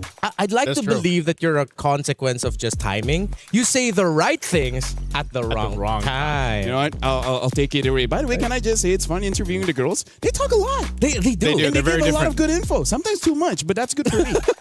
They're very different from the male MLB players. Yeah, the dudes are always so stoic. Yeah. You know stoicism? Stoicism. Yeah. Big fan of stoicism. I mean, not me. I mean, like someone else out there. Sorry, that's a wild card joke. Yeah, I wasn't here. All right, so if you guys are going to drop wild card jokes, I'm just going to stand here and watch you guys. You know, I wasn't here. I was back home. We'll include you. I appreciate that. Lay down with me. We love you. Thank you. Out of all the men I've ever known, you are one of the ones that I love. Appreciate it. Yeah, thank you. So about this match, right? Yeah. You just started. You just started. Let's keep you on the desk for more than one day. All right, so this match. Oh, they don't have the team logo. So what did I write down again? Navi. It's Navi versus Galaxy Phoenix. All right, there Not we go. Ayanami, man. I'm looking forward to seeing her play. Yeah, It's Ayanami now. It's Ayanami now? Did she take out the knot? I don't know, actually. It's always changing. Well, let's see. Yeah. Where I usually it shows up here. It's like I'm gonna try to pull it out. Should have been maybe Ayanami. Just to confuse the opponents. That's true. That's true. Right? That's true. Because the previous meta is just saying not Ayanami. So it's like attack Ayanami. It's like wait. There. Oh wait, no, it is still not Ayanami. Oh, okay. It still is. It still So is. this is the World Championship winning roster from 2024, except with the addition of Rain and Rian. Of course, previous players such as Shino, not in the roster anymore. Endamore. But if I'm not mistaken, like a good amount of this roster also experienced that heartbreaking loss against Team Malaysia in the Southeast Asian Games gold medal match. And ever since then, there were questions about whether or not Navi can keep it up. Oh, they've kept it up. It seems like they got angrier after that loss and just got even better. Yeah, I just feel like, again, this is for the people maybe that were thinking about who can get to the grand finals of MWI. Yeah. This would definitely be one of mine, right? I think that they can definitely... No bias? Yeah, no bias. Right. I'm just going to say, because it's very impressive. And I think even when you look at what they accomplished back in, was this 2024? I know the three members there. Where they won that championship and it was a sweep, if I remember right. Mm-hmm. It was, that championship DNA is still there in that team, who's to say that, they can't accomplish that here in 2026 MWI? Yeah, I still remember back in 2025, they actually looked pretty strong, but then at, I think, the second stage of the tournament, they just seemed like they couldn't figure out the change of the meta that everyone is going through. Speaking of, this is like the beautiful thing about MWI. Everyone has their own pocket meta, and it's not... They're not shooting in the dark. They know the risk of picking these picks and then what the opponent is going to take, but they have counters for it. So I really feel like for this one, I'm really looking forward to Na'Vi, how they're going to shape their own meta, because having an EXP laner that loves diving to the backline really disrupt a lot of the female teams. And on the other side of the table, from a region that's known for wanting to bring their own identity and trying to make it work in internationals from Cambodia, it's Galaxy Phoenix, one of the few teams, or the only team in history made consistently of all women that played in MPL Cambodia. Yep, correct. They in an MPL region. They had a tough time there, but I think they learned a lot. I think that to be able to go ahead and say we're the first female team to go through an MPL. The amount of lessons that they can get in a season like that are phenomenal. So I think, can they transfer that lesson and bring it here to the stage? Yeah, and Team Vitality went through the same thing when they went through MDL Indonesia. I just forgot the specific number of the season, but they went through it. They had a tough time, and they admit they got even better after that experience. I mean, hey, if you look to philosophy, as casters of MLBB, we have to look at philosophy, where one philosopher has once said that competition is a healthy way for self-development into excellence. Who said that? Win or lose, your enemy is not your enemy. They are your friend, because only they can actually make you better. If you just fight against yourself, you never know your limit. Who said that? Aristotle? Aristotle? It actually might be Aristotle. I can't remember. Yeah. I have to recheck. I don't want to. That's a really good quote that you just rambled off the top of your head. What if that's a LaFell original? LaFell, what if that's all you do? Yeah. No. That was not me, because during the off time, I learned a lot, including physics. I learned about the Newton's law of motion. Wait, during the off time as in yesterday. Oh, yesterday. Yeah, during the night. What? Okay, which law of, there's a lot. They have the law of motion, because I was interested about sound. Like, the law of motion is about how particles expand as well as contract in the disturbance of air, water, or even solid objects. The law of motion dictates that the disturbance in the air particles is what creates that sound. And the reason why I wanted to learn that, because of the question, if a tree falls down in the forest, does it make a sound? I would love to look at your search history on your ChatGPT. Yeah, go ahead. I guess I won't show you, but What if he asked nicely? All right, now that nice is gone, we can just talk. Dude, I love the transparency. Dude, I love Stream B. Yeah, we are a fun bunch. We are a fun bunch. Speaking of, I really want to see how the Phoenix really respond here, because I like the name Phoenix, considering their org. For, I believe, the last time they tried, they were nowhere close to the grand finals, and now having some new additions into their lineup, boom, champions. Yeah, and we're talking a lot about the Assassins at the start of the day. I think they might be the first team to finally show up with a Ling, considering they came from Cambodia, right? Yep. But okay, I got to ask the boys this question earlier. I want to hear what's your surprise pick that you'd want to see? Something that would be so unique. You're at a disadvantage because we've already gone through 2 series, but what's yours? No, honestly, it was Rafa, because I was talking to some teams, and they were gonna use Rafa as a potential counter towards an Atlas. Oh. Right, because the Atlas tries to chase after you. Rafa has a way to slow down and speed up, and the first ability is very good against the newly buffed Conceal. Oh yeah, that's true. All right, and we got to see it once, so maybe it's not a one-off. Yeah, it didn't work out. Yeah, maybe it's not a one-off for Virtus Pro, and then we might see one of these two play it.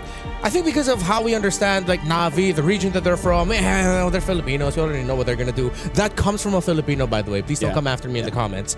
But for Galaxy Phoenix, I think they'll be a little bit more of the wild card here. Yeah, because I remember my time in Cambodia, even in ranked games, during the time where it was all tanks, man. The good old Fredrins, the good old Box, and there's nothing else other than that. In their region, it's all Lancelots, it's all Hayabusas, it's all Lings. And honestly, that's also a part where if a Ling is there, we gotta see whether they're willing to double down and have an Angela as well. Angela, honestly, is not that bad. But one problems is that if it's a mid lane Angela, you just don't have that firepower in first and second turtle. Yeah, and then you'll have to put that firepower elsewhere, which would mean that would pressure the EXP laner, because that's how you substitute for the lack of like burst in the mid, or you get really greedy and just go for like an Angela mid and then like, I don't know, like a higher damaging row maybe, which is just too much. Yeah. So let's see which route that they're going to be going for. For Galaxy Phoenix, I'm trying to think, what other heroes would I want to see? I want to see a Jawhead. Yeah. A roam. I think Jawhead might be okay. If you're going on that route, something that we've seen in the Asian games, but this is very specific to certain players, which is the Selena. Because Selena with the jungle emblem, it just makes it so that you clear the jungle so much faster, and that really helps with basically all assassin junglers. Yeah, that's how they end up leashing for their jungle. And, well, it seems like we were in agreement here that Galaxy Phoenix might be the team that will lean towards the idea of just like fast farm for your jungle. And because of that, they'll go Frederick. it's just the nature of casting. We have all these ideas and then suddenly they go completely against it. Yeah. Speaking of, I love the previous game with the Matilda. Matilda is so obnoxious because so many teams, once Matilda has, let's say, 60% of the map, she just controls it like indefinitely because she keeps on going into your jungle and there's really nothing much that you can do. Yeah. And if you're a team that aren't ready to deal with it, it will show. Yeah. And unfortunately, hey, Nice is back. Earlier. Hey, Nice, what's up? All right, there you go. We actually said that you were gone, so you did. Yeah. When I say when I would say we, I didn't mean me. Yeah. I just said like, all right, now that Nice is going, just. And what'd you say? We just laughed for like 10 minutes or something. Yeah. No, because if I don't acknowledge that, people will wonder how come they're not letting Naisu speak, and it's just the two of us. I thought when I was going to come back, you guys were through the draft. Well, you came back and we started draft. See, we waited for you. Yeah, we were waiting for you. Thank you, because I had to, I've been here since match 1. I'm here till match 4. Hey, you had a good time relieving yourself, so that's good. So now, Expanding Rivers. Expanding Rivers. Navi against That's where you came from. That's where I came from. That's where you came from, yeah. Look at That's how I got here so fast. Dude, they ban out the tank, so they're really trying to make sure Galaxy Phoenix actually goes for the assassins. They want them to play assassins. I like that. I thought we were, in my head, I was thinking, okay, Navi might be a little bit more conservative with their approach, and then the Galaxy Phoenix, no, they're just like, no, okay, let's go assassin for assassin. I mean, Keishi, during the height of their championship win, was also a great assassin. I think her Hayabusa was iconic back in 24. I mean, like yesterday we had fireworks. Maybe like the ladies here want fireworks in this game as well. Just boom, boom, bang, bing. Which hero to you is fireworks? Who do you link boom, boom, bang, bing to? Technically, Hanabi, is Japanese, which literally translates to fireworks. So technically, does it? Yeah. Hanabi means fireworks. Oh, that's why. Yeah, Hanabi means fireworks. So why doesn't she have a fireworks skin? They didn't know that's what it meant. It's just a cool name. Japanese name generator. Yeah. Hanabi. What hero would I would say? Actually, there's quite a few Chinese theme skins. I think we have one. There's one for Chang'e. Cho. Yeah, like whenever they do skill and then just fireworks. Yeah. Is it called Dragon Boy or something like that? Yeah, it's Dragon Boy Cho. Yeah, Dragon Boy Cho. Speaking of, as you guys were talking about it, I just saw that Cho is getting another new skin. Another one? Another new skin. It looks futuristic. It looks heroish. So that's skin number 76. Yeah. At this point, I don't know if he needs any more, man. Hang on. Navi banning out the Phoveus early on could mean that they're... Do they want to play an Arlet? Yeah, it seems like...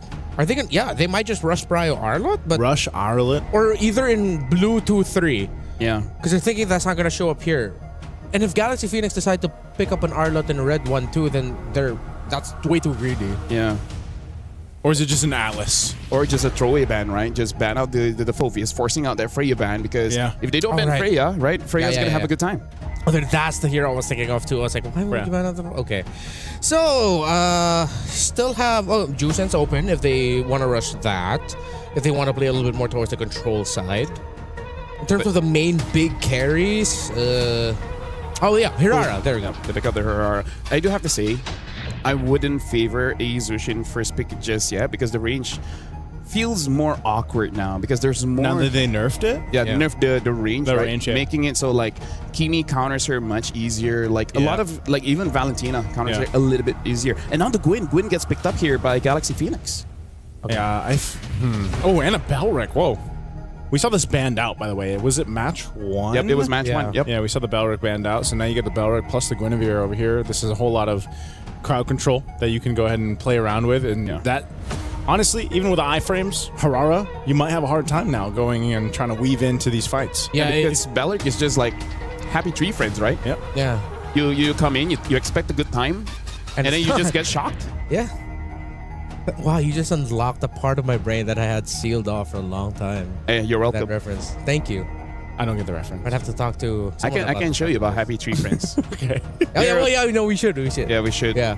Don't ask us what that is. Anyways, Lilia, we should make control around the mid a little bit difficult here for the Beleric if it's not paired up with a mid laner that can dish out the poke in equal measure. Eve, hello. Eve is available. Yeah, and the carry's already there. Might as well just go for it. Yeah. If they don't pick up the Eve, I will be perplexed. I would be flabbergasted. I would be confused. All right, there you go. Does that work? Hey, that's Oxford English, like Yes, right sir. there. Yeah, yes, sir. Honestly, like right now, Na'Vi, they have a pretty anti-tank kind of draft here. So I think, and they go for the Claude instead. So now Na'Vi, they can just ban out picks like the Eve and maybe even potentially the Farsa. Farsa doesn't technically like has that big of a threat towards Na'Vi, but it's something you have to think about. Well, even more in recent games, I think Farsa sort of fell out of favor and more teams are just picking up the Zetian instead. But with the Farsa, I would want to see them consider that because Beleric's too slow in my opinion. And to match the speed of the Guinevere, you need something in the mid to help match it. I felt like it'd just be a Gord. We might see a Gord ban. You know what? I agree. Yeah, maybe just a Gord over here. Because, like, you've got the crowd control to follow through, but you can also be the one to start up that crowd control if it's a projectile. So I almost just expect to see the Gord banned out from Na'Vi. Atlas is going to be one of the bans out here from Galaxy Phoenix, as the roam option has to be someone that is sturdy for this lineup from Na'Vi to, you know, allow, because like think of how much damage is here on this damage profile of the first 3 picks. Honestly, Na'Vi, if they get like a Cho roam here with the Lilia, I expect a very early first blood. Yeah. Very early. Yeah, I was leaning towards that too. Like you mentioned tanky, but there's one pick because of the Beleric being slow, you could go fast and damage either the Cho or... Plus, Lilia is so obnoxious in the laning phase. Like level 1, you already have both skills. You have your full combo essentially at level 1. Yeah, one of the most annoying mid laner I would say like to deal with as another mid laner and a roamer. Arla gets taken out, so we're sort of torn here whether or not Navi's gonna go for something tanky or for something fast and roaming. Oh, that's the other pick I suggested, Hilda. But are they trying to signal to Na'Vi that hey, we know your options? You might go Cho. Na'Vi might not ban Eve here. I think Eve should be a ban. Because I don't know, I feel like with all the nerfs, Eve is like top tier. She's the main lady. She's bigger than the universe. She is the universe. She's a queen. That is true. That's more accurate. Yeah, when I saw this, like how huge Eve really is, like whoa. Yeah. Wasn't it that Uranus is actually like bigger than the Land of Dawn? Actually, quite a lot of heroes are bigger than the Land of Dawn, including like, Rock. Yeah. Valir. Wait, what did you say? Wait. Are they gonna go tanky for their EXP like Terizla? Terizla, yeah. Other than Terizla, I don't think there's any other EXPs that... Are they gonna go Hylos Roam? They could also potentially be going for a slower roam, exactly like a Hylos, but like why? Just because you get that quick momentary stun for the Claude? That's way too much for just one hero. Hey, maybe they just want to win early, right? Maybe they needed the toilet. That's true. That's true. Yeah, in my time going to the back, I heard the players say like, oh, thank goodness we ended because I was getting hungry. We haven't seen a quick game yet, though. No. In the first 2 matches, we actually haven't had... We had sub 15, so that's quick-ish. Yeah, the quickest game we've had is 14-14. Yeah. Which is still pretty long toward... Like, quick game would be like 10 under. Quick game is like you go to the toilet, come back, and it's done. Yeah. But yeah, Uranus. Huge guy. Yes. You know, in terms of the roam, again, I feel like it's not a bad time for the Cho, because let's face it, what's a bad time for the Cho? Never really. It's rare to find a bad time. Oh well, I'm always the guy that would say, don't pick it into Marcel. I'm the don't pick Cho into Marcel. But the thing is, Cho players has this ego. That's true. Am I wrong? I'm a Cho roam main. Yeah. I don't have an ego. No, meaning like, dude, that picks counter you, and I'm like, I don't know. Let me show them. I don't think so, dude. Either ways, right now the glue has been picked up, and for now the mid is still available if they want to get cheeky and pick up a Faramis just to counter the glue. Yeah. You think the Faramis? But do you want to go that far? You know? Yeah. I still feel like the Eve is fine. If you do have the Faramis here, that's a stacked lineup from Galaxy Phoenix though. They might just go Lunox. They need a little bit more shred. I don't like the lack of reach, but we saw Lunox and Sora earlier. Oh yeah, still the Eve, yeah. Eve or I don't know about the Gordon. Well, yeah, with the carry there. Actually, no. There's something about the composition of Navi that makes Eve for Galaxy look so difficult. Farsa. Yeah. One of the picks I call the Farsa because it's good against the Lilia as well as the carry, but other than that, it's like it's a toss up in the air. Yeah. Well, Navi got what they were looking for, which was a little bit more big control AoE-wise through the glue.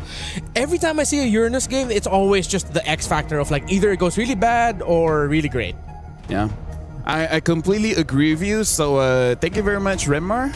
We're going into the game. You kicked me out. Let me just say, I appreciate you, dude. I love you. Why are you kicking me out? The toilet is that way. If you want to go ahead. That's programmed in him at this point. Yeah. Since the draft end. Yeah.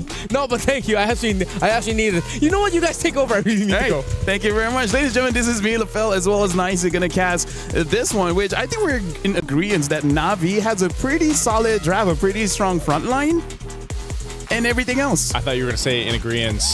Good thing Renmar's gone. He hasn't left just yet. Well, ladies and gentlemen, we're jumping into the land of dawn. And yes, now that Renmar is not here, now we feel free. America. Hey, look at him.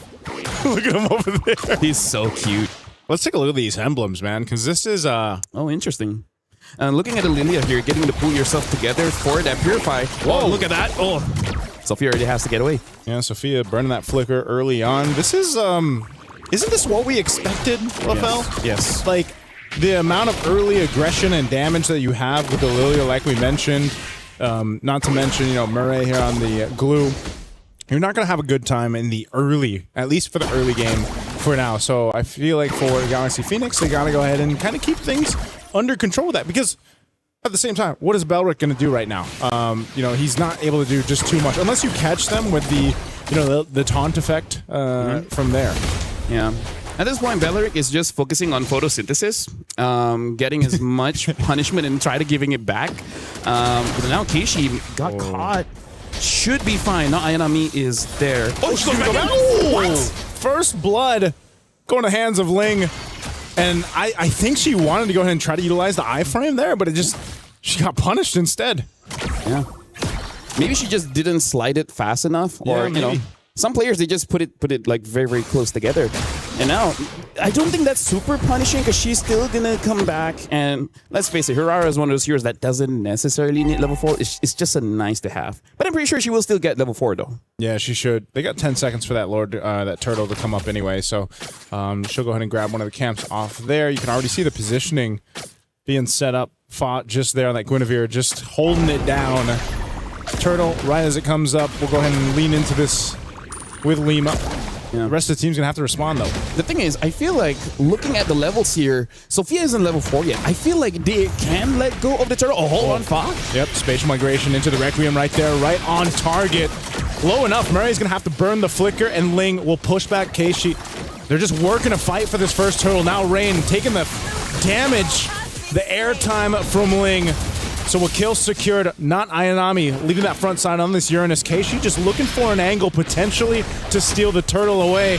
It's a quarter of the health here. She goes in, wings in, but not enough. A feathered airstrike dropped down too, but it's not Ayanami, and she'll survive. Galaxy Phoenix fought for the turtle and they got it. Nice, dude. This is what I like about games like this, where we're looking at a draft of Galaxy Phoenix and they know that it's all about fights. It's not about securing those objectives. You have a Farsa, wait for the Farsa to get level 4 and try to get kills. But if you don't have the Farsa, you still get kills? Hey, that's amazing, right? Right now, we gotta talk about Ling 2-0-0, 100% kill participation. Really made it so that Rain couldn't do much, because as strong as Lilia is in game, she has one of the lowest HP in the game as well. So it doesn't take much to take down a Lilia. I feel like it's valid though, because she's got black shoes, It's just like... She's a schoolgirl. You know how much health? Yeah. You're too busy giving your life to school. It's like your HP goes up as you age, but then at a certain age, the HP goes back down. It goes back down. She hasn't hit her peak just yet. Wait till she gets to college. Eventually. In the Land of Dawn, the time works different. By the way, have you heard of the time is relative? Where? Here? So in time is relative. So here? in or Land of Dawn. In physics, time is called a time dilation. It affects by your speed as well as gravity. That's great to know. Hey, shout out Interstellar. Either ways, the more you know. The more you know. Hey, dude, I learned philosophy as well as physics in like 3 to 4 hours. Yeah, I'm okay to rip it. Okay, you can rip it all day today, man, and tomorrow. Right now for Galaxy Phoenix, what they're really waiting for is for Fa and Sophia, because they're going to be the combo, but Lima on this Bellic is the extender to the combo. You saw a jump in from the Gwen, wait for the opportunity to taunt, and then you can chain CC someone. Even Murray as a tank, she almost got taken out. If they got Keishi, in fact, maybe that's how they're planning to take down this Aurora, because you can't hold her down.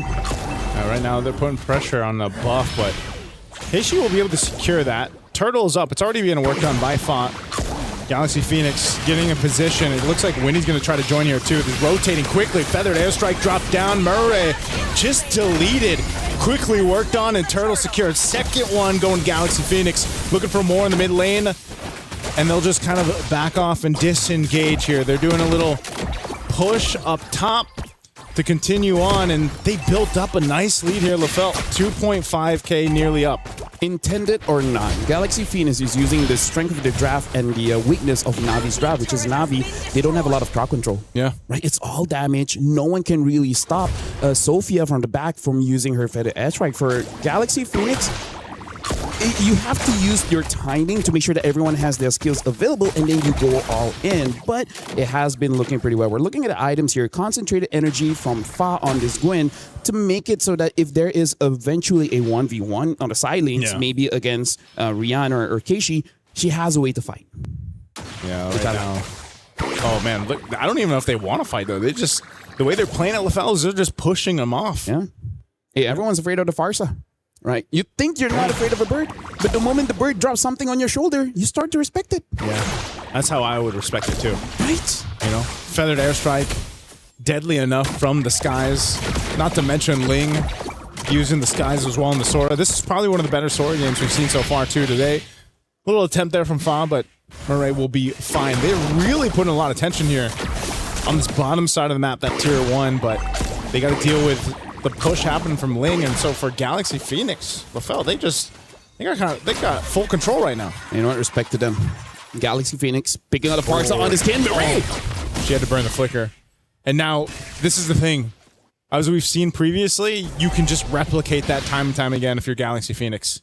Right now, Rian is kind of stuck between a hard spot here. Oh, they're going full force for this.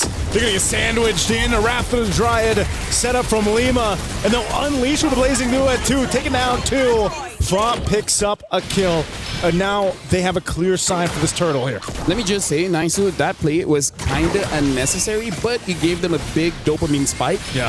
So I feel like it's completely okay. Because, again, there was no minions there, so it's not super necessary. But, you know, either way, right now, it gave space for Keishi to get some farm. And we all know Keishi needs the farm. Keishi needs a farm. That was Lima utilizing that photosynthesis that she's had the entire game. She utilized the flicker and the Wrath of the Dryad right there. Instead of expanding the carbon dioxide, she just created some friends. Because I'm assuming Beller's friends are just a few weeks. I'm sure he's got a whole family. He has a family? Yeah. Shout outs to the guy. Yep, shout outs to the guy. Or shout outs to it. I don't want to gender anyone. You know, I've had bad experiences. I think it's literally in his lore. It says he. Oh, yeah? I think so. Okay. Hey, shout outs to Beller, the family man. Botanist. He's a botanist. Whoa. That's probably his owner. Feathered Airstrike on Murray. I don't know. She's not going to have a good time, man. I feel like every single time her flicker's been up, she's had to burn it to be defensive, you know? Yeah.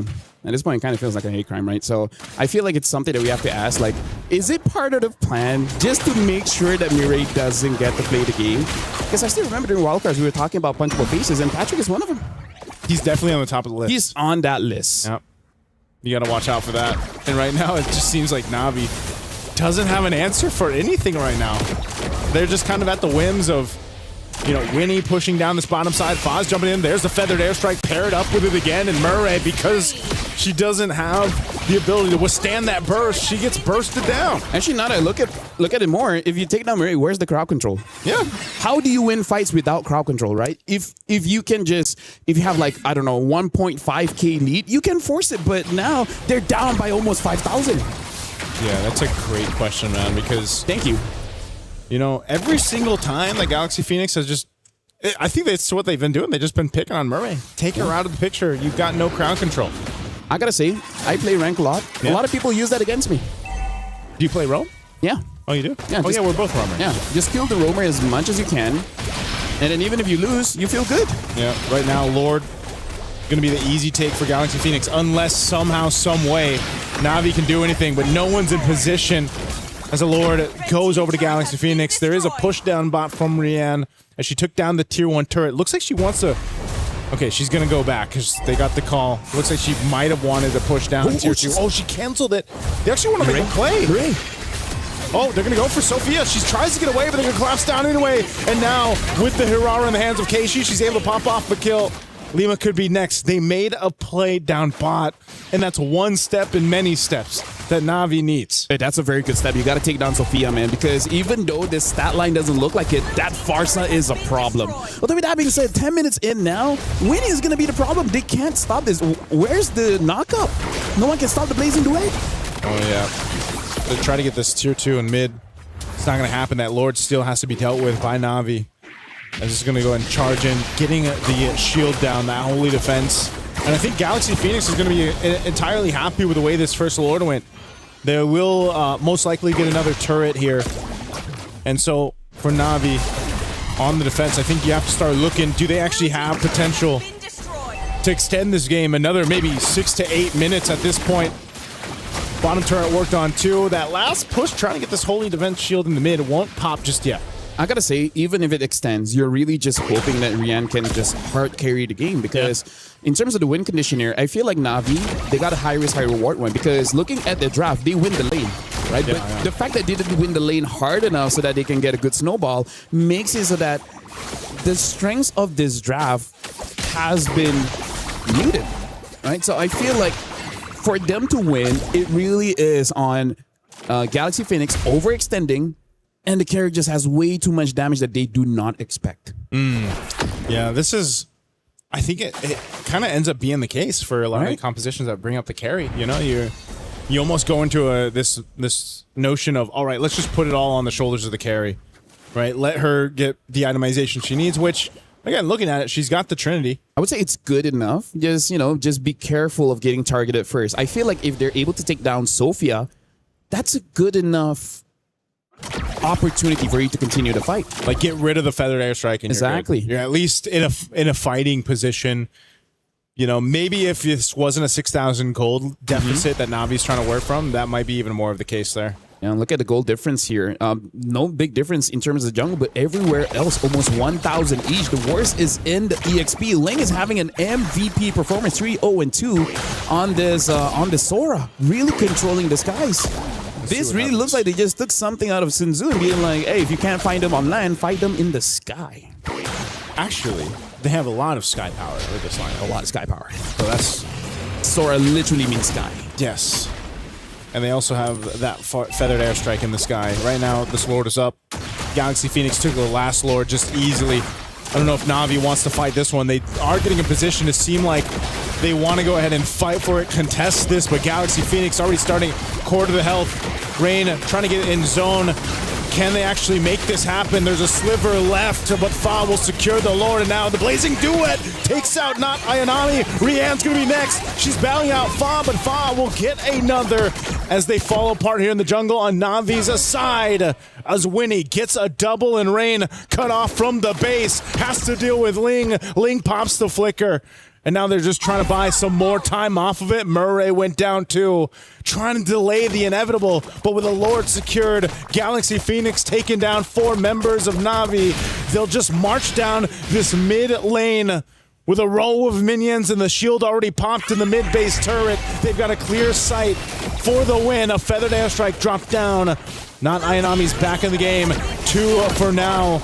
With Na'Vi, they got to clear out the minions and prep for the Lord push. Yeah, right now the Lord is here and Ling is on the way. Ling can take down a big chunk out of Na'Vi, but looks like they're not gonna force it just yet. The minion waves aren't in the right spot. Oh, wait. Unless they try to make it the right spot. They're going to set it up here in the base anyway. A feathered airstrike comes down as well. The follow-through from Winnie.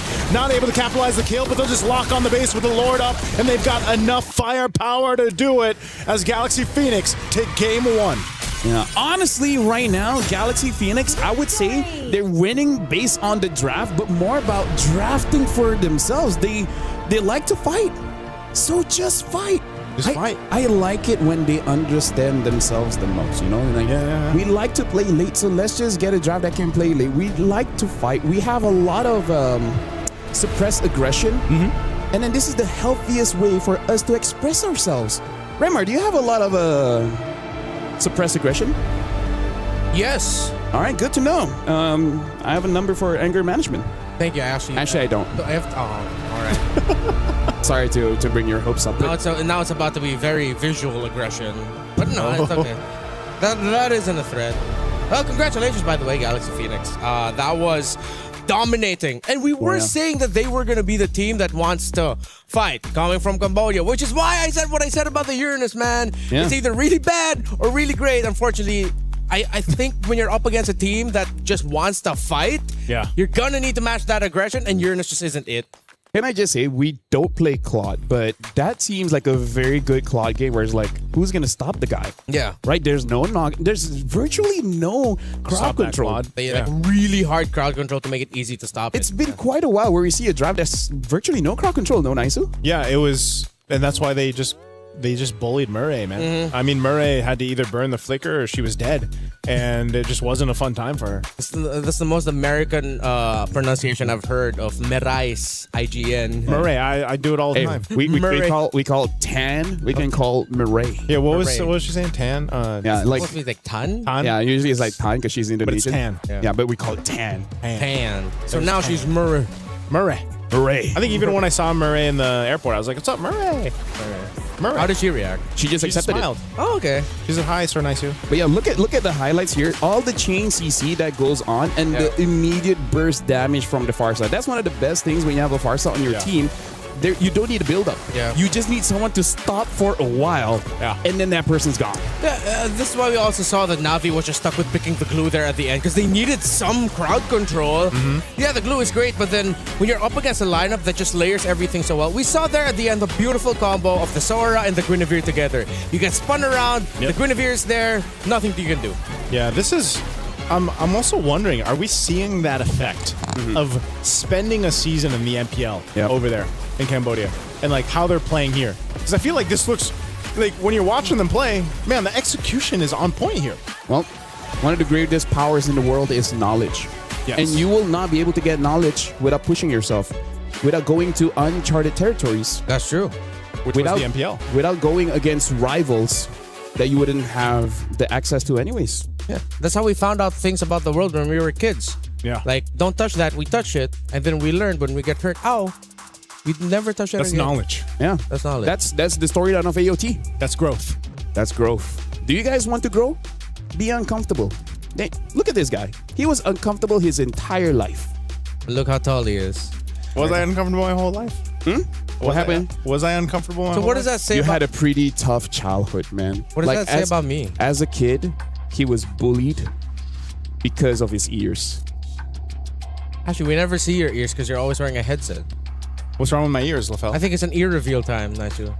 My ears are fine, man. Okay, so that one, I think it's for your own personal comment. His ears are okay. Let's talk about this one. I really feel like for Na'Vi, they just put all their eggs in one basket of winning the lane. Yeah. Right? It's just like, we just win so much in mid and in EXP that it wouldn't matter. They put it in the carry, too. Yeah. Yeah. they need more crowd control. And we've always said this a lot. No matter how it looks like in the separate matchup, if you're lacking crowd control as a team, you're just not going to have a good time. Especially if you're up against a Gwyn. Yeah. Even if you take out the Sora, just the Guinevere alone. Yeah. Oh boy, not a good time. That game start for Ling. It's so funny saying Ling for the Sora, but like for Ling to have that kind of start on the Sora was already not a great place to be in if you're Na'Vi, because you saw how many times Ling just was like, you know what, I'm gonna even when we didn't think they'd push at the end there. Yeah. It was Ling that's like, nope, I'll make my own space. Here we go. I'm gonna jump in, shifting skies, set things up for the team, and that's what she was able to do. It's kind of like one of the mindsets of the players. It's like, we're already far ahead. We can afford to try this out. If it doesn't work out, I trust my team. They can just back me up. This is why it's so weird that we're saying this about a Filipino team, wherein it seems like they forgot to look at the big picture of it all, of like, okay, how do you blend together as five? And on the other side, a team that's known for their aggression, they were able to build a beautiful picture together as a team. Let's see if they'll be able to keep that up and sweep Na'Vi for a surprising result, or will Na'Vi force a game number 3 after this break?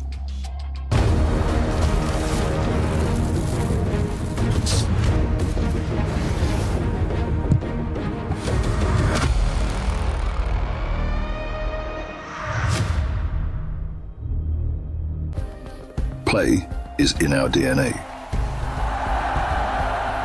Whenever we let it out, it becomes our superpower. Now imagine an entire city being built to supercharge it. Kadir City, powered by play.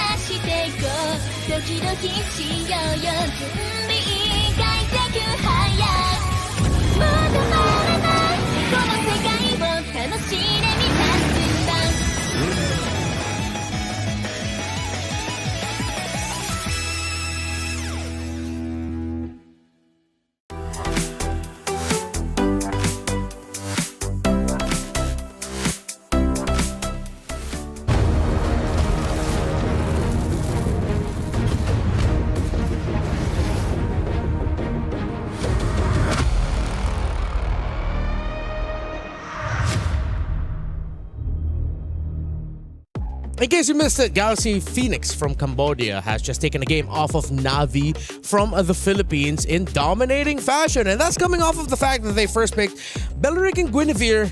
Na'Vi had all the time in the world to adjust, and they just lacked a little bit of crowd control. We already talked about it earlier on. I think we're all in agreement, the lack of crowd control. But do you think they could have made that work, or was this just too tall a task to make that lineup work in the end? I feel like if the first two minion waves in mid, they got first blood, I think they could have made it work. Right? They almost did. They almost did, yeah. They almost did. Ah, like they had enough pressure with the Lilia combination that they almost got the first blood. And yeah, I think it would have been very different if they did. Because let's just put it into perspective, right? You get first blood in mid, they're already down, and then you invade the jungle with the Herrera, and which I actually think that's the turnaround. The Herrera was right? killed early. Yeah, Herrera was killed up top. If she was not killed, maybe the game would have been much different. So is that how punishing assassin junglers are right now? Well, if you die on early on like that. Especially you're up against a Guinevere, so as great as a Herrera is, then I think that might be like the little missing piece we have to look for in the drafts. Like if you want to first pick a Herrera, you have to consider maybe taking out the Guinevere, or at least be ready to deal with it.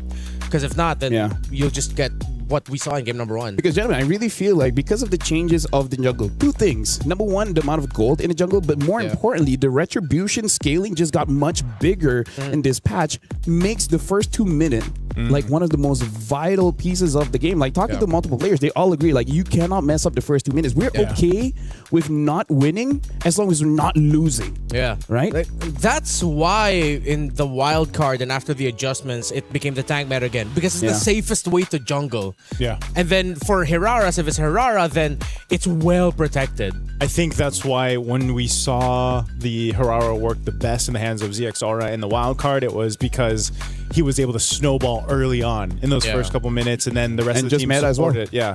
It's still meta. Oh yeah, it's still meta, And so I think you have to be willing to, as a team, to take that risk if you're going to pick an assassin jungler. And why in some of the high pressure situations, it's just a little bit easier if you're going to go ahead and pick a more sturdy hero and put him in the jungle. And, you know, it kind of secures yourself a more probable chance of getting to that first turtle without being behind.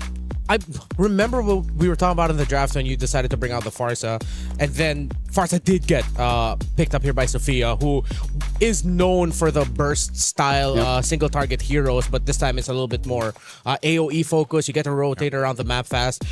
I think we just have to give it to Galaxy Phoenix. Instead of looking at it as a bit of a mishap on the side of Na'Vi, what if Galaxy Phoenix were just read the rotations really well, read the draft so well that they set it up perfectly for themselves? We have to give them their credits. The fact that they caught the Hirara in mid-rotation, I think that kind of clears it, right?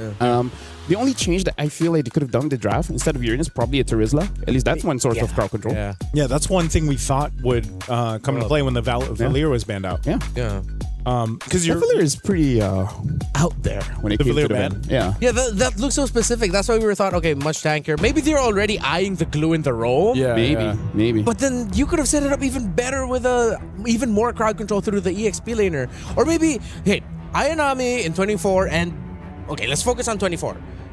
They excelled when Ayanami can set up, can play make, can be independent of her teammates being in the lane with her, where she can just clear minion wave fast, join in. With the Uranus, you don't really get that. Yeah, you can cut waves, play the macro, but you're losing the impact in the fights. I feel like this is one of those situations where they're just caught off guard. Right? And I feel like that's going to be the story of MWI after all the games are done, because who would have thought that Falcon's ID dropped 2 games back-to-back in very dominant fashion as well. So I really feel like here in the MWI, with the patch, it resets quite a lot of team. And it comes to the question, who can discover themselves faster? You got to remember, whoever does that, then they win.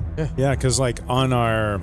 I mean, I'm not entirely sure now of the current update over on Stream A, but you know, that matchup was quite a surprise. I think everybody probably reacted that way, but that's also the case of MWI. You know, we had certain teams that were obviously contenders who have a bunch of this experience, and then you have this shift where these newer teams and these newer players and newer regions, I feel like, are catching up to that standard, right? The standard of what we've seen so far competitively for MWI. They're getting there, and so, you know, I hope whatever the result is, by the time we get to the last day, whoever ends up in the grand finals, we don't even know. Maybe it won't be Team Vitality that has that sure spot up there. Who knows, right?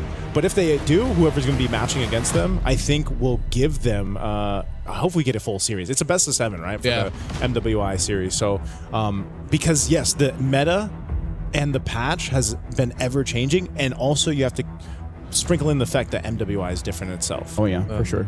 Which I think I'm really going to have to agree with what you guys mentioned, where self-discovery is important. I'm not talking about life here, I'm talking about MLBB. Growth. But MLBB is life. Growth. But it's you willing to take... Stream B is growing stream. We are. We are. This is where you learn. Yeah. Well, that didn't really apply to me. I'm stuck at like 5'4". No, you're still growing. Centimeters. Tomorrow you will be taller. Don't give me hope and take it away from me when I wake up in the morning. We'll get the box. Well, I guess. Okay. Yeah. Also, I feel like something that we just have to address if we just want to keep it simple. Yeah. I really feel like fighting is so rewarding now. Yes. Right? It's like we were talking violence. about violence is so good. Like people say violence doesn't solve problems. They're just not using enough violence. In MLBB. In MLBB. I like that disclaimer from Renmar each time. In MLBB. Yeah. Because I really feel like micro in the first 12 minutes is super important right now. In MLBB. Micro again. Yeah. Micro and macro, man. You want to save me here, Emar? Yeah. Like what we saw earlier, when you miss your skills and you're not able to get the kill that you want to go for, and you committed so much, you're not going to be able to get the start that you want. Drafts. Akai gets banned. Glue, Hirara as well. Paquito and Marcel. Freya should be banned here because I think Freya is still dangerous. Yeah, Freya definitely. No, but with the Phoveus open, if ever Navi rushed the Freya, then the Phoveus can just get picked up. Oh, they opened both. It's interesting too that Navi is just like, I'm gonna ban we're gonna ban the Hirara. We're also not gonna play it. Let's just scrim for a few more games and then we see how it goes. Okay, that's a good choice. It's them telling Casey, no. It's like, oh no, I mispressed it. Oh no, sorry, Casey. But yeah, I really feel like Hirara is just one of those heroes. Like in theory, like you can get the whole kit like understood in a few minutes, but in application, it takes a while. It's so contextual, like the way that you're going to use the combos, exactly, and kind of weave in and out. And I don't know, it requires an artistic mind. There's got to be some more time. Phoveus though, first pick blue side. It's going to be the first in a while. Yeah, I mean, with the Freya still open, super punishable by almost everything. Yeah, the Alice, the Valiers. Yeah. The Valir that they banned earlier might actually end up showing up here now. The Guinevere gets picked up. I think, just for Na'Vi, just make sure you have crowd control and really good amounts of it. And I think they shouldn't. I want to see them have like another carry, not just put it all onto the hands of Rain. Since their names are so similar, I forget. Rian, like for the gold lane? Gold laner, yes, Rian. Thank you. Especially with them rushing Belleric. You know what? I'd want to see them consider something like a Granger, man. Something that's just like skill based and not basic attack based, and then just get your damage elsewhere. I think taking the Claude wouldn't be that bad as well. Yeah. Into Belleric? But into Belleric though, this might be a. Okay, it's not a sure thing that the Claude will struggle. We have seen games where the Claude will be fine against the Belleric. They still want to go for the carry. Wow. It's probably just because it's also supplemented differently now. Yeah. Like you've got the carry, but even the Phoveus, and let's see what ends up being in the Roam. I think Na'Vi wants to go ahead and just kind of give it another go on this one. But knowing that you're up against this Guinevere Belleric pick, okay, Jushin. Now you've got the amount of crowd control you wish you had in game one. But now Keishi definitely needs a hard carry that can deal with anything in the first, I would say, 9 minutes of the game. Yeah. Right, you got to give time for this carry. So a Suyo. Yeah. Right? Yeah. Something like a Suyo. Yeah. Damage, crowd control, can pretty much do a lot of everything. Not really the tankiest in the world, but difficult to take down. Yeah. Suyo would be great. But when you mentioned the Jushin earlier, you also brought up something like Kimmy being really good against it. I think Lilia would be good also here for Galaxy. Which would mean that is the Jushin too early? Could they have considered other options instead of picking it right away? Even the Gord is good. Yeah, even the Gord, as you mentioned earlier. So it seems like Galaxy Phoenix they're a step ahead, man. I think they're a step ahead because, again, they just know what they want to do. They want to fight at any time, right? Yeah. So it's like, okay, whatever you pick, can you fight the moment a Gwyn gets a pick off? Can you fight the moment Belleric gets a taunt off? And it's like, yeah I can. So, all right, pick it up. Yeah, I think this is, that's why, They need a draft that has no hesitation. Yeah, you can't hesitate, like the draft, but also your decision making sometimes in some of these cases. It's like, some teams thrive on the let's just go for it. Yep. And some teams, I feel like, shoot themselves in the foot when they're like they're too hesitant. On executing the draft that they brought, executing that game plan, and so maybe that's going to be the change of course for here. Yeah, have the mentality of like, what's the worst that can happen? Yeah. That's my mentality. Yeah, generally that's a good approach to life overall. These are life lessons, sir. Yeah. Hey, you came here for the games, and you just get life lessons. We're showing our age. Knowledge.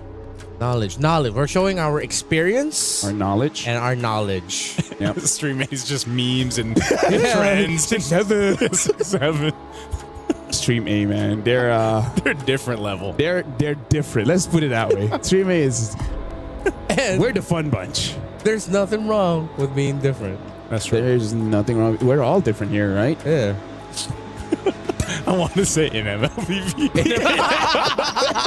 But I was like, no, I can't. All right. Well, Sora has been banned out here. Other than that, I wonder if they want to respect an Alice. Because Alice can make Phoveus womp sad. Yeah. And then also just keeps on dying. I mean, like, carry counters the Alice pretty hard. So maybe that's why they would just want to leave it open. Yeah. I think, though, it would be risky if they left it open. Because then you're waiting for the carry. Yeah. And then no one else in the team is going to make it, give it a difficult time. Actually, now that I look at it, there's a lot of magic damage here. Suya probably isn't the pick. Because you're just going to die super quickly. That's true. Right? Are they then going to be forced to go tank? You can't go Fredrin anymore with the Gord and the Belleric around. What else could they go? The Kai's gone. Baksha's gone. We've seen Falcon's ID try to use the Hanzo. Didn't work out that well. In fact, I feel like Hanzo has basically not won a single game ever since the wild cards. Hanzo's been on my like wish list for it to work. Just because the Ghost Ninja. Yeah. Something a little bit different. Yeah. Hanzo is different, and that's what we want in MLBB. Yes, sir. Oh, what does Gata Kacha say? Unity and diversity. Love Gata Kacha, man. He popped up earlier today too. That we didn't see him, like he was almost non-existent in wildcards. Oh, he's on a band. Yeah. Oh, that's also a perfect band. That's a good band, bro. Imagine how sad Phobias would be fighting against a user. I forgot about that. Solid band. And now we get to see. That means that they just draft themselves into the corner because the Alice is still a really good option. They're pretty much stuck. Yeah. They pick up the Claude first just to see how great an Alice or whatever is going to be in this game. So now Na'Vi, I feel like the big question is really just going to be that jungler. It has to cover up the weak spot of the early. Or do they go crazy and pick up a Yeast and shit and just try to wait for a really late game? Oh, they go get a Concha though. Great hero. Let's see if they're gonna lean in on the late. Oh, there we go. Thank you. Forgot about a Nolan. Finally, thank you. Someone decided to pick up a Nolan. I mean, like, it's okay for me to forget about Nolan because he forgot about Layla, right? So it's like equilibrium. His brother or his dad? Dad. Oh, that's right. Yeah, Nolan's the dad of Layla. Remember, our joke for the longest time in PH was Nolan is deadbeat dad. Oh. Left his daughter to travel the future for what? I thought it was To always save her. I thought it was always Christopher Nolan. Huh? Christopher Nolan. Great actor. Great That's actor. the Leo one. Well, final pick here. The EXP. Alice is still good. Yeah. Other than the Alice. What? What Yeah, other but- things? Do they want damage with it? Do they just want to go Lapo or something? Oh, there it is. Might as well. You need that physical. Yeah, they spread out their damage profile. It just, since it worked out so well for Galaxy Phoenix, again, since because of some early trades didn't go in the favor of Na'Vi, I'm leaning a bit more towards them, but I have been looking for Nolan since the start of this day, and I'm finally seeing it. Yeah. You know, just Layla's because I been like looking Nolan, for Nolan. her entire life. Her entire life, yeah. He was a baby when he left. I'm leaning towards Na'Vi for this one. For me, it really is the first 4 minutes of the game. If Na'Vi is somehow able to get a lot of creeps in the jungle, it might be their game. Do you want to kick him out? No, that's your job. Hey, you know what? Thank you very much, Remar. You have been an amazing host. Thanks so much. We wouldn't want anyone else. Aw. No one else. Appreciate it. I'll stick to that. My name is Afel. Alongside with me is Nicey. We're going to cast the second game here, which, hey, this time it looks a bit more balanced for both teams. I would say it definitely is balanced. It's a 50-50 for me. I know you guys gave... Did you say Na'Vi? Is that who you went with? If Na'Vi wins the first 4 minutes... First 4 minutes. So you're on the first 4 minutes. Yep. Okay. I'm going to lean towards Na'Vi on this one, too. I think their composition's a much better overall. Covers the grounds and the weak points that they had in the last game, man. Look at this. Interesting.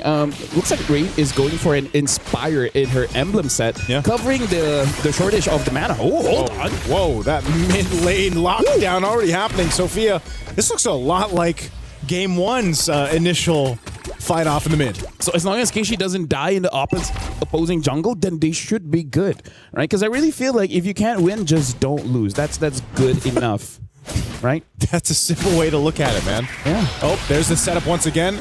Utilizing that Guinevere Fa. They have a Revitalize, though, so they are going to be fine, but that was popped out already from Murray. This is the thing I want to see from Na'Vi adjust from Game 1, where, you know... Purify used too. The whole lot of battle spells being taken out. What I was going to say is playing around this kind of defensively against the Guinevere setup that seemed to be such a problem for Na'Vi in Game 1.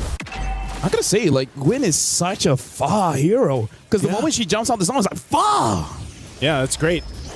You know, it's one of those things where you have to say it when you do it. Yeah, not having Purify in the first turtle is going to be devastating. Because again, with the Guinevere, you don't have to win the turtle. Yeah. You just kill 2 people, and then you're happy in MLBB. Yeah, this is one of those cases where if you get overloaded with the crowd control options that Galaxy Phoenix has, it's going to be really difficult to approach the objectives. Yeah. Because right now, I feel like for Na'Vi, they just have to remember what happened in game number 1, where basically they get picked off. It's even the same bush. Look at that. They're just waiting in that left bush in the mid, trying to wait for someone to go through. Oh, but this time, Keishi on a different hero will be able to try to go for Ling.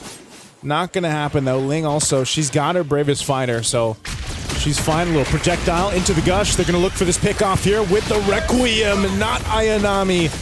First to go down, first blood over to Galaxy Phoenix, and now Turtle for the taking here. A jump in from Ling just to zone out the rest of Na'Vi. Bravest fighter bringing Keishi low, but the Lantern under the turret as Ling gets punished. But Turtle secured for Galaxy Phoenix. Yeah, still a positive for Galaxy Phoenix because they're able to get a kill as well as the Turtle. I'm sure they would prefer if Ling doesn't die there, but I feel like it's still okay because you're going up against Phoveus. Phoveus isn't going to punish a Lapu that much. Yeah. So Ling should still be able to get a farm. She's got to be the brave one, right? So that's what she went for. You got to remember, too, there's a Jushin across from you for Rain right now from Na'Vi. But I think off of that, if you see a lot of those little minor exchanges in terms of what Galaxy Phoenix can get, they compound throughout the game. Speaking of, Ling, it's actually having an advantage in terms of the gold. So it looks like Ling was able to deny not Ayanami in some minions. So even though she did die, it really didn't punish her that much because it doesn't look like she really missed any minion waves. So now for Galaxy Phoenix, Na'Vi has to understand their whole idea is Fa is going to pick off someone. Yeah. And then Sophia is just going to follow up, right? It's rinse and repeat, rinse and repeat. At this point, they're like, who's going to be the sacrificial lamb? Someone has to die, and then the rest of the team has to get an advantage somewhere.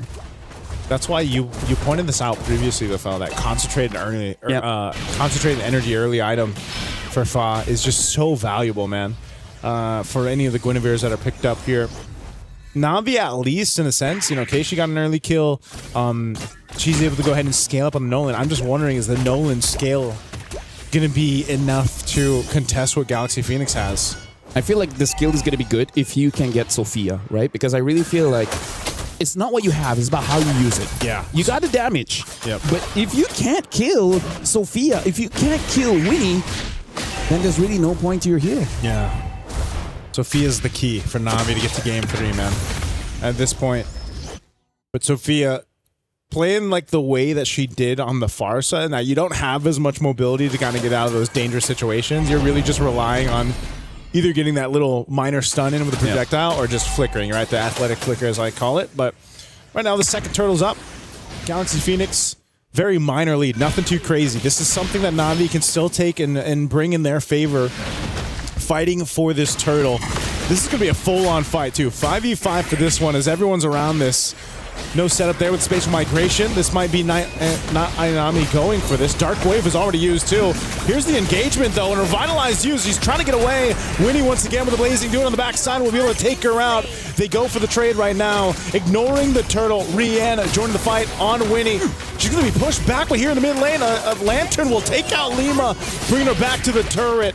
And now Murray could be the one in trouble as she's going to be the trade again. It's a 2-for-1 as Galaxy Phoenix can now take the turtle. I gotta say, Nangsu, this is very unfortunate because Na'Vi, they're missing quite a lot of abilities. The most obvious one is the Avatar of the Guardian. Yeah. Because here's the thing, they gotta figure out how to take down Fa. And Fa has been perfect so far. Rian in trouble. Projectile already got stunned too. She's going to pop the ultimate. Tries to get away and she dodges and weaves, but Ling won't let it happen. Catches her under the turret. And Sophia there dropping down the ultimate. That Mystic Gush just to keep her safe. I gotta say, Na'Vi is trying to fight fire with fire, but the Phoenix just has too much fire at this point. Fire.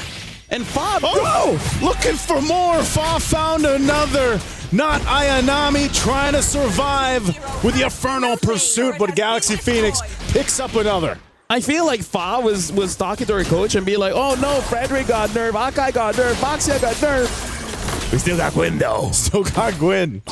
Oh. Hey. I think we're going to see a whole lot of Guinevere, man. Oh, yeah. If not just an MWI, but just a lot of bans. Because that's oppressive. Anytime Fa just sees a target, she goes for it. And again, never punish. Never punish. I think that's the big problem here, Naisu. Right? Yeah. Na'Vi hasn't punished anything from Galaxy Phoenix.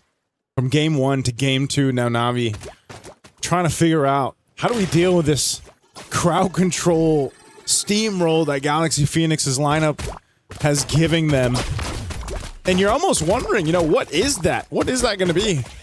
Is it eventually just going to fall into that same position where it's like, all right, is Rian online? Does she have the Trinity? Are we ready to fight here? Once again, up top, they're going to drop it down. Rian is gone out of the picture, and now Murray, after the Avatar of the Guardian, she's going to be going for more. Finally, Fawn's going to go down too. Not Ayanami, pops the Sophia's flicker. They still going to look for more. Sophia has a stun, gets her with a projectile. They lose Fa, but it's a trade though. Your gold laner for the jungler. Yeah, at this point, it's kind of like good news, bad news. Good news, we're able to take Fa. Bad news, Fa does not have a shutdown. She only had 1 kill. And now Ayanami's here finding Ling. Ling should be able to get out of here, but now with Rian. Oh, can they get Ling? Okay, Bravest Fighter. Flying Clouds, though.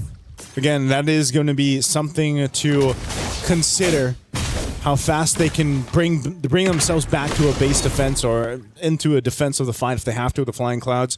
This last turtle is going to be up. 2 already went over to Galaxy Phoenix, and now they're in position here with nearly a 3,000 gold lead to take 3 for 3. A Mystic Gush would drop down from Sophie. There's an Avatar of the Guardian. They're going to try to cut Sophia off as she's trying to get away. She's still alive. Good Wrath of the Dryad to cover the fire, plus the Blazing Duet on the backside under the turret. Winnie will get back with the BMI and 2 down for Na'Vi. We understand the idea, but again, the execution just wasn't clean enough, and this is one of the reasons why Beleric is so prio, because it's a very good anti-dive comp, right? It's just like, whoever comes in, I alone can basically disperse everyone. He's enough of a deterrent to stop things from happening. Half the time you see her just use the flicker, Wrath of the Dryad combo, and it stops things from even pursuing any further. It's just one of those things that just prevents any kind of action, because damn if you do, damn if you don't. If you don't attack me at all, we're just gonna take things for free. Yeah. But then if you come and attack us, you have a toll to pay, right? You're not gonna get out scot-free. Yep. And this is interesting too. Looking at the items, you see Sophia has the Genius Wand herself on the gourd. Yeah. And then that's actually what allows them, whether it's her, whether it's, you know, utilizing this Guinevere from Fa, they work in conjunction with each other. Look at this. Rain also looks like is going to go for the Sky Piercer. I think even she understands that they need some kind of miracle here. Yeah, they need something to happen. Again, Na'Vi, they've got to find themselves in this kind of space of surviving. Again, a spatial migration, even with the Revitalize, just gone in an instant. Murray, she's dealt with this now from game 1 to game 2, and it just seems like Galaxy Phoenix has her number. Lord's gonna go ahead and charge in on that top turret, taking out the Holy Defense. Right now, Galaxy Phoenix is just, hey, we have one combo, right? Gwyn jumps in, and then the Gourd ult. Yeah. It's so simple. They've been executing it time and time again. As great as Sophia is, Fa has been relentless on this Guinevere. Like, the stat line is like 117. It seems like whatever, man. But look at this game. She's gonna make a name here in MWI, especially against Na'Vi. Yeah, I that's the thing, man. That's why I was asking. You know, that experience, that veterancy they got from competing in an MPL. Even if they didn't get the results that they wanted, I think that was enough to go ahead and give them this kind of confidence, this kind of synergy that we're seeing them execute just even here in this first series for Galaxy Phoenix. Like, they're playing as a team. They have that synergy. They have that call. And it's just who's going to be able to go ahead and stop that momentum they built up in this portion. Whereas in Na'Vi, on the other hand, like you said, where are they going to be able to answer? Whether it's Fa, whether it's Lima, whether it's Sophia setting things up for them. There really is, like, Galaxy Phoenix be like, all of those guys did this to us. Yeah. They keep using Gwyn, Gourd, Farsa, and now we're going to give it over to you. Which, honestly, it might also be a different advantage where, you know, MPL Cambodia is like, you know what? We want to help you out. Yeah. Like, we're not competitors in the sense of, you know, in MWI, so we're going to give you all the information. Imagine 9 MPL teams. Yeah. Are like, we're going to go all in on you, and this is the result. They look absolutely amazing. They look clean. They look composed. They look like they know what they're doing. Yeah, this is the thing you mentioned, man. They were uncomfortable there in MPL, and now they've grown to this point where they're just, I mean, they to be fair, like, they are giving it to Na'Vi right now. they should be one of the teams for both Stream A and Stream B to look out for moving towards this competition. Hopefully we don't jinx them though. Right now, Galaxy Phoenix is 7,000 up, and Winnie is having a good time. If she dies after this, I apologize. Oh, look at this. Lima going in with the conceal play. They're just trying to set things up in the sandwich play. Once again, they're going to cut off not Ayanami. She's off from the team. There's the Wrath of the Dryad flicker combo. We see time and time again. Murray trying to get away, but even with the Avatar, the Guardian is not enough to escape with her life. This 2 fall. The top turret goes down as well. Galaxy Phoenix sees the win in sight. They're going to lock down on the base anyway, and they want to sweep Na'Vi, and they'll do just that. We already have 2 upsets in day 1 of MWI. But I gotta say, that's a very happy win for Galaxy Phoenix. And they deserve it because, again, it's all about just fight, and everything went well. I gotta say, I would be so surprised, Naisu, if somehow, some way, Fa gets that good again. I think it should be a permaban at this point. You know, you remember, since we shared the desk in the wild card and Renmar did it before he puts his headphones on, you know, we saw this in day 1 of the wild cards, where teams were surprising, you know, what we were seeing. And it was, again, this kind of adjustment period for the other competitors to be like, oh, they are using these heroes. These are some of their go-to heroes that are making them work. And I think, yes, 100% Faz Guinevere is going to be one of them. Hell, even the Belric. Oh, yeah, Belric too, is crazy that they made it work so well here for Galaxy Phoenix. Back-to-back Belric and Guinevere picks to open up their draft on the red side. Take a deep breath and exhale for everyone out there, because Cambodia has done it again against a team from the Philippines. Galaxy Phoenix take a bow. What a performance, man. Bro. Violence was the answer. Yeah. Constant fighting, constant playing. And you saw the moments where Navi's just like, how do we read this? Yeah. Well, Galaxy Phoenix are just going for it. The Bellavere combo is good. Yeah. The Bellavere. I like that Bellavere. The Guinevere. Bellavere. Let's do Bellavere. Let's do Bellavere. Yeah, I feel like the Guinrick is going to be something else. Guinrick is an unfortunately named son. I don't want to say. Bellavere grew up in a penthouse in New York. Bellavere is from... Yes, he's from... He's European. He's European. He's European. Yep. But yeah, the combo is nasty, and this is why we see Bellery gets banned. Yeah. That's why he was banned earlier on today, actually. Yeah. Maybe you can deal with the Quinn. You just can't deal with the tree. Yeah. No, but there's no synthesis. Like, I agree with you that if there was like MVP for series, it would definitely be Fa. Yeah. Not a lot of Guineveres can play like how Fa played today. Fa. It's calculated, but at the same time, it felt like you didn't feel any hesitation. Fa! Every single time she said, Fa! Because she knows she's not going to get punished. Yeah. She's Guinevere. She's beautiful, elegant, and slippery. And all she needed was a concentrated energy and brute force. Yeah. Be like, my punch gives me more HP than any damage control to me. Yeah. It really felt like we saw a team in the VPA just wanting to find their timing and overthink things, you know, take things into consideration, calculate. Well, Galaxy Phoenix has already done the math. Yep. During the time where Na'Vi are still trying to calculate. It was beautiful, honestly, to witness how Galaxy Phoenix played this game. Yeah. Free-flowing, it felt natural every time. Look at Lima just walking through on this Belric, utilizing the flicker at the right time, too. Mm-hmm. There was just such good timing. I think the main thing that standed out for me for Galaxy Phoenix was just, again, how in sync they were as a team. You see that a lot of the times, even in the highlights, the follow-throughs. Like, for example, if a kill can't be converted, well, there's someone to follow up, whether it's Ling, whether it's Lima, whether it's whoever, Sophia.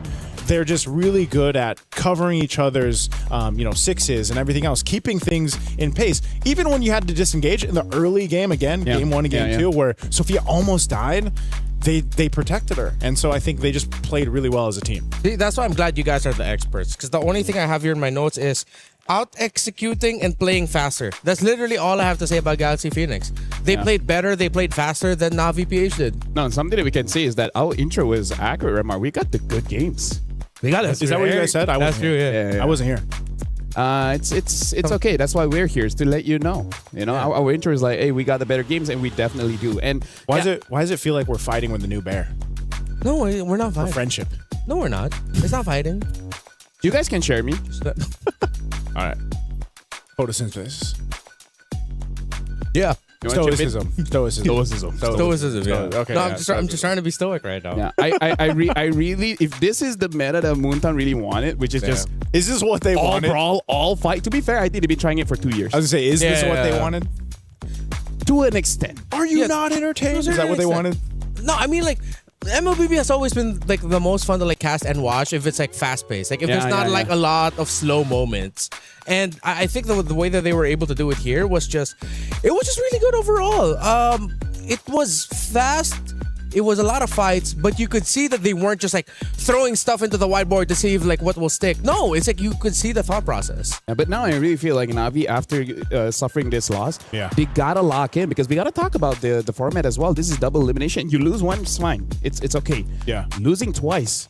Look at that. The key crusher is just there. Yeah. Yeah, and a few feet away. And they are big feet he's in a difficult group. So right now, waiting for them is, I don't know, who won in the previous ones? We'll just name out the teams in the group of Navi. Gen G, Foot, Vitality, Made in Brazil lost, Falcon Daisies, and Falcons Mena. Bro, that is tough competition. Just Vitality is, I mean, like, it's almost like we have a huge thingy in front of us that reminds us of Vitality. Yeah. That's true. I was like, the Vitality booth is right in front of us. I may or may not have instantly bought a Vitality jacket earlier. Before we were even live today, this is how big of a fan he is. I think you could just show it and it's fine. No. Oh, no. Okay. I'm not allowed to yet. All right. But one day you'll see him wearing it. One day? Yeah. All right. Before we even live. Hey, it goes from one day to day one, am I right? Day one or one day? Day one or one day? Or day one? There you go. Yeah. You One just day or switch. day one? You just switch things around. You switch things Depends around. on the context. In my years of casting MLBB, it's surprising enough, it's through LaFell that I have learned the most life lessons. Yeah? You drop a lot of wisdom, man. I think a lot of our viewers too for MLBB have learned a lot of life lessons from you. I know they've shared their sentiments online. Yeah. Right? What is one life lesson you could share now to us? What is one life lesson that... Okay, you know what? Yeah. Since things are going to happen anyways, embrace mistake. Yeah. So, in the context of this last game, embrace it. You're like, yeah, you lost, but why? He needs to embrace the mistakes. It's like, yeah, we lost, but why? And what can we do to make this someone else's problem? Whose mistake? Whose mistake? I feel like the mistake is really just not being prepared against that Belleric as well as the Gwyn combo. Oh, mistake. Okay, yeah, okay. I was thinking mistake. So I'm asking you, like, who is mistake? Oh, like that's on me.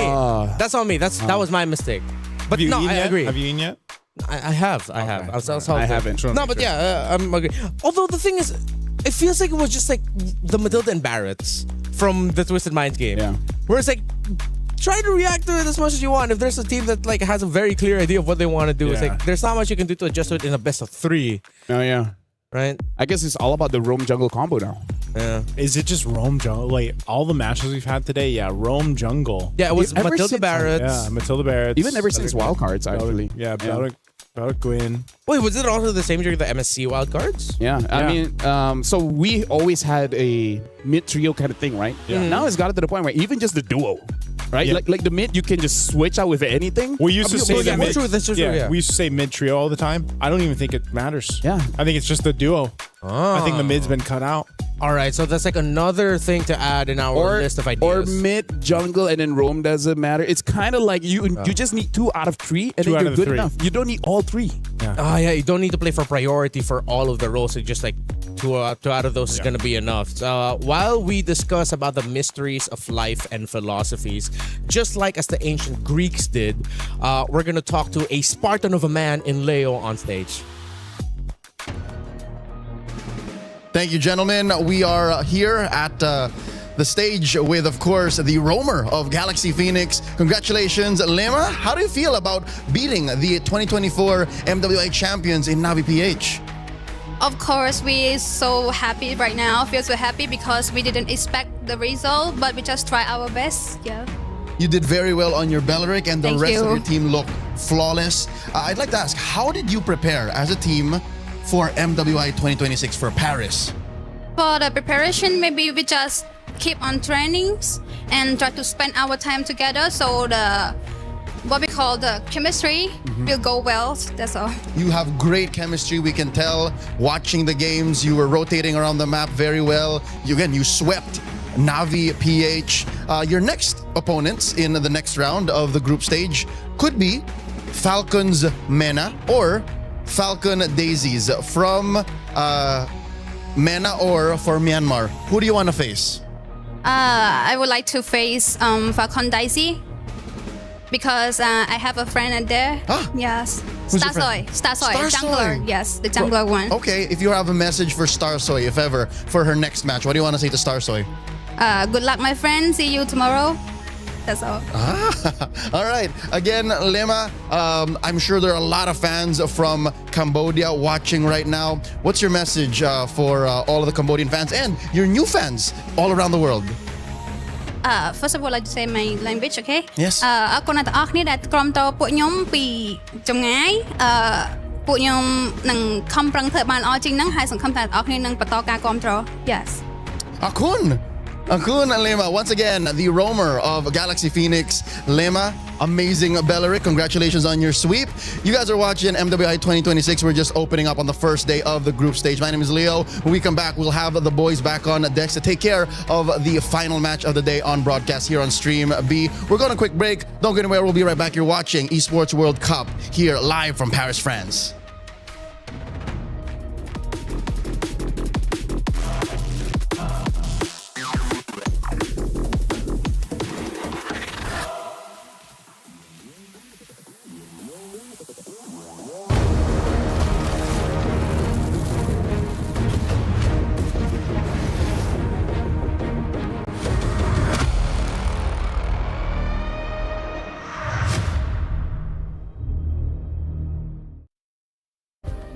Play is in our DNA. Whenever we let it out, it becomes our superpower.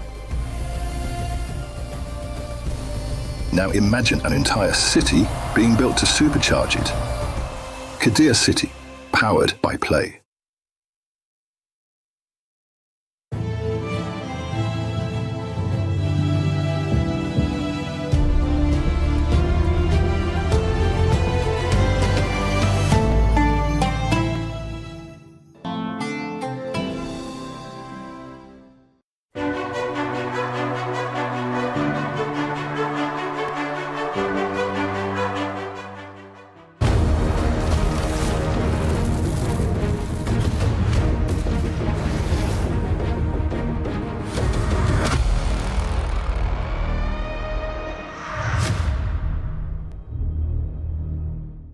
We have had an interesting day of women's MLBB action. Surprising results, surprising picks, surprising that we've seen all sweeps today, but it's been a terrific day to open up MWI 2026 here at EWC. Live from Paris, it's Renmar, Lafelle, and Naisu. And I have a question for all of you. Yes. Wait, for us or the audience? I forgot what I wanted to say. I was in anticipation, man. Yeah. Suspense. My question is, are you happy with what you're witnessing today? Let us know in the comments, because I'm pretty sure that the women of MLBB has surprised all of you, and I'm sure that there's going to be a lot more surprises for this one. It's a Falcon fight. Yeah. Except that it's a different Falcon. It's okay. The distinction is there's a red Falcon without an S, so that's Falcon. Okay. There's a green Falcons, and this one's from MENA because we also have another one from ID. And yeah, it's a Falcon fight. A lot of Falcons. I guess the fun fact that we can say is our entire time here in Paris, France, we've seen birds first, then cats. We have not seen a single cat here. Oh. We've seen a lot of dogs. We've seen pigeons, but we have not seen a single cat. That's actually a valid point. I walk almost every morning outside. Yeah. And I don't think I've ever recalled seeing a cat. Oh.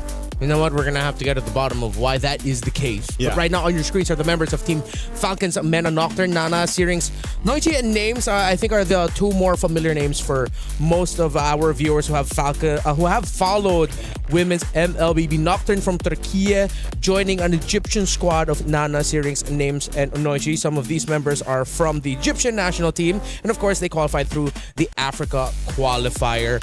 Falcons, this Falcons team from MENA, I feel like they've always been the team of like on the cusp of doing something really great. Yeah. But whether or not they're a victim of their own like surprising choices or because of meta shifts, I really hope this is the year where we see them rise above expectations. Yeah, I remember one of the first glimpses of seeing them compete on a stage, back in actual Africa.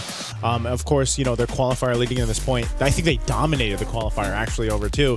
So you're talking about a team with a ton of experience, a ton of knowledge, the way that they've competed together, even though, yes, you have now the new additions. And yeah, they've always almost kind of made it. So hopefully it's different for them in the MWI, because against them is the Falcon Daisies here.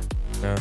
The members of Falcon Daisies, a little bit newer to me, so I'm excited to see them play. I believe Star Soul is just one of the few ones that really the ones that I could remember or has stuck with me memory-wise. But now I do not know a lot about them. I mean, like personally for me, like as an analyst liking the drafts, I really want to see for both teams what's going to be the combo. Right? The combo of the duo, either mid-roam, jungle. It seems like roam is like one of the bigger parts that really activates a mid laner or a jungler. And right now, I kind of feel like for this one, I don't know, everything is up in the air. The only thing that I'm pretty confident on is the Belleric. The Belleric has to be the one you have to respect. And what's interesting is our last match. Thank you. What's more interesting than that, though, is both these ladies' teams, were sitting front row to the last match that we just watched. And, I'm sure they've taken note of the Guinevere-Belleric combination that has been wrecking things right now. And yeah, I think even looking at this, there isn't a ton of information, so far for our two teams here. So this one, more so up in the air, other than, of course, for Falcons MENA. But for Falcon Daisies, if I remember right too, Arya is Filipino, right? Like she's brought in. So this is again one of those cases where it's like this team with multinationals, multinationalities, and then you have this kind of mix of even play styles that comes with that. Can I just say one of the advantages that they were there watching is that even if there's no speakers, they can hear everything. We're pretty loud. Yes, it is. Really? I'm pretty sure the other games can hear us talk. They should be able to. Tell them watch MLBB. We're at this period game. It's only day one. We've got plenty of days. Well, for Stream B, I think we only have a few days, but we got plenty of days of MWI. Yeah, actually, for the viewers to understand like what the setup is like here right now in Paris, it's sort of like a huge convention hall. Huge. Where if you have like a ticket to MSC, not MSC, for Esports World Cup. There you go. EWC. If you have like an Esports World Cup ticket, you can literally just hop from like stage to stage, see what's going on. And it's cool. Like I'm seeing a bunch of people who would pass by the MLBB. It's like, oh, what's this game? Oh, that's MLBB. Cool. Yeah. That's very nice. And we had the whole, I could hear it from over here, the whole band of Team Vitality. Yeah. Over on Stream. Yeah. That's the chant. I wonder what the results of Stream A has been. I haven't gotten a chance to look yet. Based off of the chanting, did you get a chance to look? It's been quiet so far, so maybe Vitality already won. Like, I mean, the Vitality fans were pretty loud earlier, so maybe did you sneak over there earlier, or no? I didn't. Oh, you didn't? Yeah. You've been here the whole time? I've been here the whole time. Who cares about Stream A? This is the place where it's popping. You go here. This is where you get a chance to win. What is it? 50,000 diamonds? Yes. Maybe actually, it's there too. No, it's you know there. what? That should be our. No. This is our marketing for Stream B. If you want a chance to win 50,000 diamonds, you watch Stream B. If you want to be a bear, there's a lot of steps, but watching this one is step one. Yeah.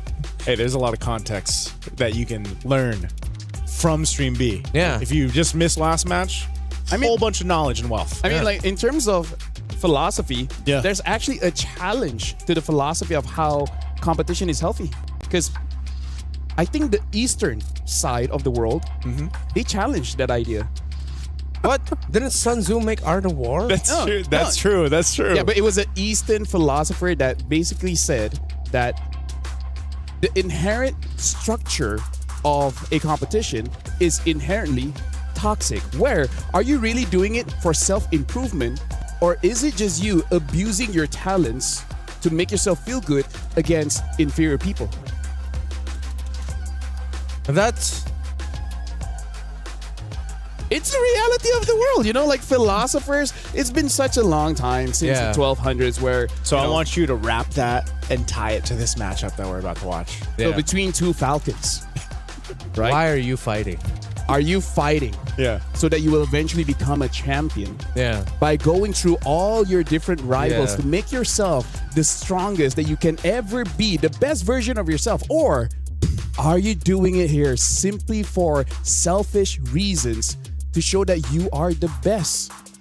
You don't care about the results. Here's my philosophy. If you want to be your best, $150,000 is pretty good way of being able to do that. That's true. Yeah. That $500,000 prize pool. Yeah, and it's like it is not toxic to be of one. Speaking of, we even see that philosophy in football or in soccer. Blue Lock. You mean football? Football, yes, but football. For the NA fans, a couple of heads just turned towards your way. Have you guys watched Blue Lock? No, I haven't. Okay, so it's basically a football anime where it's all about a bunch ego. of Brunos. It's all about not passing to your team, but you yourself get the goal. Shout out to Norway. Something just happened. Oh, yeah, shout out to Norway. Yeah. Norway, yeah. Yeah, and I think So see, it applies even in 2026. Yeah, and for this matchup specifically, you shouldn't pass on your chance to win by making sure that you don't hesitate. Just go for it. I feel like Galaxy Phoenix taught a lot of the teams here in MWI who get to watch their game something very important. Something that LaFell has been saying for a long time. What's that? Violence is good in MLBB. You don't hesitate. Half a second is such a long time. Yeah. It's weird because that's the nature of the meta right now. Yeah. Just fight. Yeah, as long as you don't. Well, okay, it can't just be like you're fighting for nothing. You have to be at least fighting for something. Yeah. Because everything the Galaxy Phoenix did in the last one, they were fighting for something. Fighting for advantage, fighting for an objective, stealing away. Even just stealing away a camp meant it was a fight for them. Actually, it's just getting Murray. Actually, that's what they're fighting for. Yeah. It's like, why do we fight? Fighting for Mirai. I was like, okay, that's good enough. Right. So, good enough. If we're going to be following that line of thought from the previous series, then Nana from the side of Falcon Smena and Falcon Daisies, Star Soy, who is a veteran already from the MWI field, I think they're going to be the ones that are going to be eyed out by the two teams. Yeah. You're going to have to protect your jungle. That I would not be so mad if both of them just decided to like hunker down and pick some tankle. Those tankle heroes. Hey, it's been a long day. It's been a long day. It's been a long day. The difference between being 4 series in to he's 1 series in. Yeah. Tankle heroes. So tankle, the tank jungles. I wouldn't mind it. I wouldn't mind if they decided to just lean in on that idea, just so that they're safe. You know. I can't wait for tomorrow. I'm the desk host, and then by game 3, I make no sense. Yeah. To prepare, I'm gonna learn all the theories about light. Just watch what I did today, so you know what not to do. So what should be the prio bans now, right? I feel like that's part of the equation. I feel like Zushin is safe now. You can leave it open. I think after what I saw earlier, even if it's not Galaxy Phoenix, just ban the Gwyn. Or be ready be ready to deal with it, because it was the one that wasn't affected by the nerfs to Fredrin, Baksha, Akai. Gwyn is actually in a really good spot. Yeah, very good spot, yeah. It seems weird that it just happened to be the case, especially when those new skins came out. So is someone gonna pick up a Deeroth? Actually, he's the only one that's like hasn't existed. Yeah, Cho, Paquito, Guinevere. Yeah. So I'm like, where's the Dyroth, man? Wait, no. What was the original counter to Esmeralda all these times? Dyroth. That's why I almost wanted to say, he'd pop up in the draft, and then I was like, nah. No one is gonna do it. No one's gonna pick up the Dyroth. Paquito consistently banned today. So is the Marcel. I think a lot of the initial trays have been playing around making sure teams don't get like the tank jungles. Freya, Hirara, Phoveus are being fought for, but Guinevere, I think, needs some respect in her name. I wonder also if we're just going to see another version of blue side pick up Hirara. Like just rush all the teams just want to give it that one game, you know? Let's just see if we can make the Hirara work, because so far it's even back in wildcards, there was only 1 or 2 teams that actually found success with that. So I think we're seeing something similar for MWI. Because I feel like for all the assassin players, getting used to Hirara is quite difficult, because a lot of the damaged junglers, they're break dancers. They go in and then they pop off. Hirara, she tangos, right? That's true. She takes time, and she needs a good partner. So who's her partner? The Roam? Well, I mean, that's why we were talking about how important Roam in jungle is. Yeah. The only question is what is really the perfect one? Because honestly, I feel like no one has really figured that out just yet. The perfect partner for Harara. Exactly. Okay. Yeah. Belric.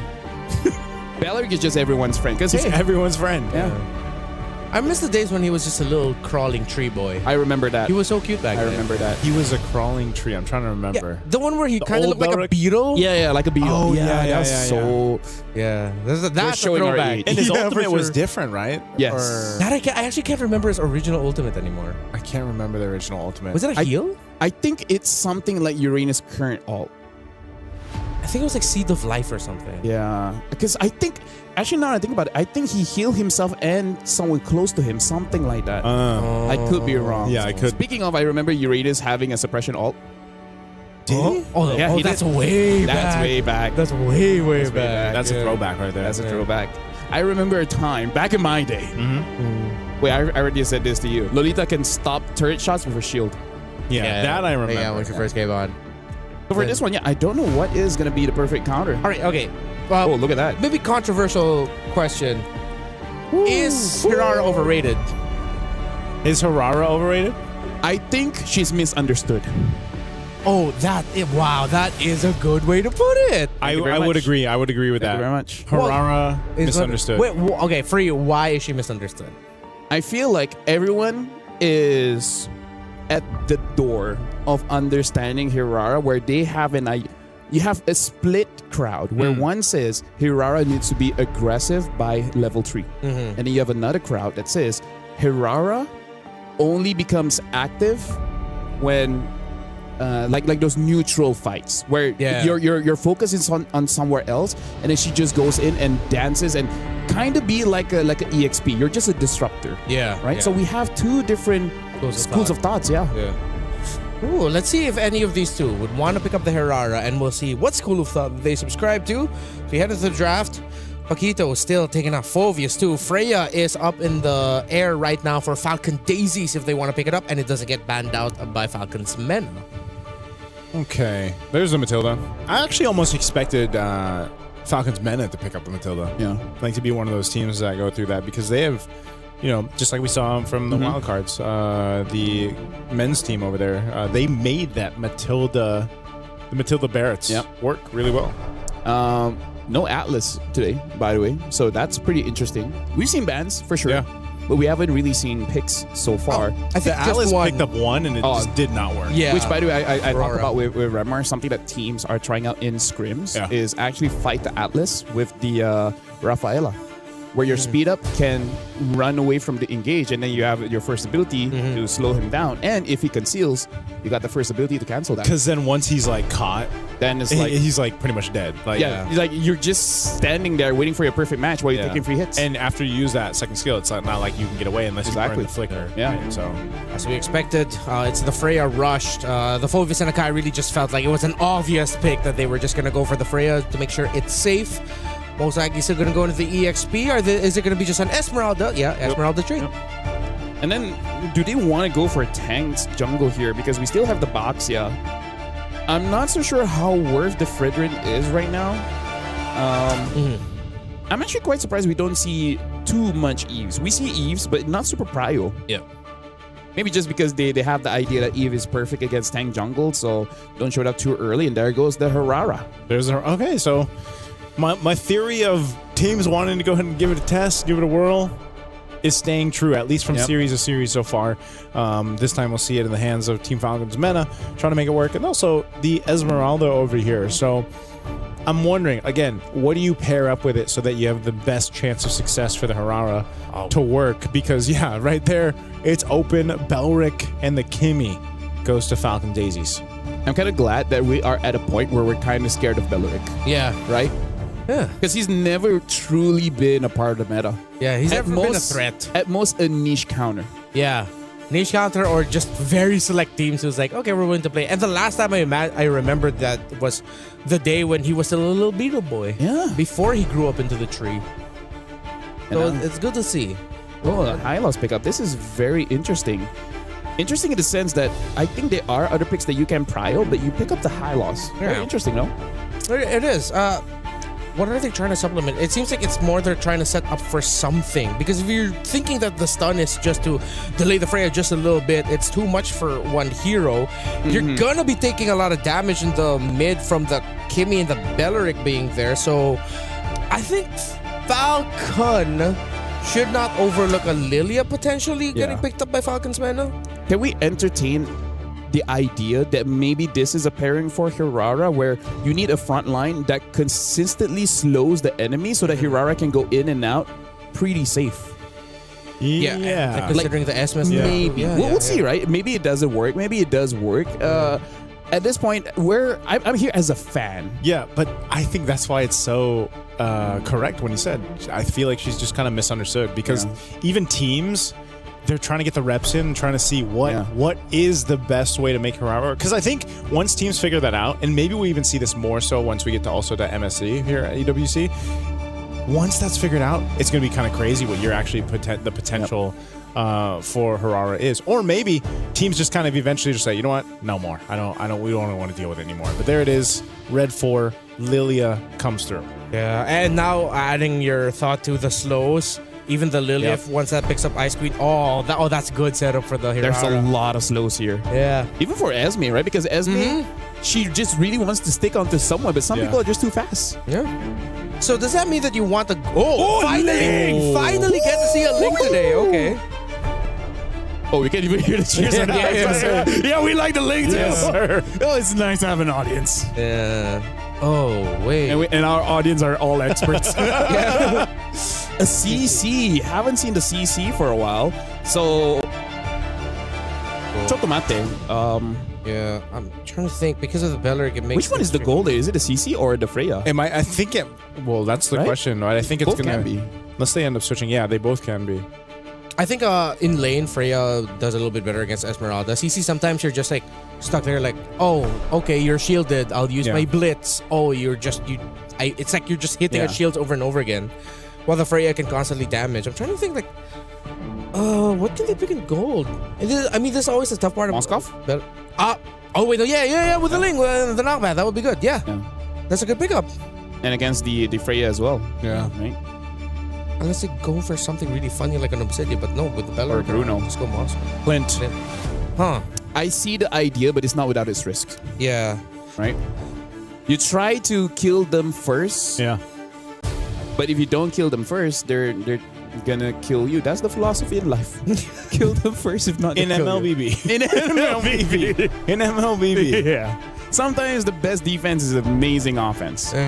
Quick reminder for all y'all. Get checked for paranoia. Nice too, LaFell. Let's go.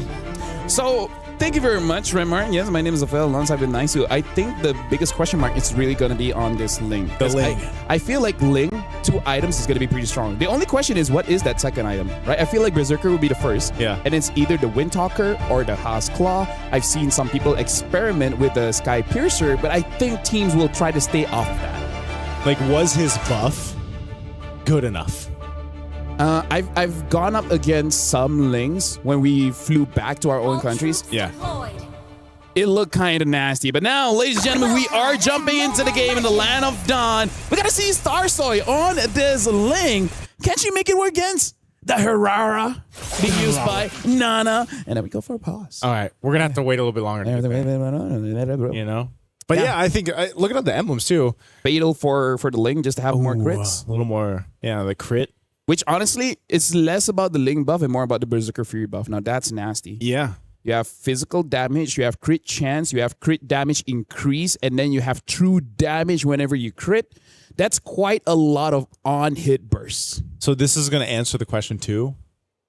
If you're stalled out early on in an assassin jungle, right? Yeah. How punishing exactly is that? Because now that you have two assassins against each other, who what context does that bring into, let's say, first turtle even, right? Whoever gets pressure, or is it going to be the case where both the teams just don't even put pressure there? They just let their assassin junglers build up the way that they need to in a natural process, and then you fight it out full power for your first turtle. Because if you think about it, Hirara versus a Ling in general, it's a very different. They're both going to be looking for that opener. Yes. So it's up to the rest of the team to secure the space that they need for that to happen. if I was a coach, the thing that I would do is do what Phoenix did just now, which is select one target and then keep that target down indefinitely. And with that, you have more jungle control. So instead of taking down the jungler directly, you just take their farm away. And that's just going to be enough, especially if you're the Ling, because you can take their farm and then immediately go back to your own jungle. And then that snowball is just going to be too much for anyone to really deal with. Yeah, so who is the main... Who was there? The Hylos. The Hylos, yeah. If you kill the Hylos enough, they have no forward momentum. Yeah. That's the unfortunate life of a roam, wait.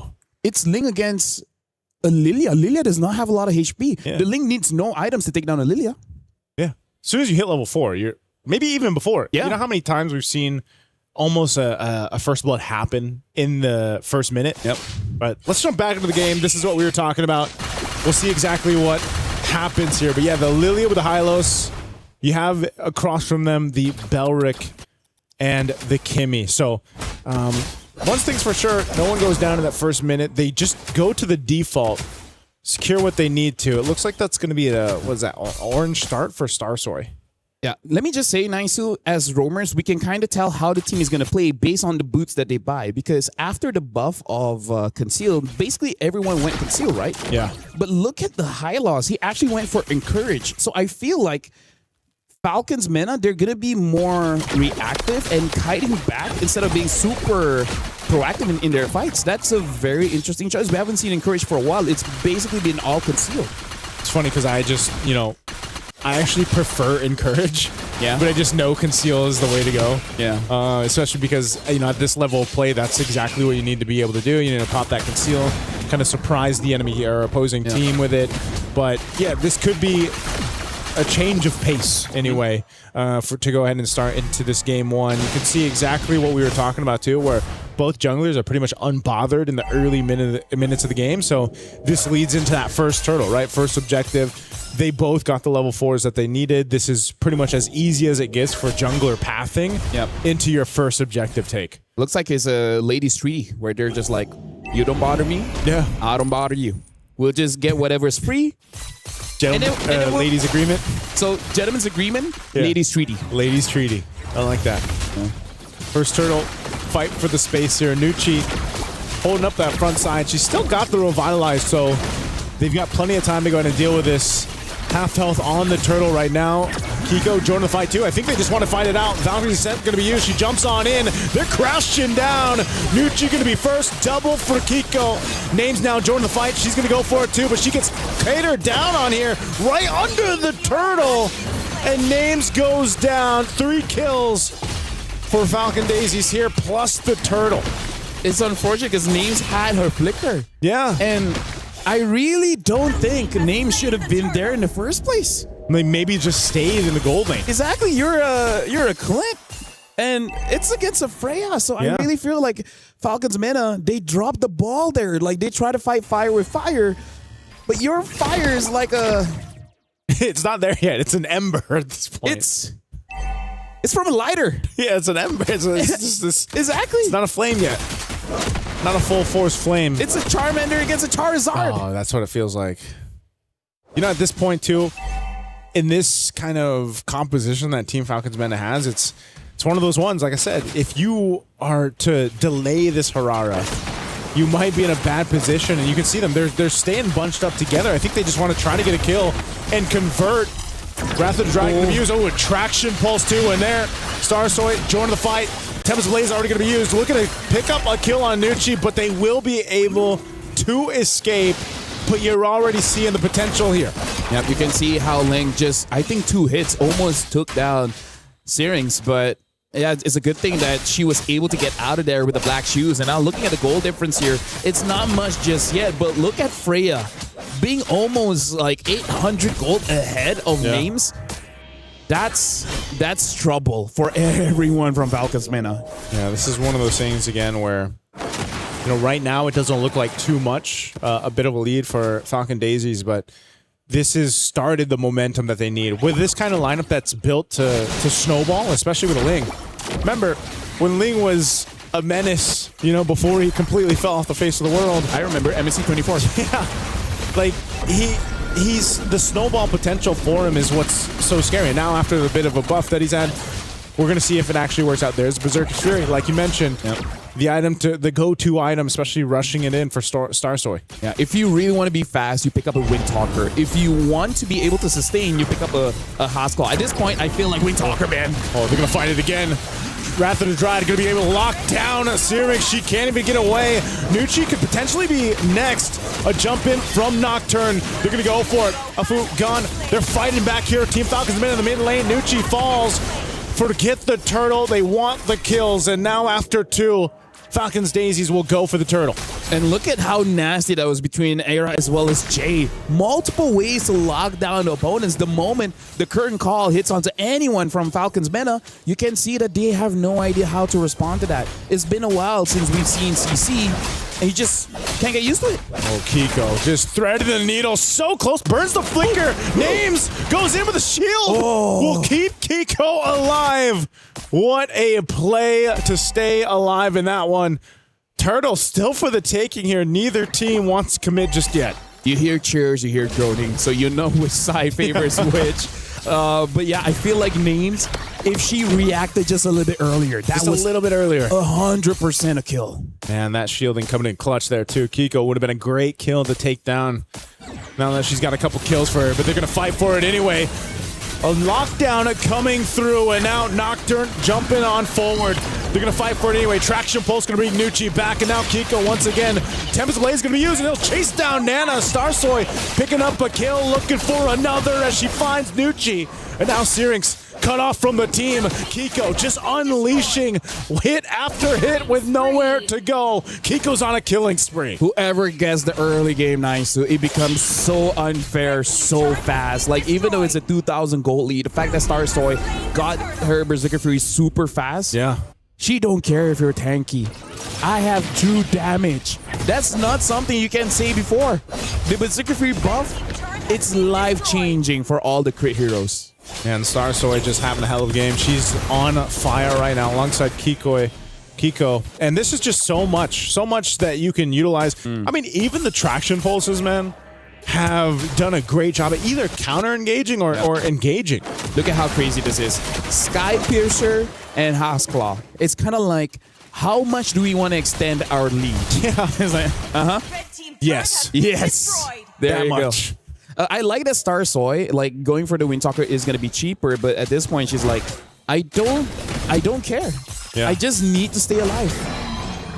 This is such an impressive game 1 from Falcon Daisies, especially considering what they brought in the draft. I mean, this is why we open the day with highlighting MWI's meta. You know, from year to year, it's always refreshing to see what the ladies decide to draft. You know, it's a different style of play, but then again, also you have the meta that's ever changing, ever shifting right now. And hopefully this is just shades of what we get to see for the weeks ahead. Right now, Jay, she's going to take a couple shots. She's going to be fine though. Still has a Revitalize too. And now Kiko could be the next target. Nocturne jumping in. A couple members, Team Falcons meta, waiting patiently. And right now, honestly, looking at Falcons Daisies, with the lead that they have, their draft is absolutely perfect because they have a lot of burst, but also they have rage with that Kimmy. So the moment Falcons Mena lose the front line, you're gonna see those turrets get destroyed. Yeah, this is one of those things, you know, where it's like, just like we usually see with a Moscow, for example, the Ling puts so much pressure on the opposite end of the map, and that's what Starsoy was able to go ahead and do. And now this Lord's up. Falcons Mena, they want to go ahead and contest this. Half health. They got to make a decision very quickly, but I think it's going to be way too late because you got Syrinx on the other side of the map. So that is a free Lord take for Falcon Daisies. Right now, it's just that Falcon Daisies, they have an unpunishable dive, right? Yeah. Unless Falcons Mena had a Belleric, there's no hesitation. The Freya can go in. What are they going to do, right? The Lane goes in. What are you going to do? I don't see a Cho. I don't see a Kaja. I don't see anyone to lock us down. And even if someone makes a mistake, look at the firepower of the Kimmy, the Freya, heck, even the CC. Yeah. Right? I think that's one of the stories for today. Unpunished. Unpunished. It seems like that's been the storyline, at least for our matches over here on Stream B, but I think the closest thing they have to a lockdown is the Glorious Pathway from Nucci. They try to slow them down at least and get that stun off, but it's just not enough. And with this Lord making its way slowly down that bottom side, Falcon Daisies, they've got the idea here. Sea Halberd picked up by Kiko. Gonna help kind of handle some of that revitalized healing and the rest of the sustainability that comes with Falcon's Mena here. But they've got to get prepped and ready for this base push. Yeah. I feel like for the coaching staff for Falcons Men as well has to really rethink about the draft, because this is kind of like what Na'Vi did earlier, and hoping that they get such a huge lead early that doesn't care. And look at Nuki. Woo-wee! 50% HP gone by 1 CC. Yeah, traction pulse used as well, but the Lord was cleared up. Still just trying to get that Holy Defense Shield. Top one's going to pop as well. Good push there from Starsoy. Falcons Mena have to figure something out here as they're trying to hold on desperately. The last bit of turrets that they have. They're going to go for this stun. They've got some damage on Jay. She's going to be fine, though. Popping the Revitalize, and she's able to get out there just fine. Tier 2 turret down and taken care of. Falcon Daisies take what they want. I feel like at this point, it really is on the mistakes of Falcon Daisy, because I don't think that Falcons Mena has a comebackable draft. They have quite good wave clear with the Lilia, but then you're hoping for names to have enough burst damage to really take down Falcons. Look at the items right now. It's not looking good. Endless battle into the Malefic Gun, and that's part of the reason why Clint really needs a very good early game. Your items are just expensive, which I really feel like that's the biggest mistake that Falcons Mena did, was the fact that Neems tried to join Turtle 1 against a Freya, against a Ling, against a Kimmy. Should have just stayed in lane. It's one of those things where mistakes cause objectives and objectives cause games, right? That's what we're seeing built up here. And here's another one. A team fight's going to break out in the jungle. Here's Starsoy off the backside, but Syrinx will go down first. It's a double for Kiko. They burn the flicker. They find it. 2 pickoffs easily. Just cutting them off for Team Falcons Mena. Unless Falcons Mena can stall the game to 90 minutes, I don't see them having the firepower. Yeah. I really don't. Like, as much as we got to give hope and everything, we got to be realistic. With the draft that Falcon Daisies have, it's a rough game. It is a rough game. It's one of those things where there's almost just too many ways for this compositions from Falcon Daisies to pick what they want. Yeah. That last team fight, that last little sandwich play was exactly what we're talking about. And Falcons Mena just keeps going for it. Now Nucci going to be in trouble too. Locking down once again. Glorious Pathway on the defense. Starsoy will join the fight. Goes in. Syrinx down once again. They still have the base turrets, but without Syrinx, without a Revitalize, without a Glorious Pathway, what kind of defense can Falcons Mena have? Nice. So today I learned, right, if Hirara gets tied down with the current call, even with the iframe, she can't move. She can't move. They're going to have to try to figure a way to move through this. Bottom turret already down. Nucci going to be next. She is deleted and gone. Looking for more. Lord still up. Tempest Blades just for some finesse. And the base is going to be locked on as Falcon Daisies look to end the game. They're taking so much damage, though. They still have to respect the damage coming through from names, and they can't end the game just yet. Not yet, but here's the thing. Like, Falcons Mena, I feel like most of the damage came from Syrinx, so I think that's good. Looking at the gold difference here, it really doesn't matter that much, except when we look at the jungle. Almost 4,000 difference, and this is one of the scariest things about the Ling, is that Ling is so fast that a 200 gold lead will eventually feel like 4,000. So with the endless battle as well, the on-hit damage from Starsoy, like, imagine if she jumps down and that just so happens to be a crit. It's going to be a crit. There's going to be true damage, and then there's going to be true damage on the Endless Battle as well. Endless Battle, as well as Hasclaw, as well as the Berserker Fury, has so much physical items there. So the scaling on Ling's first hit is going to be enough for it to be like, yeah, you don't want this smoke. You don't want this. You don't want anything to do with this, and that's kind of been the nature. That's why I'm so surprised that we continue to see Falcons Mena just be like, yeah, we do want something to do with this. Like, they've been showing up in the jungle every time, like, hey, and imagine like they go in and say, that's all you got? That's all you got? That's how it's felt. But some of us are still up. LaFell, I think at this point too, they might be just looking for that kind of Hail Mary, just trying to make something where they either get a massive shutdown, a ton of gold, and the right target here. But at this point, it's almost a wish up into the air. You got 20 seconds for this Lord to come up. You already lost one of your base turrets. The shields are down. This is where that decision making comes into play for Falcons Mena as well. Do we contest? Do we fight? Do we just hold on in our base? What do they do here? I'm gonna bring a counter argument and just say Falcons Daisies. Yeah. If you don't close out the game soon, every minute that you give Falcons Mena is an opportunity for a mistake to happen. All right, so as much as you are so comfortable in the lead, 13-1, 10K gold lead, the moment you're like, we don't have to end this now. We need more airtime. And eventually, Falcons, you just need to get lucky once. Right? That's also the thing that you guys have to understand. You just need to get lucky once, and then after that, everything's in your favor. Oh, man. We'll see if this is going to be in their favor. It was about 4 minutes ago when he said they need 9 minutes. So they got another 4 minutes to go. And yeah. Maybe for Falcons Mena, by that time, they would have bought themselves enough time to catch up on some of the itemization, defensiveness as well, and they can look to punish Falcon Daisies if they get a little overzealous, if they overstep this. Now, this could clearly be a win push with this Lord already making its way down bottom. Just depends on how they play this. And it's very sick. This is very nice coming in from Falcons Daisies. So clean. Yeah. It's going to be a tough one for Falcons Mena to defend.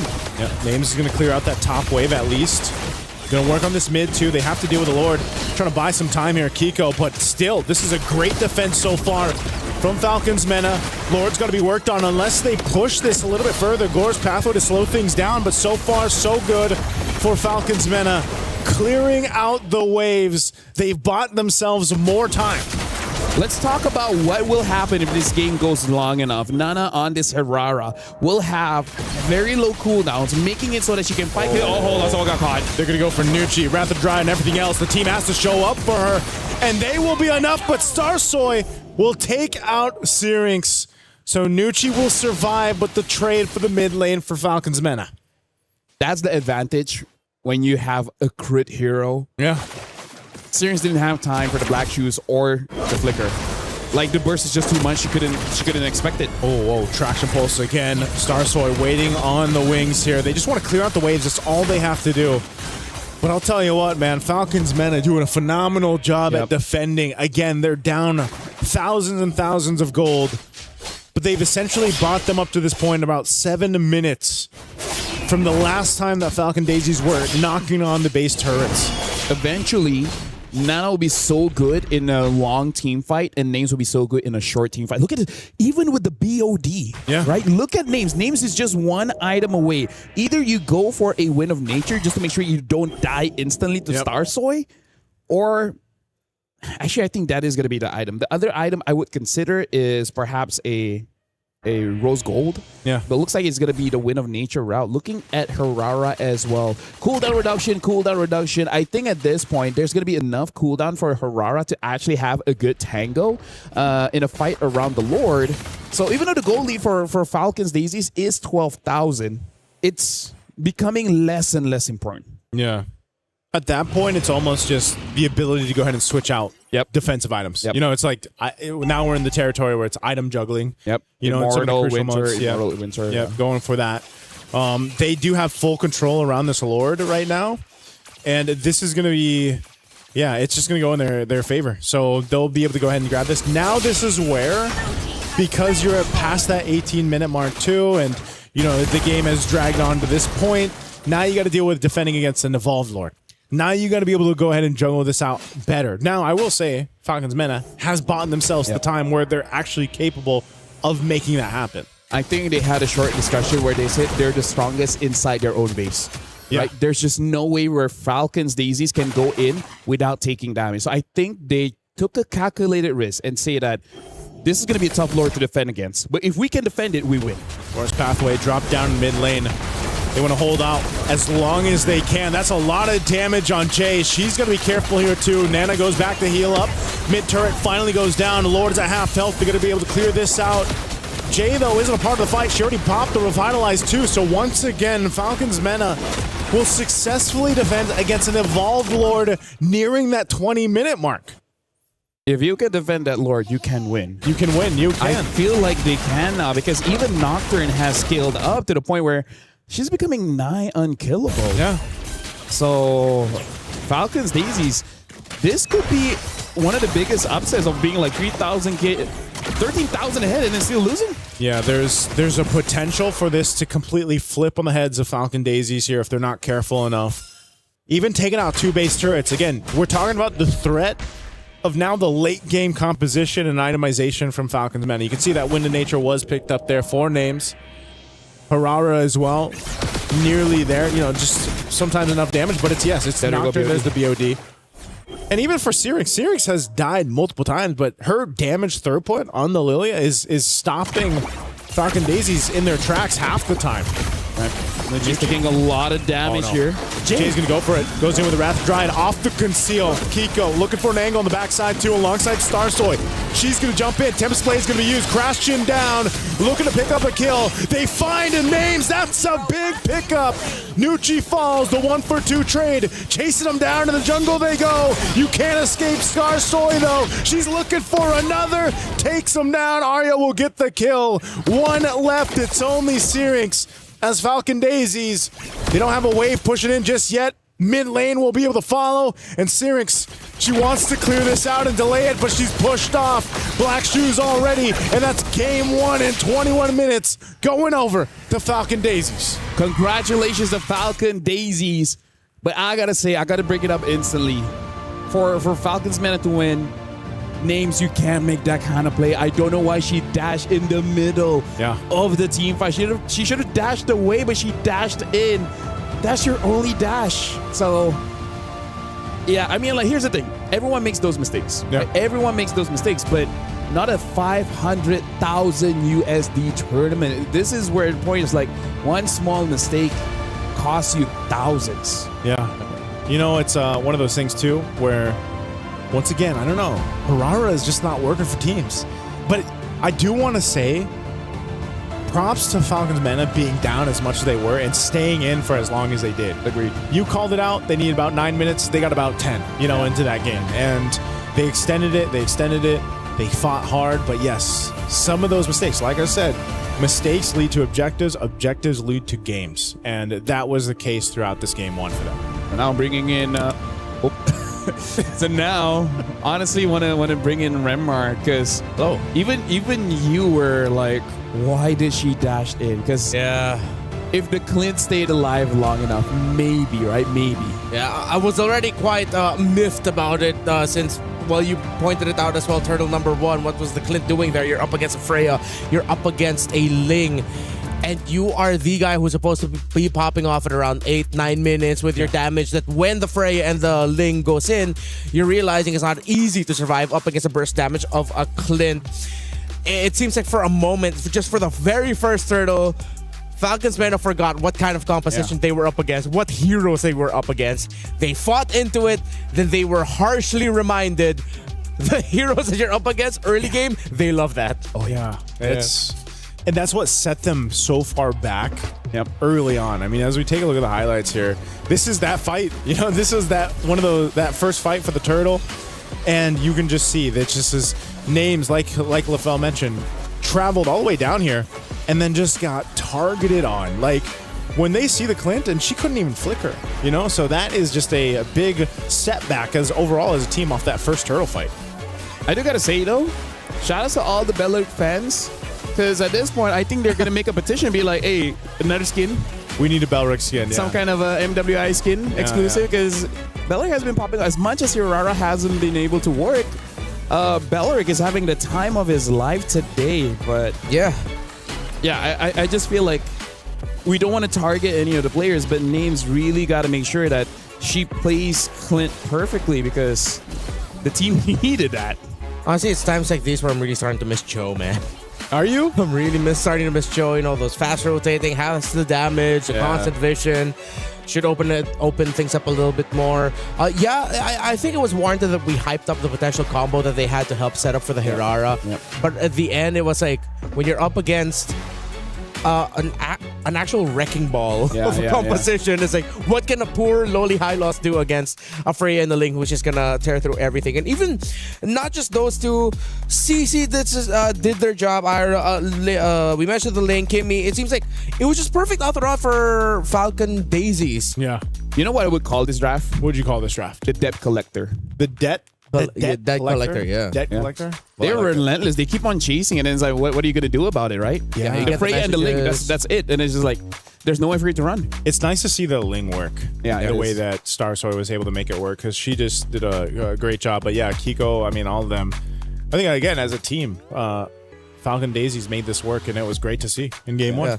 And I'm very happy, of course, for the members of Falcon Daisies. Specifically, Ira, Afo, Jay, and Kiko, specifically the members from Myanmar, because they have been grinding out, trying to make it into MWI for the past 2 installments, but they always just fell short. They were either stuck at 5th to 8th or 3rd to 4th.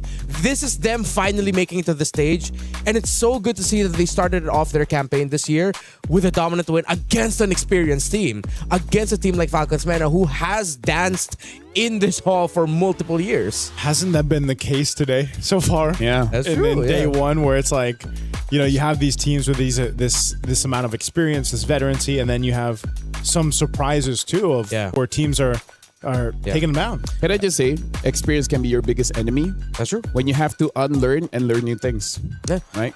And every year or every season, we always have to unlearn and learn new things when we enter Rhino Day. And if you want, there are exclusive, brand new interactive effects for our Rhino Day now available. Check it out and join the celebration. You have these unique emotes that you can use. Go ahead, do that. Happy Rhino. Well, Rhino Day has passed, but I am very happy that they have finally started calling it Rhino Day. When did that happen? Like, when did people start calling it Rhino Day? I don't know. I've always just said Happy Rhino Day. Really? Yeah. Can we go to a short break? Sure. Let's go to a short break. We'll be right back in just a bit.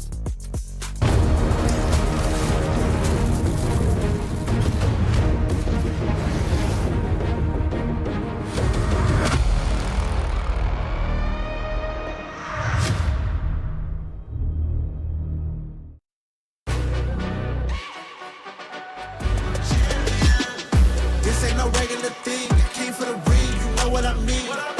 You see my name in the lights, better get right, I'm champion.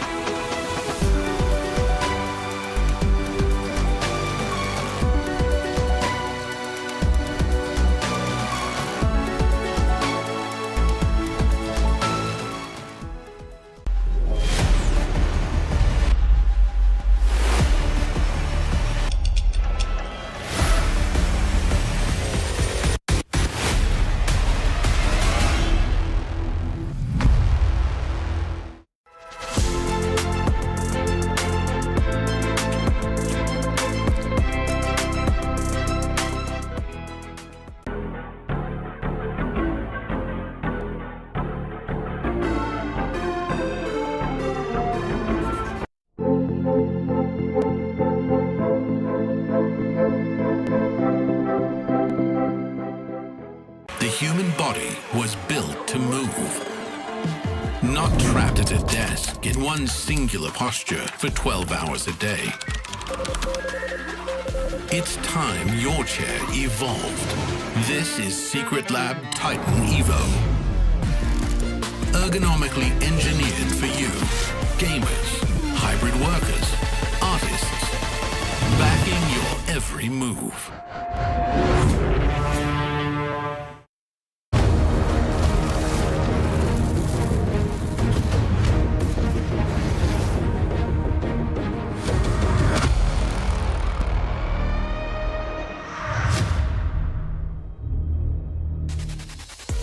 In MLBB, there are only winners and losers. In game number 1, the winner was Falcon Daisies, and they did so in emphatic fashion, dominating an experienced team in Falcons Mena. But I'm pretty sure you can see on the screens right now, the members of Falcons Mena, they're not letting it get to their head. Yeah. They're laughing, they're enjoying. That's what matters, having fun. Actually, it's nice that he brought up the MLBB. There's only winners and losers. I feel like in my career, we had base races, and we legit don't know which one broke first. I think I experienced that one time in international. Yeah, it was one of the most hyped things because they literally broke at the same time. So you couldn't. You were just waiting to see where the camera goes. We just waited for Moonton in production to confirm to us which one broke first.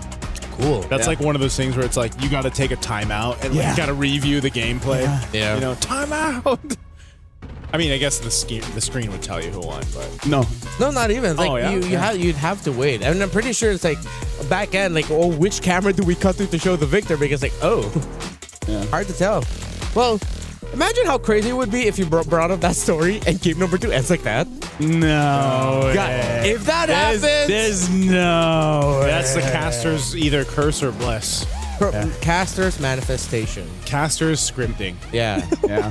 Hey, we would be amazing script writers. We would. Yeah. Caster's. The only problem with us is that it will maybe not be approved. if approval already takes a while, imagine if it was the casters.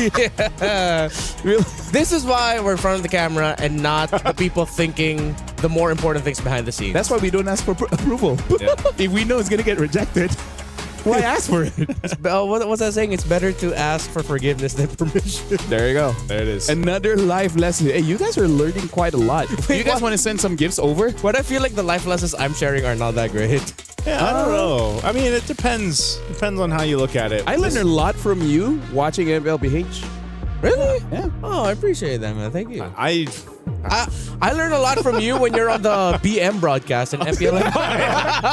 You know what's funny? I'm not on the BM. Wait, no, don't you show up at the BM broadcast sometimes? Not anymore, no. For this season, I've been there once or twice. Yeah, exactly. That one or 2 times. I've never watched that.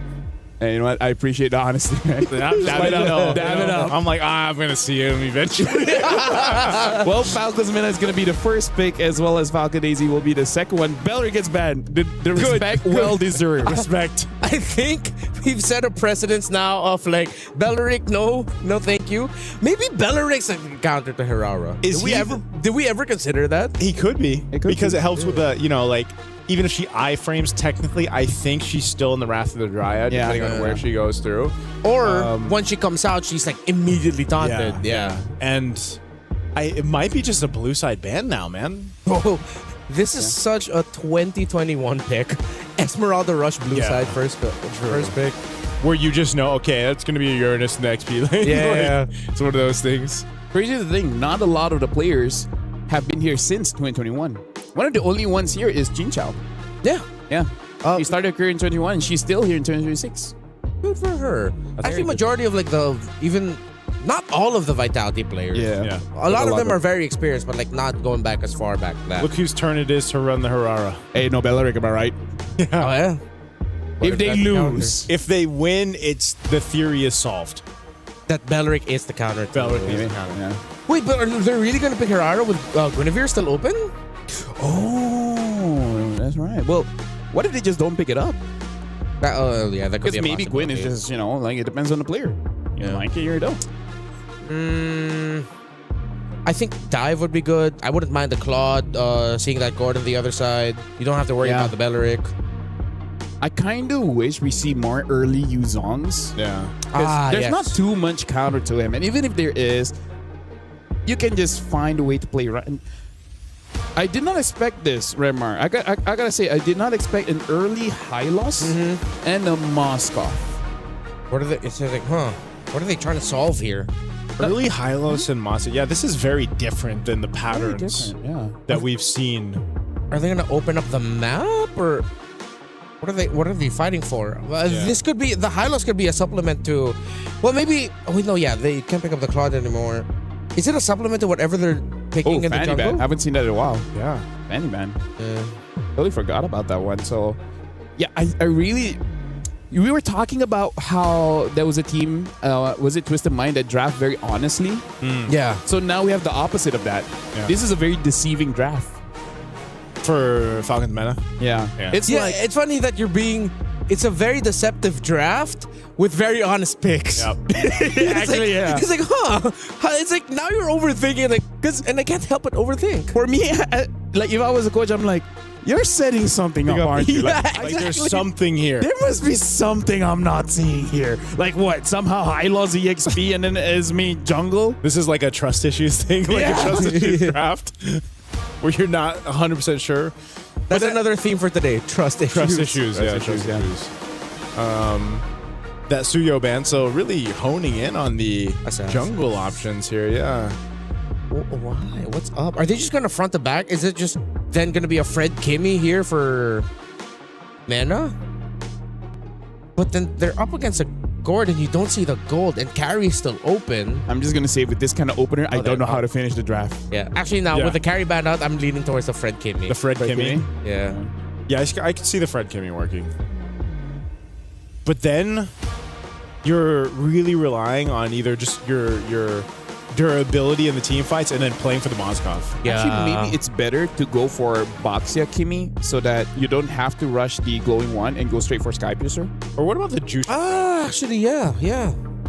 I think the Boxia's utility is still something that we should respect. The clear is still very slow, but you know the anti-heal is very nice to have. Yeah.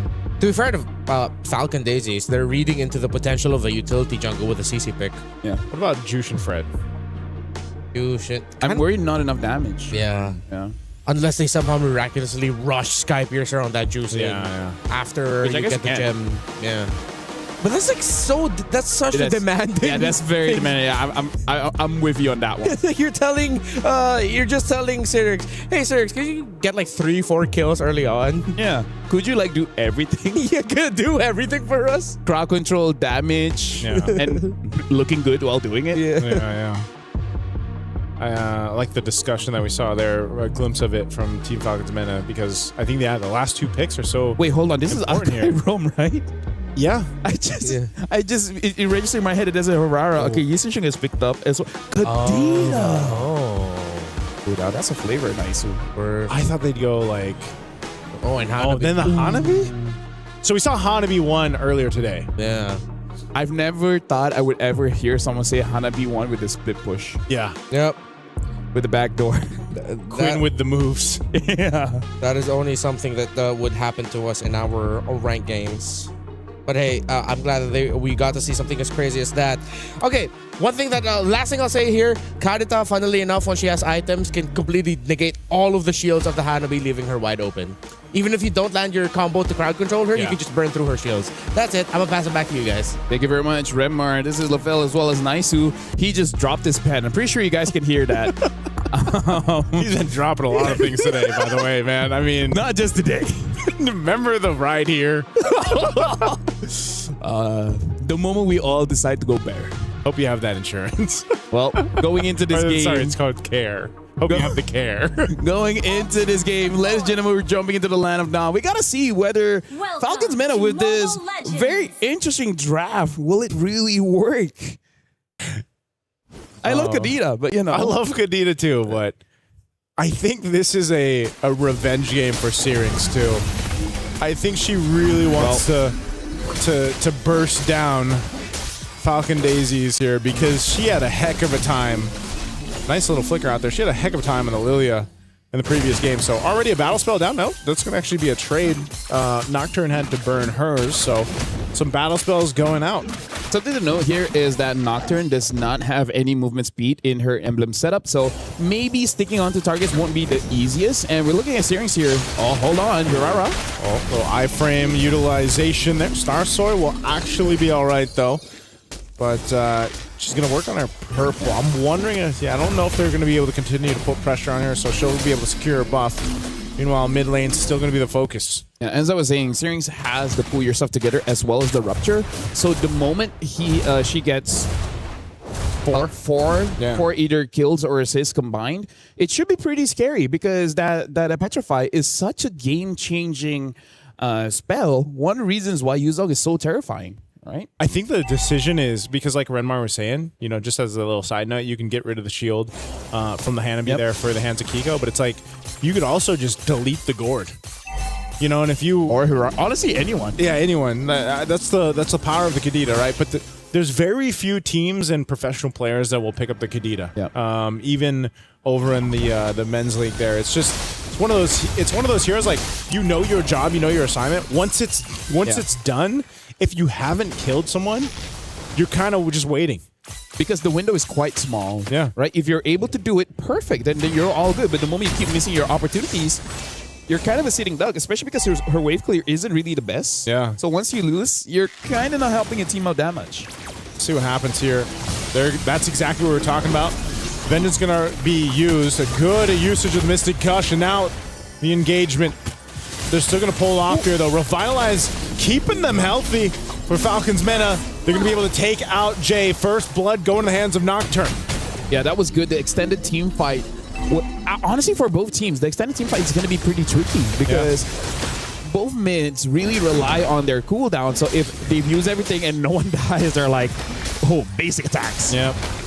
It's one of those things, too, where this time around, Names stayed up on that top side of that gold lane, and I think she got a little bit of that extra gold off the turret. So Nana will secure the turtle. So good first objective take here for Falcons Mena to get things going. But whoa, a kill in the mid lane. I guess they got the lockdown on Nucci. Oh, whoa, no, that's pretty aggressive. Haven't seen that for a while. Just because we haven't seen the flicker or not. That's right. For a minute, my brain lagged. No, I was like, wait, okay? Can do that? Usually, it's the retribution. Yeah. It's been a while since we've seen a Kai in the roam. It's been such a long time. Good attempt. Maybe it's just practice, right? Like, I will fail now, but trust me, when the Lord comes up, it will be the best flicker ult you've ever seen. Not how many heavy spins you do. It's about the one that counts. He got caught. Oh no. And runs away. Oh no, you can't get away from this. So slow with Glorious Pathway. Jay goes down. She tried. If only she had the flicker. Unfortunately, that's the punishment from Falcons Mena. If I was a poo, I would be like, I told you so. I told you don't use the flicker for that, but it's like, well, there you go. Yeah, right now, Falcons Mena, again, like I said, looks much better this time. And I think part of it is because they're not taking as much risk. Yeah. And Belleric is a good counter engage, and they don't have that. Jay on the Sakai can kind of do it, but not as easy. Right? Like, Belleric is literally press and pray. Akai press, don't move, pray. Yeah. There's a different approach to it. I mean, Belleric, that's why we saw in the last game where it's like Lima's the previous game where you were able to just walk up. Yeah, and also with the way Lima played it, it's just like you just walk up, rather try and flicker if you can. And so Jay is going to have to go into this kind of phase 2 where depending on how she builds the Akai roam, just because, again, we haven't seen too much of it, is something that can be said. Oh, Mystic Gush are going to be used. Gets the rough waves through, so a lot of ultimates already thrown out. Turtle's going to be up here. That's what they're going to fight for, though. Now Arya, she's half health. She's being focused down. Mount Shock are going to be used. They're going to go for the mid lane, too. Jay getting knocked into the air. There's a Starham. Goes in. Wow, we have to burn the flicker. She's going to be fine, though. Sliver of health. Nucci goes down once again after burning the Revitalize, and now still fighting in the mid lane. They're just duking it out, but Falcons Mena, hey, they won that fight. They'll get themselves the objective, it looks like. And if this is going to shape up as all the team fights moving forward, we got to highlight a lot of Star Soy as well as Nana, because these long extended fights, hold on. Okay, Nocturne, tanky enough. She's going to be fine. Has all the shields in the world that we're going to work with. I don't think Falcon Daisies are willing to fight just yet against Nocturne on this Esmeralda. Honestly, like for me, my worry was actually the mana, because she was running quite low. A good thing she was still able to survive. As I was saying, it looks like it is going to be a pretty prolonged team fight. So, Naisu, are you ready for another 17-minute game? 17? I think we're going north of 20, man. Yeah. I think it's going to be one of those cases because it's just both lineups. I mean, even so, like Kiko on the Hanabi, she's going to pop off later. Yeah. She has been able to go ahead and just pretty much try to farm up, but right now Names has that lead against her. Oh, Conceal's going to be used. Where's Jay going? Starsoy's here. Looks like they want to set it up. SOD was already thrown out too. Heavy spin goes through. They burn the flicker from Names though, so I think they're happy with that. I would be happy for that, yeah, because the Conceal is only like 1 minute, so it's really not that big of a deal, especially because, you know, around the turtle, you don't need it just yet. For Falcon Daisy as well as Falcon's Mena, even though Falcon's Mena has 1,000 gold ahead, it doesn't disrupt what Falcon's Daisies really want to do, right? Because in terms of what Hanabi wants to do, like, you want to have a good time in lane, and then eventually during a neutral objective, one good ult can help your team win a fight, especially when you have a Gord as well as a Hirara. Yeah, this is one of those things too where it's pretty passive, you know, passive play right now for both of them. But I will say this, that eventually that clock is going to be up right now. Oh, they're actually going to go for Kiko. They just collapse down on her. A big choice to go up top, make a play before this turtle comes up. A projectile thrown out, Jay. And if we were up here on this top side, they might just have to give this one over. Give the rest of the team rotating to the top side. I think they might try to contest, but Team Falcon's Mena so far has been able to go ahead and control a lot of these team fights. They get a flicker out from Nocturne. The Mystic Gush was already used.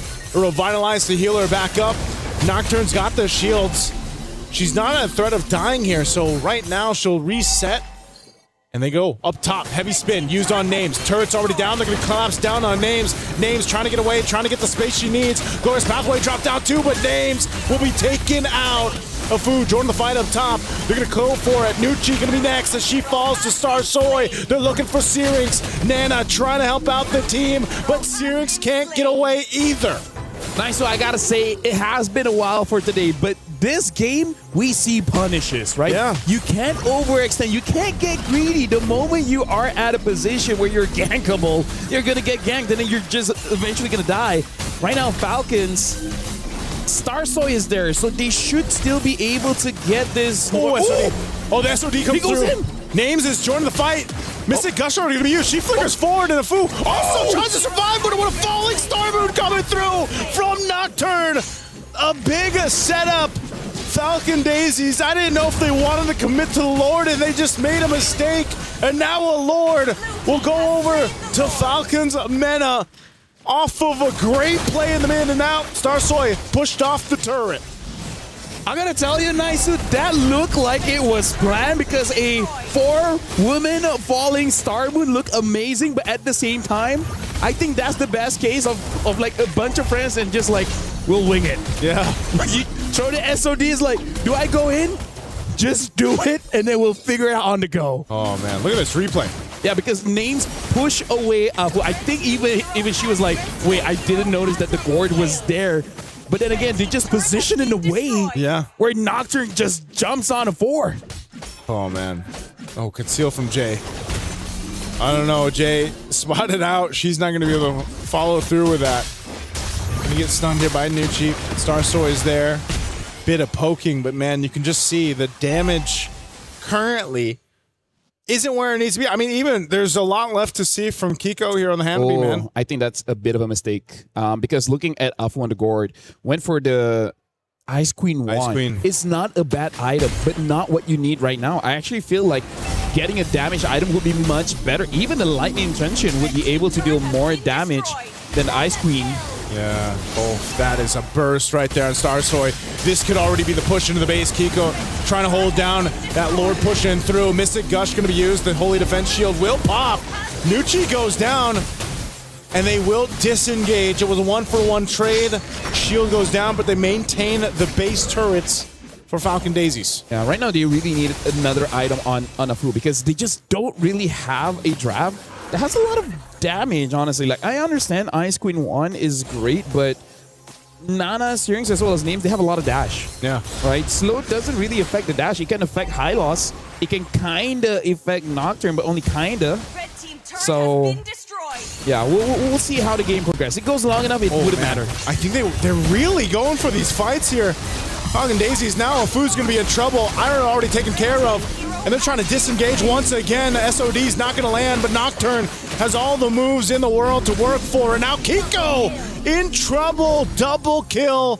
4 names. You can see the excitement there from Falcons Mena. They are feeling it in game 2. Nearing the 12-minute mark, they're looking to push down a base turret here in the mid. Yeah, and now Names has more confidence.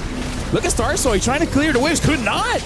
Couldn't clear it in time. They're going to lose that mid turret, but they will be able to clear this out. So it's not over just yet, but an 8,000 gold lead nearly for Falcons Mena.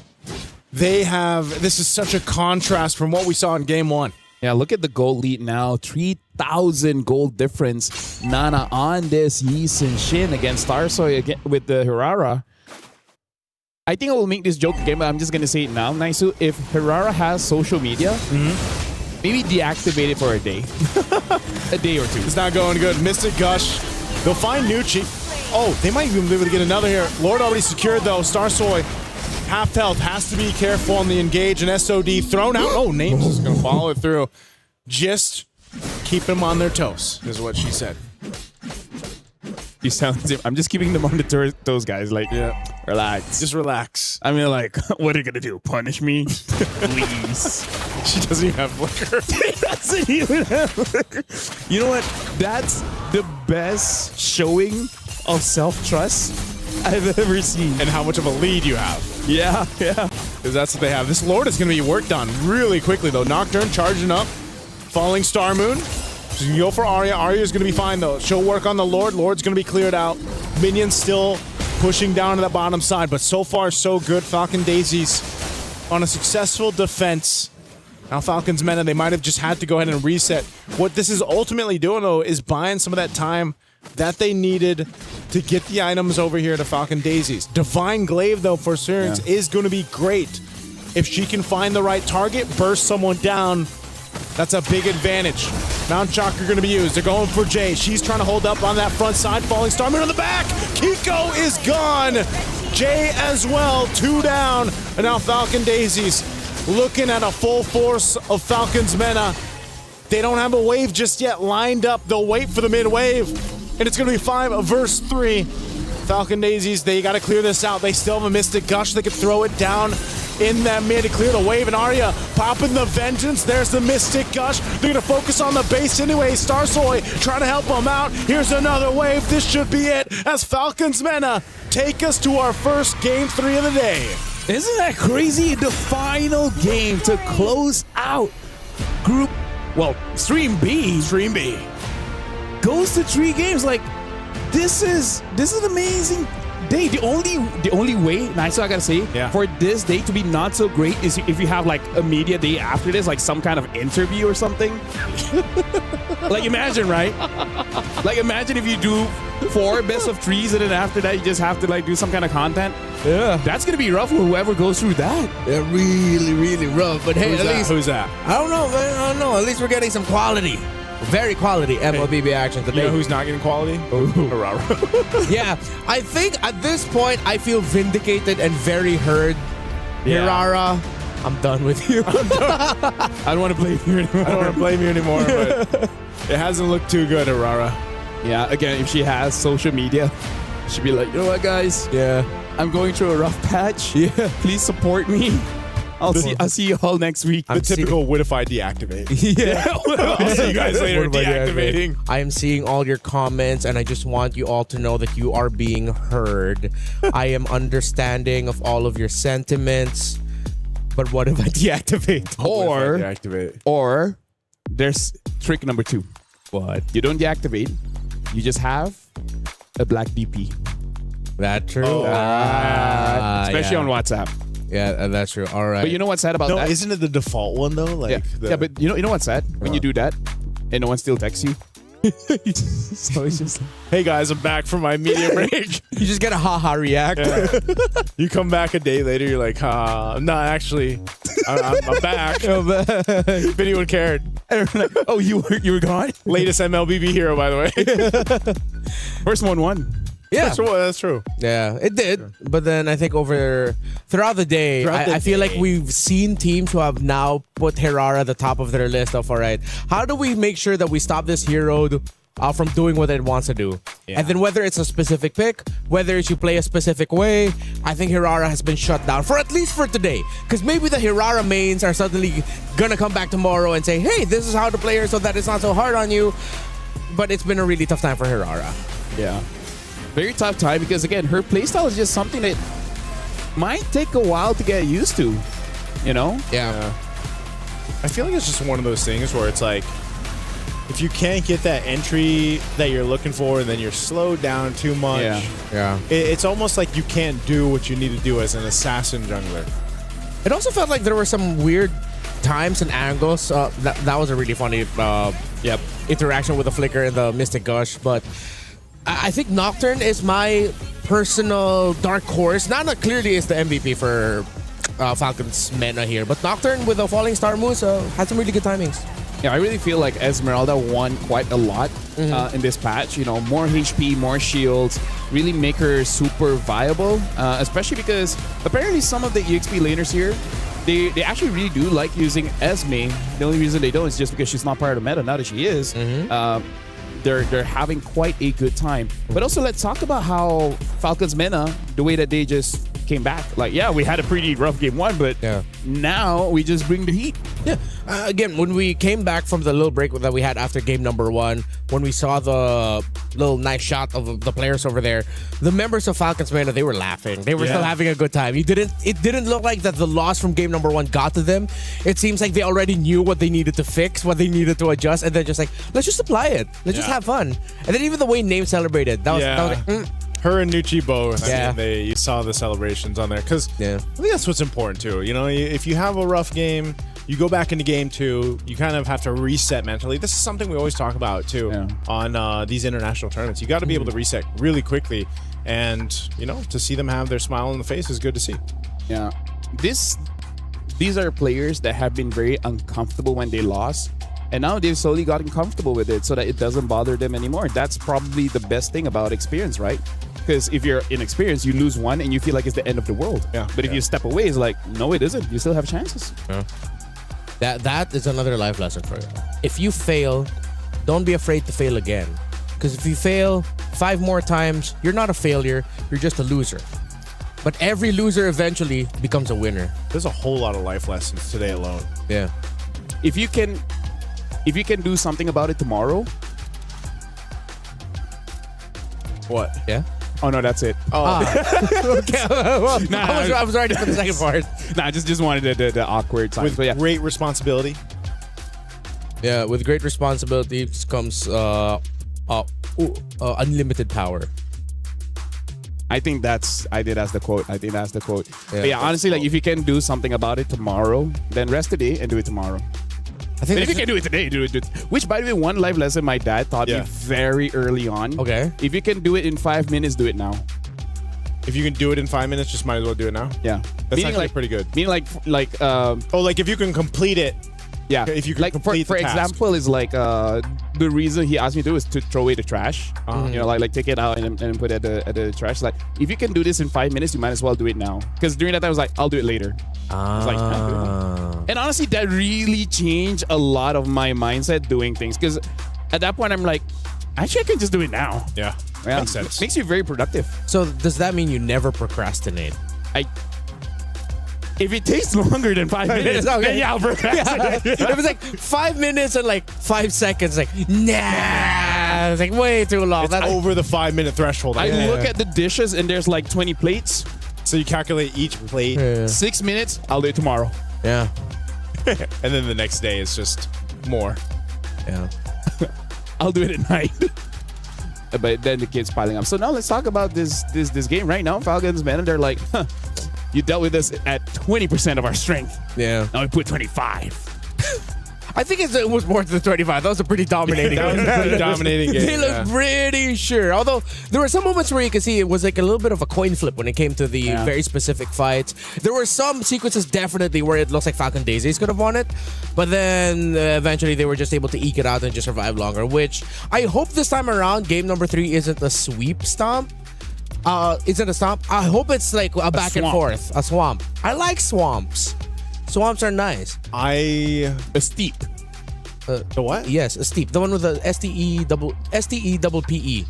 Steep. All right, swamps. So yeah, as we teach you more about land, we're gonna go on a short break. Wait, that's the...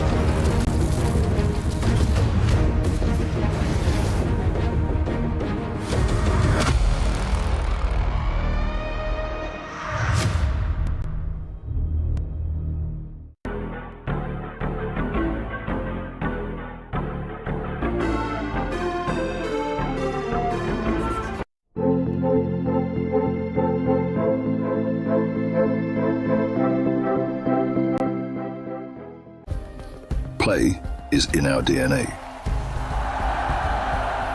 Whenever we let it out, it becomes our superpower.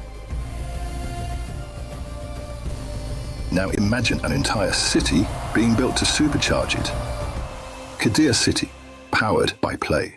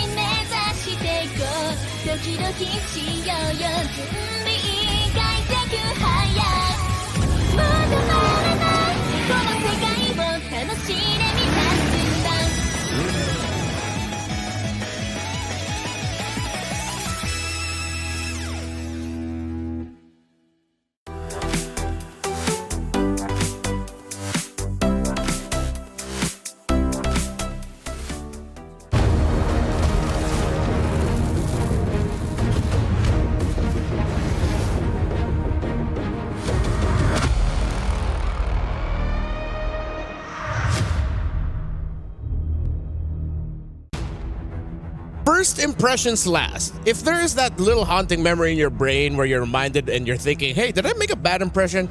You probably did.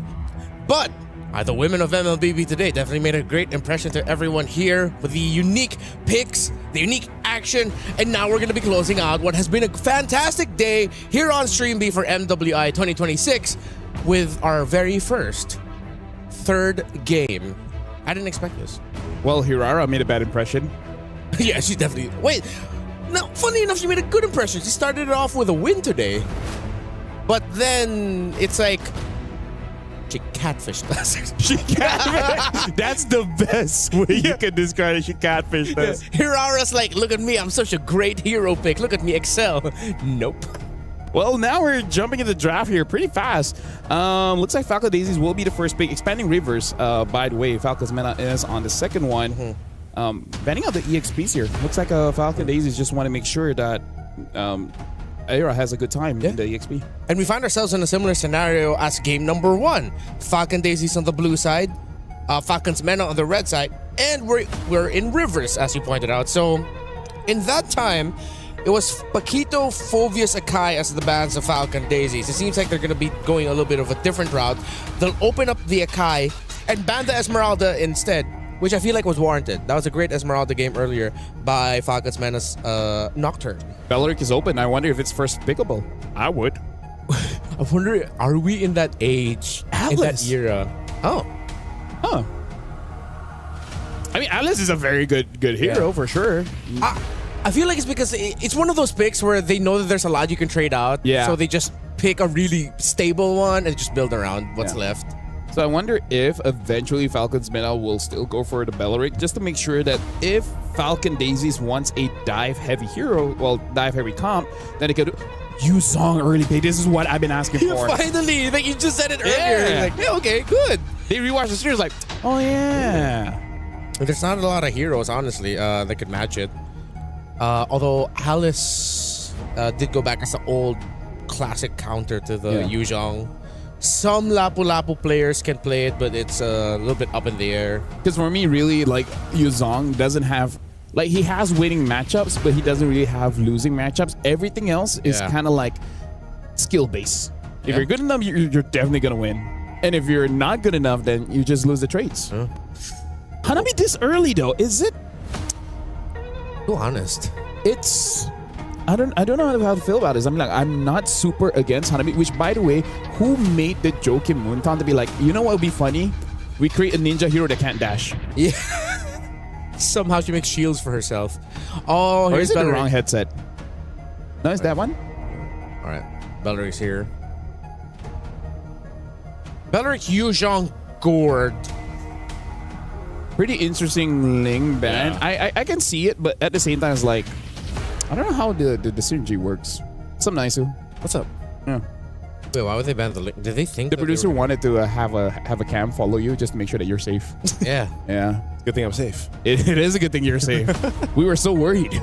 How can you protect yourself? Yeah, but the camera didn't follow you. So if there was another dude with a camera that was following you, that wasn't not us. Good to know.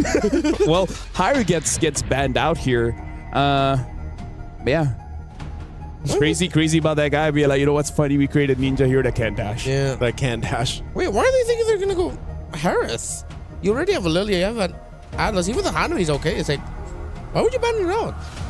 Hey. I'm thinking, looking at Falcon's meta, that they're just gonna go for a traditional marksman also to match it. They just go, what, a Moskov? Yeah, I think eventually the Moskov will be okay. Yeah. Moskov's alright if you want to play the front to back with a chance to go for some unique angles. Oh my god, I just think of a good line, but I think it's too late now. What is it? I feel like in game number 1 we have like Freya and Ling and everything. Yeah. I could have delivered a line where like, we came here to take names and kick ass. Yeah. And they took names. Oh. Missed opportunity. Missed You opportunity. get another chance, maybe. Yeah. In the days. You say maybe or baby? Maybe. All right, thank you very I'm much. not calling you baby. Maybe. Not on broadcast. Not on broadcast. In MLBB. In MLBB. In MLBB. Well, Moscow gets picked up. I knew it. You are so smart. Yeah. I No, knew but it, were man. you suggesting the Moscow for the other team? No, they have a Hanabi. Oh, right. My bad. It's been a long day. It's a long day. In MLBB. Hey, It's a long we've day. been on the same amount of matches here, Redmar. I get it. Yeah. Thank you. You know, Moskov picked up, but yeah, and there's, They picked up Herrera. Mena wins. No, we're not dogging on Falcon. We're just dogging on the Herrera. On the pick. Herrera. It's On been the a Herrera. bad day for Herrera. What if it's like you open with the win and you end with the win? Oh. So that's how you make yourself memorable. Yeah. Okay, I'm alright with It's not about winning or losing. It's the friends you made along the way. That's true. And hey, This is such a crazy lineup, by the way. Yeah. For Falcon Daisies, man. I'm like, This is the kind of draft that makes me go, this. ooh-wee. This. And Wow, maybe wow, there's a secret to it. what's the secret sauce? The secret sauce here. I don't know. Okay, they have a lot of AoE. Everyone has AoE.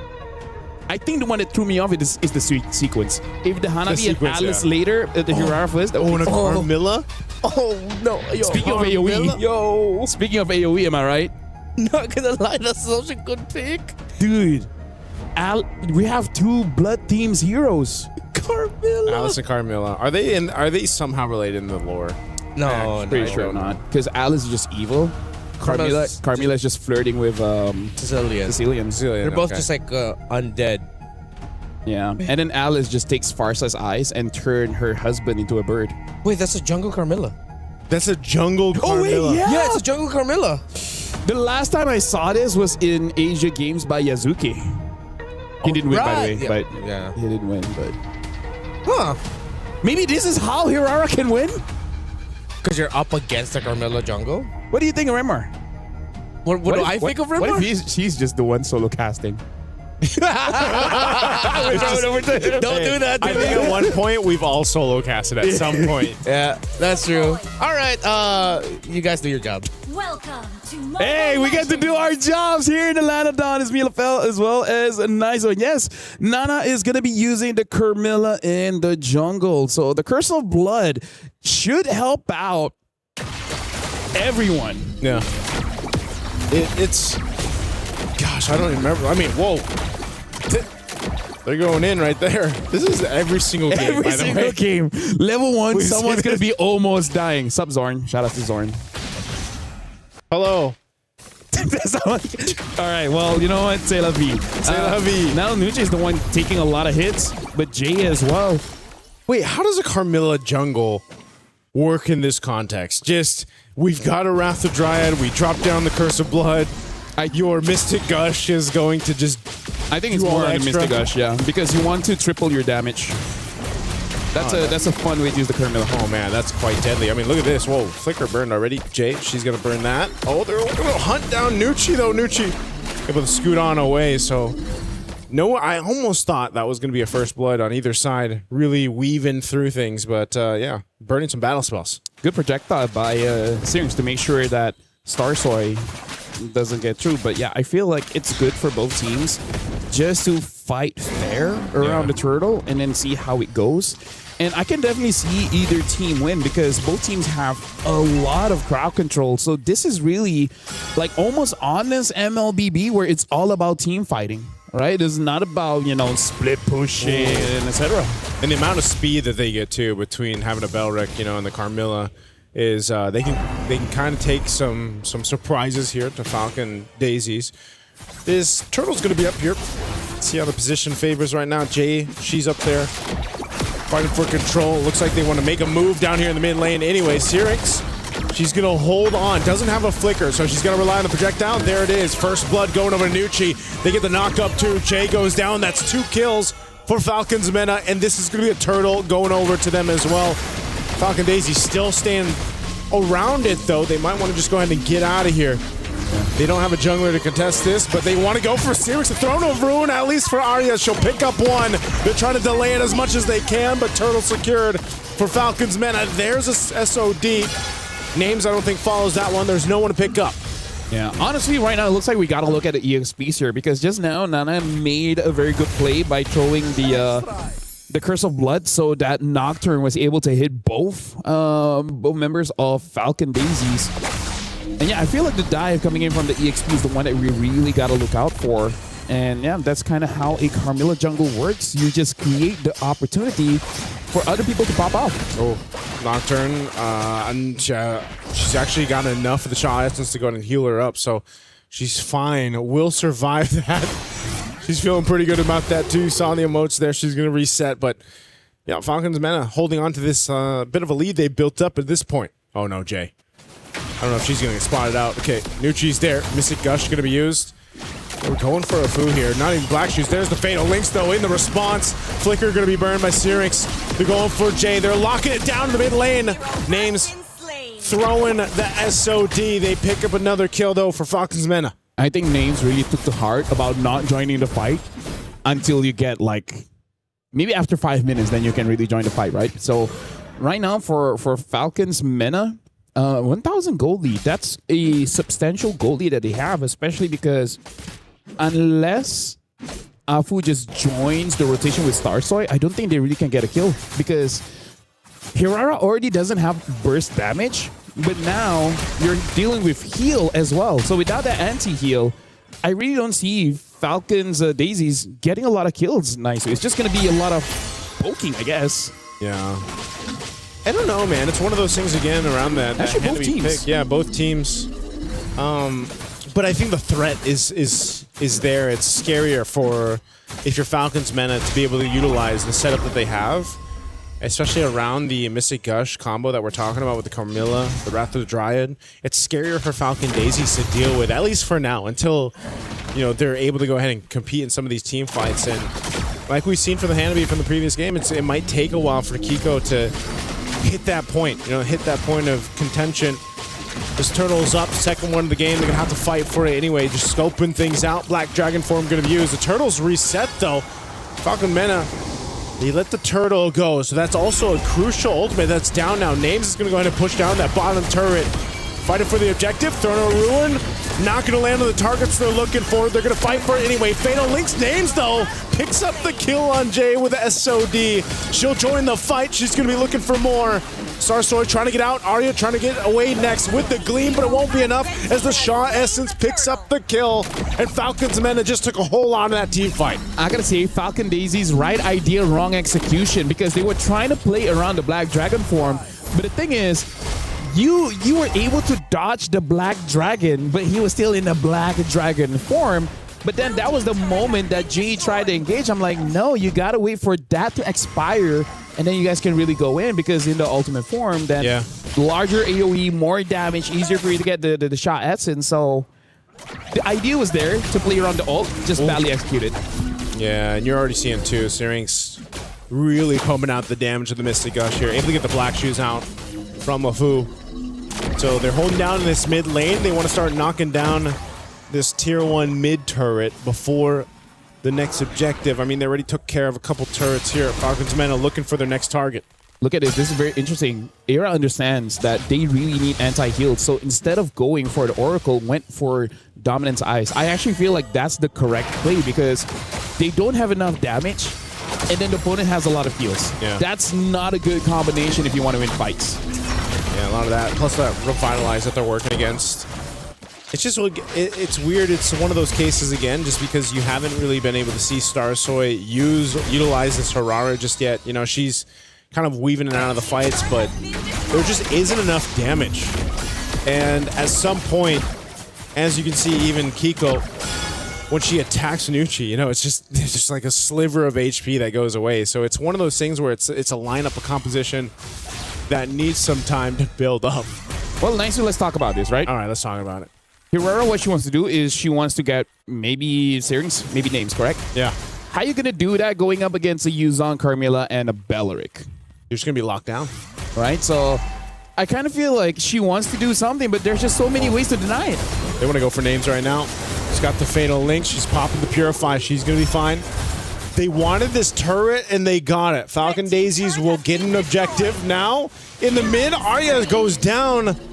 Nocturne will pick up that one. She's having a hell of a game on this Yuzhong, and also a turtle going. Starsoy trying to take it down, and she won't make it happen. So 3 for 3 on the turtles here for Falcons Mena.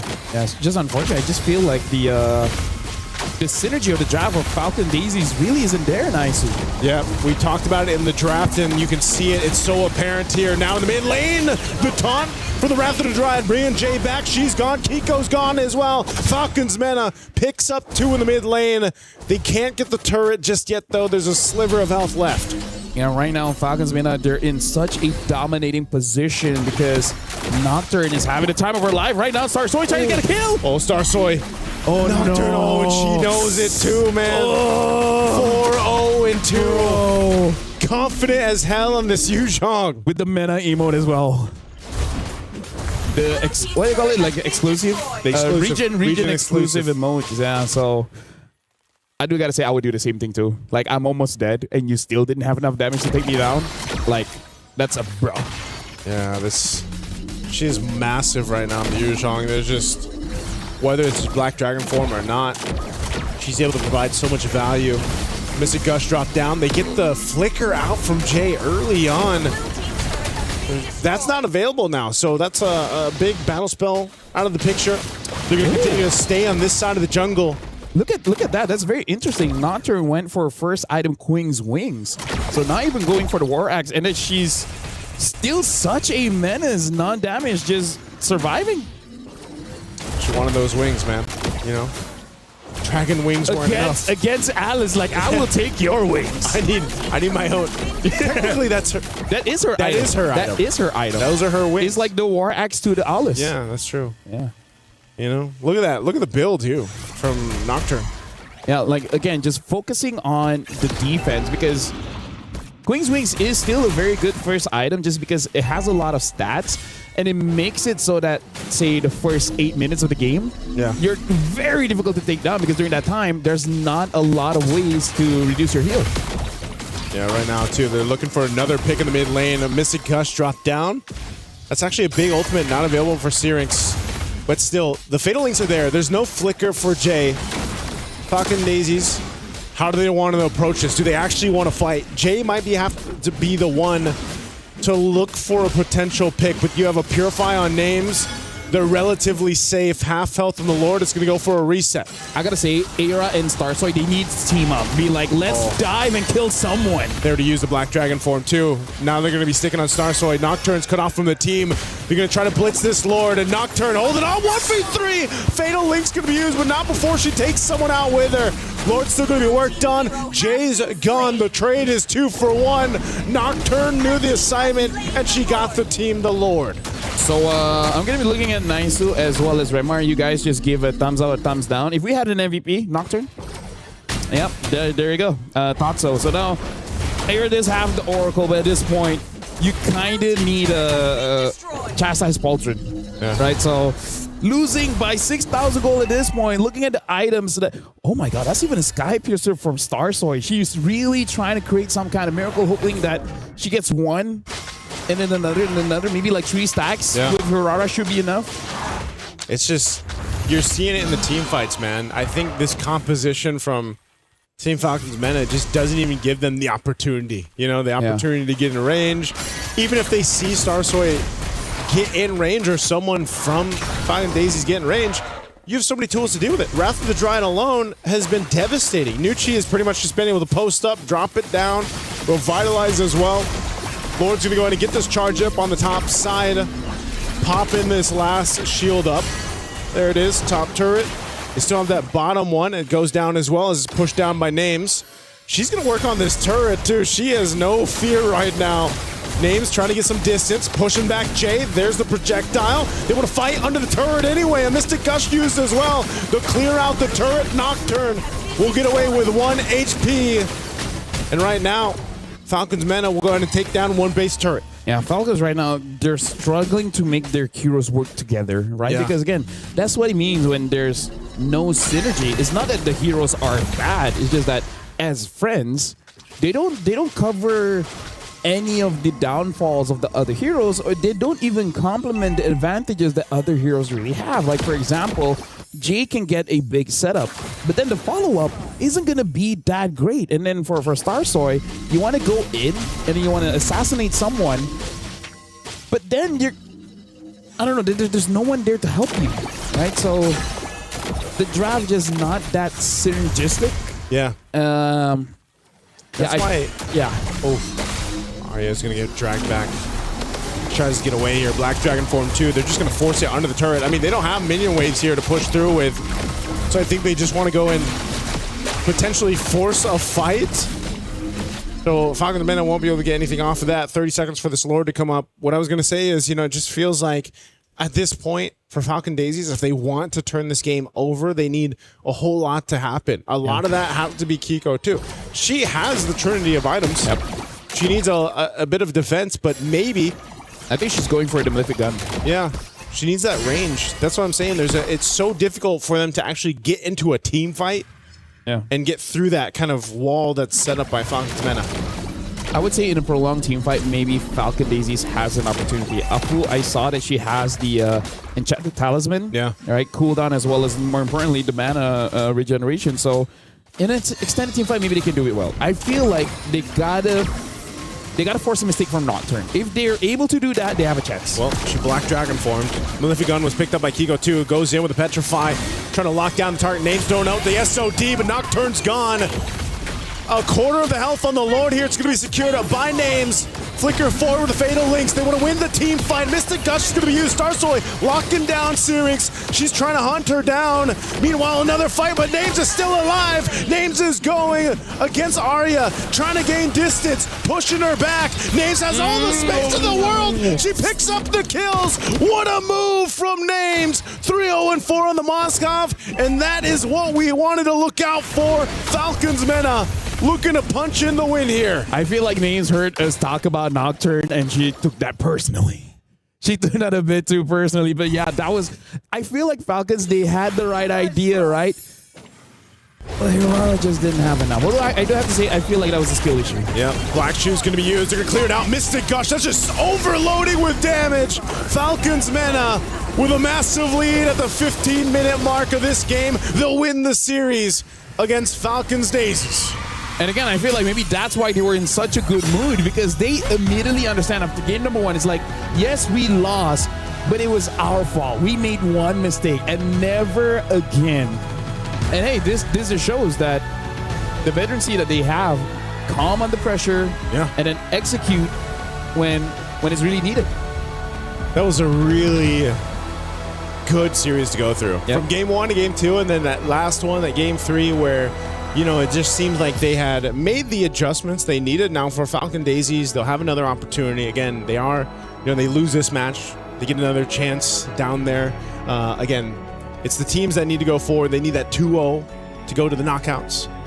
If they go 0-2, they are out for contention. But there was good promise on both sides, but I think it's still the same thing, man. Hirara doesn't seem to be the way to go, at least for now. Yeah, started off the day with a win, but ever since it's just been L after L for the newest hero in MLBB. Meanwhile, Falcons, Vega, Mena, they had to recover, and they did after a surprising result to start it off, getting dominated early on in the series in game number 1 by the Daisies.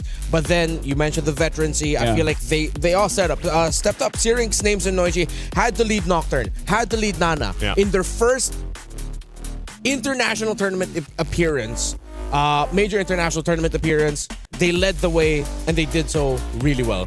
Gentlemen, this is going to be a bit unfair, but after today, we're going to need a Hirara win rate and a Belleric win rate. Just to see the contrast, right? I mean, like, we're a professional tournament.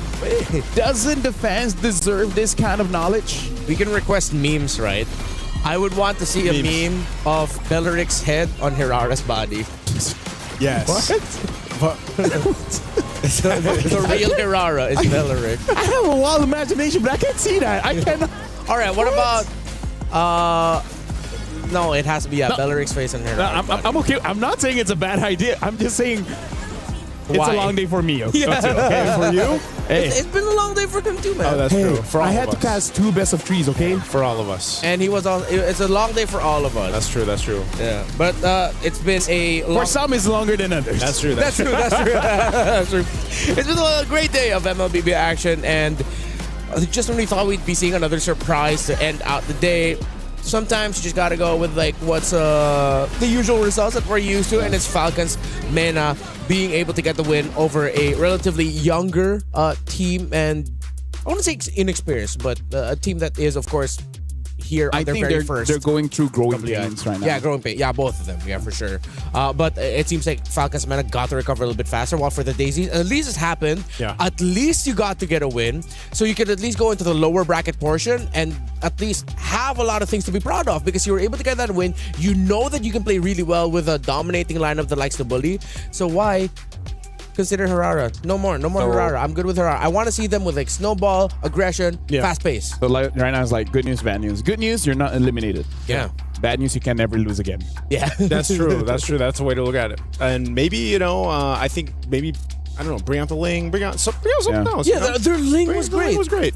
The Ling was great. Well, to be fair, Falcons Mena started taking away the Freya after. That's true. That's true. Yeah. Because I feel like now that was back-to-back games losses for Hanabi, for Kiko.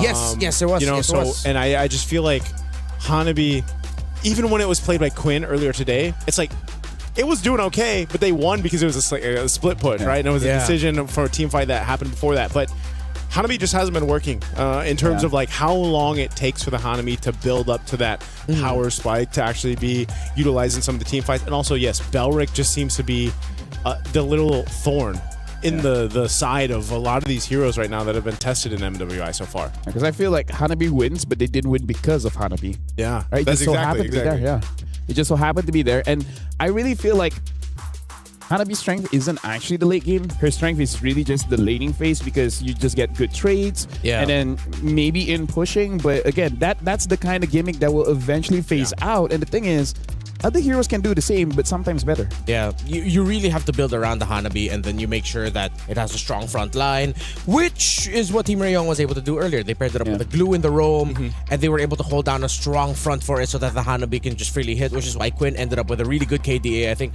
close to 10 kills, less than 3 or 4 deaths, and a great handful of assists for her also. Because that's what we were saying in the draft. Like, in order for the Hanabi to most likely work, like, you need that certain condition, and which is like everyone's gonna protect her and give her the space where she can shine. And it just felt like, you know, in these matchups, this case from game 2 and 3, we didn't see that for Kiko. And it was a very different game for Kiko when she had the Freya in game 1. Well, we didn't. It's because I think I'm sorry to really keep pinning it on the Hirara. But poor Hirara. It feels like playing 4 against 5. Hey man, when Team Rayong won with a Hanabi earlier, their jungler wasn't Hirara, it was a Lancelot. Their roam was a glue. So that's a lot of space creation. And then Lancelot can be independent. While Hirara, sometimes again, you mentioned about the 2 different schools of thought of like when to play Hirara. I feel like that's like sometimes that can be a little bit of a decision overload. Of like, I agree. Do I wait? Do I go now? While Lancelot can just go. Yeah. He gets the dash resets anyway. Yeah. It's like he can be self-sufficient. Yeah. It really does seem like Hirara right now is like when you pick it up, it's like a missed opportunity. Like it's a slot that could have been something else. Yeah. That whatever you wanted to do with Hirara could be achieved with a different hero, and either it's easier or just straight up better. Yeah. I wonder what we're missing though. Like why are or maybe it's a day one thing. Like why are teams, because we saw this in Wildcard too. Yeah. Why are teams really trying to make the Hirara work? Like is there something that just isn't clicking? I have an answer. What's the answer? It looks good in scrims, but somehow in stage it doesn't. Yeah, that's what I was going to say. Like, is it just a scrim happen. thing? Yeah. There has been a lot of moments in MLBB history where in scrims it's good. Yeah, scrim results great. Whether it's a team, whether it's a hero, and then once you get onto the stage, for some reason something doesn't add up. I feel like it just needs something a little bit more. I agree, putting more damage on Hirara might push her too far ahead. Yeah. But something else has to change, because I've even seen some charitable, live streams of scrims where you win with the Hirara, but even your teammate is like, bro, could you get off that hero? Could you not play it? Could you carry this time? Yeah. Maybe they're just too demanding a pick. Maybe it's just such a I different think factor. it's fun. I think it's fun. Right? It's fun? It's fun. It just doesn't always gives you the win. I think it's fun, but you need the support. It's not a win condition to make it work. To be a win condition. It's not a win condition. I think that's just the baseline. It's not a win condition. Okay. It goes in as a distraction. This is going to be such a meta point discussion, like throughout not just MWI, but eventually MSC. We sound very smart, huh? Talking about this. Yes, sir. Yeah. Hopefully we get to talk to Stream A later on about how their Rara performed there. But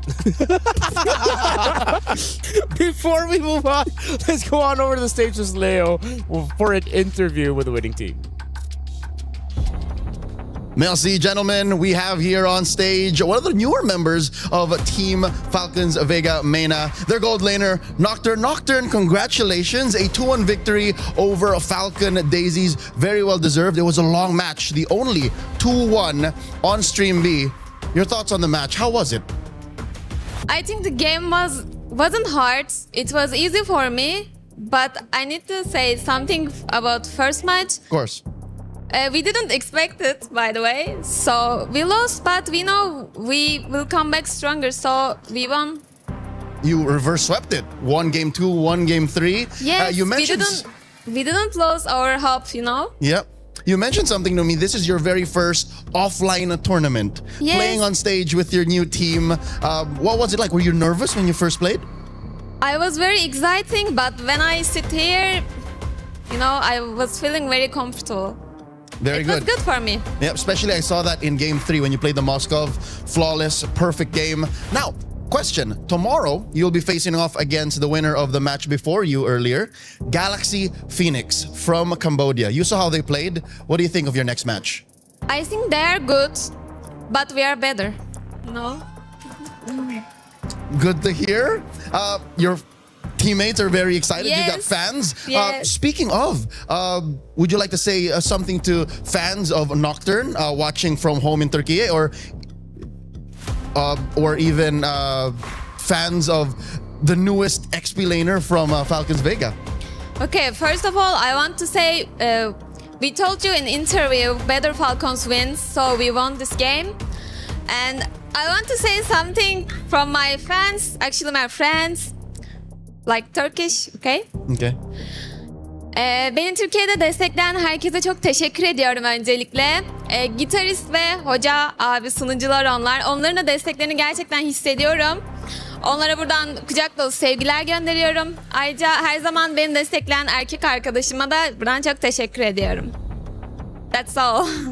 Thank you. We're excited to welcome. see more of you and your team. Again, ladies and gentlemen, Nocturne from Team Falcons Vega Mena. We'll see them in action tomorrow. And of course, the rest of the teams, no one has been eliminated just yet from MWI 2026. For now, we'll throw it over back to the desk. Gentlemen. Thank you so much. Congratulations, of course, once again to Falcons Amena and their EXP laner, Nocturne. Thank you for that interview. And it's great. She did mention that she did have some nerves at the start, but then once she got up to the stage, it's all gone. She played like a natural in her first major international appearance here for MWI. Yeah. Yeah, I feel like for most players, before the game, it gets nervous, but once you get in the game, once you like get immersed, then it just all just fades into the background, right? That's what we saw. And yeah, Nocturne, especially game 3 on the Yuzom dude, so dominating. Yeah. You know? Like sure, names popped off later on, but I give it the MVP. Yeah, phenomenal. You were mentioning that Yuzhong is one of those tough picks to really just counter. Yeah. There's a lot of heroes that it can counter. Not a lot of heroes can counter it harshly. Maybe you just have like a soft counter and whatnot. But hey, it's been a terrific day here for MWI. Anything that you want to call back to? Your favorite moment? Your favorite surprise? Nope. Nothing? Harara. Good? Hirara. All right, that's it. On behalf of Leo and, of course, our wonderful production team, Lafel, Naisu, and, of course, my name is Renmar. We'll be back for more action of MWI here at EWC 2026. Thank you so much for giving your time and your patience and, of course, your attention to the women of MLBB who are world class. We'll see you tomorrow. Bye-bye.